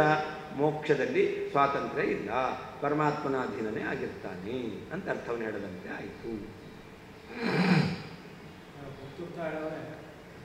ಪರಮಾತ್ಮನಿಂದ ಜೀವಕರ್ಮ ಮಾಡೋದು, ಉತ್ತರಿಗೆ ಏನು ಮೋಕ್ಷದಲ್ಲಿ ಕರ್ತೃತ್ವ ಒಂದು ಪರಮಾತ್ಮನಿಂದ ಸ್ವತಂತ್ರ ಕರ್ತೃತ್ವ. ಮತ್ತೆ ಇವರಿಗಿಲ್ಲ, ಅಸ್ವತಂತ್ರ ಕರ್ತೃತ್ವ ಜೀವನಿಗಿದೆ. ಕರ್ತೃತ್ವ ಮೋಕ್ಷದಲ್ಲಿಯೂ ಕೂಡ ಜೀವನಿಗೆ ಅದು ಹೇಳಬೇಕು, ನಾವು ಬೇರೆ ಹೇಳಬೇಕು ಅಂತಿಲ್ಲ. ಕರ್ತೃತ್ವ ಎಲ್ಲ ಪರಮಾತ್ಮ ಬರುತ್ತೆ, ಬೇರೆ ಬೇರೆ ಹೇಳಬೇಕು. ಕರ್ತೃತ್ವ ಅಂದರೆ ಯಾವ ಕರ್ತೃತ್ವ? ಯಾವ ಕರ್ತೃತ್ವ? ಅಲ್ಲಿರುವ ಪದಾರ್ಥಗಳನ್ನು ಸೃಷ್ಟಿ ಮಾಡುವ ಕರ್ತೃತ್ವ. ಮೋಕ್ಷದಲ್ಲಿ ಜೀವರು ಅನುಭವಿಸುವ ಪದಾರ್ಥ, ಅದನ್ನು ಯಾರು ಸೃಷ್ಟಿ ಮಾಡಿದ್ದು? ತತ್ಕರ್ತೃತ್ವ ಪರಮಾತ್ಮನಿಗೆ. ಹಾಗೆ ಸೃಷ್ಟಿಕರ್ತೃತ್ವ ಪರಮಾತ್ಮನಿಗೆ. ಅದು ಬಿಟ್ಟು ಮುಕ್ತರಾದ ಜೀವರು ತಮಗಿಂತ ದೊಡ್ಡವರ ಸೇವೆ ಮಾಡ್ತಾರೆ, ತತ್ಕರ್ತೃತ್ವ ಇದೆ.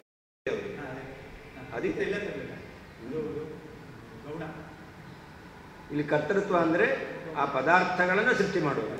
ಜಗತ್ತನ್ನು ಯಥೋವಾಯಿಮಾನಿ ಭೂತಾನಿ ಜಾಯಂತೆ ಅಂತಿದೆಯಲ್ಲ, ಆ ಜಗತ್ ಕರ್ತೃತ್ವ ಅದಿಲ್ಲ,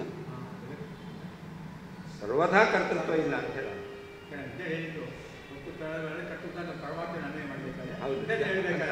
ಯಾವ ಕರ್ತೃ? ಅದಕ್ಕೆ ಹೇಳಿ ತತ್ಕರ್ತೃತ್ವ ಅಂತ ಅಲ್ಲಿ ಹೇಳಿ, ಜಗತ್ಕರ್ತೃತ್ವ ತತ್ಕರ್ತೃತ್ವ ಅಂತ ಶಬ್ದವನ್ನು ಹಾಕಿದ್ದಾರೆ.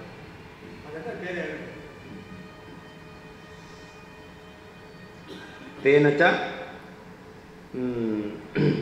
ವಿಷ್ಟಿಗೃಹೀತ ಲೋಕವತ್ ಪರಸ್ಯ ಮೂಕೀಭಾವಶ್ಚ ಸ್ಯಾತ್ ಇತಿ ಅನ್ಯ ಸಕಲ ವಿದ್ವಜ್ಜಗನ್ಮಾನ್ಯ ಚ ಯೋಜನಾ ಅಂತ. ಅದರಿಂದ ಒಬ್ಬ ಕೆಲಸ ಮಾಡ್ತಾ ಇದ್ದಾನೆ, ಬಿಟ್ಟಿಗೆ ಕೆಲಸ ಮಾಡ್ತಕ್ಕಂಥವನು, ಏನೂ ತೆಗೆದುಕೊಳ್ಳದೇನೆ ಅವನು ಕೆಲಸ ಮಾಡ್ತಾ ಇದ್ದಾನೆ. ಅಂಥವನಿಗೆ ಯಾಕೆ ಕೆಲಸ ಮಾಡಲಿಲ್ಲ ಅಂತ ಹೇಳಿದ್ರೆ ಅವಾಗ ಏನೂ ಉತ್ತರ ಕೊಡಲಿಕ್ಕಿಲ್ಲ ಅವನು. ನಾವು ಈಗ ಯಾಕೆ ಕೆಲಸ ಮಾಡಲಿಲ್ಲ, ಸಂಬಳ ತಗೋತೀಯ ಅಂತ ಹೇಳ್ಬೋದು. ಆದರೆ ಯಾರು ಬಿಟ್ಟು ಕೆಲಸ ಮಾಡ್ತಾ ಇದ್ದಾನೋ ಅವನಿಗೆ ಯಾಕೆ ಕೆಲಸ ಮಾಡಲಿಲ್ಲ ಅಂದರೆ ಏನು ಹೇಳಲಿಕ್ಕಾಗುತ್ತೆ?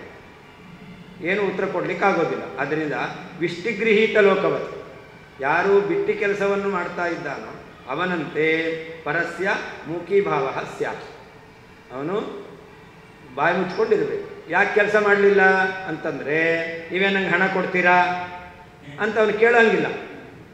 ನಾನು ಯಾಕೆ ಕೆಲಸ ಮಾಡಬೇಕು ಅಂತ ಅವನು ಪ್ರಶ್ನೆ ಮಾಡೋಂಗಿಲ್ಲ, ಅವನು ಬಾಯಿ ಮುಚ್ಕೊಂಡಿರಬೇಕು. ಹಾಗೆ ನೀನು ಕೂಡ ಬಾಯಿ ಮುಚ್ಕೊಂಡಿರಬೇಕಾಗುತ್ತೆ. ಇತಿ ಮುಖೀಭಾವಶ್ಚ. ಅದೇ ಯಾರು ಬಿಟ್ಟಿಗೆ ಕೆಲಸ ಮಾಡ್ತಾನೋ, ಏನೂ ತೆಗೆದುಕೊಳ್ಳದೆ ಕೆಲಸ ಮಾಡ್ತಾನೋ ಅವನಂತೆ. ಅದರಿಂದ ಸಕಲ ವಿದ್ವನ್ಮಾನ್ಯ ಅನ್ಯ ಯೋಜನ. ಹಾಗಾದರೆ ಯತ್ರತ ಸರ್ವಂ ಆತ್ಮೈವಾಭೂತ ಎಂತಕ್ಕಂಥ ವಾಕ್ಯಕ್ಕೆ ಎಲ್ಲ ಜ್ಞಾನಿಗಳು ಒಪ್ಪುವ ಬೇರೆ ಅರ್ಥವನ್ನು ಹೇಳಬೇಕಷ್ಟೇ ಹೊರತು ನೀನು ಹೇಳುವ ರೀತಿಯಲ್ಲಿ ಎಲ್ಲವೂ ಪರಮಾತ್ಮನಿಂದ ಅಭಿನ್ನವಾಯಿತು ಅಂತ ಅರ್ಥ ಅಲ್ಲ. ಏವಂ ಬಹುಶಾಖಾ ನಿರ್ಣಾಯಕತ್ವ ಸೂತ್ರಂಚ ವಿಶ್ವತೋಮುಖಂ ಭಾಷ್ಯಂಚ ಶತಾರ್ಥಮಿತಿ ಸಂಪ್ರದಾಯ ವಿಧ. ಹೀಗೆ ಸೂತ್ರ ಅನೇಕ ವಿಧವಾದ ಶಾಖೆಗಳ ಅರ್ಥವನ್ನು ನಿರ್ಣಯ ಮಾಡ್ತಾ ಇದೆ. ಆದ್ದರಿಂದಾಗಿ ವಿಶ್ವತೋಮುಖತ್ವ ಬಂತು. ಇನ್ನು ಭಾಷ್ಯಕಾರರು ಆ ಭಾಷ್ಯವನ್ನು ನಿರ್ಮಾಣ ಮಾಡಿದ್ದಾರೆ ಅಂತ ಭಾಷ್ಯಂಚ ಅತ್ಯರ್ಥ ವಿಸ್ತರಂ ಅಂತ ಹೇಳಿದ್ದಾರೆ. ಭಾಷ್ಯ ಇದೆಯಲ್ಲ ಅದು ಕೇವಲ ಮೇಲ್ನೋಟಕ್ಕೆ ತಿಳಿಯುವ ಒಂದರ್ಥ ಅಲ್ಲ, ಅದಕ್ಕೆ ಅನೇಕ ಅರ್ಥ ಇದೆ ಅಂತ ಭಾಷ್ಯಕಾರರು ಹೇಳಿದ್ದಾರೆ. ಅದು ಯುಕ್ತವೇ ಆಗುತ್ತೆ. ಅತಃ ನೇದಂ ಅಪೂರ್ವಂ. ಈ ರೀತಿಯಲ್ಲೆಲ್ಲ ಅರ್ಥ ಹೇಳಿದ್ದೇವೆ. ಸುರೋತ್ತಮ ತೀರ್ಥರು ವ್ಯಾಖ್ಯಾನ ಮಾಡಿದ್ರು. ಹಾಗಾದರೆ ಇದು ಅಪೂರ್ವ ಅಂತ ಅಂದ್ಕೊಳ್ಬೇಡಿ, ಇದು ಸೂತ್ರಕಾರರಿಗೂ ಭಾಷ್ಯಕಾರರಿಗೂ ಅಭಿಮತವಾದದ್ದೇ, ಅದನ್ನೇ ಹೇಳಿದ್ದೇವೆ. ಅಲ್ಪಮತಿತ್ವಾದೇವ ಉಪರಮ್ಯತೆ, ಅಲ್ಪಮತಿತ್ವಾದೇವ ಉಪರಮ್ಯತೆ. ಇನ್ನೂ ಹೇಳಲಿಕ್ಕೆ ಬೇಕಾದಷ್ಟು ಇರಬಹುದು, ನನಗೆ ಅಲ್ಪಮತಿ ಇದೆ, ಆದ್ದರಿಂದ ಇಷ್ಟೇ ವಿಷಯವನ್ನು ಇಲ್ಲಿಗೆ ಮುಗಿಸ್ತೇನೆ. 10 ನಿಮಿಷ ಬಿಟ್ಟು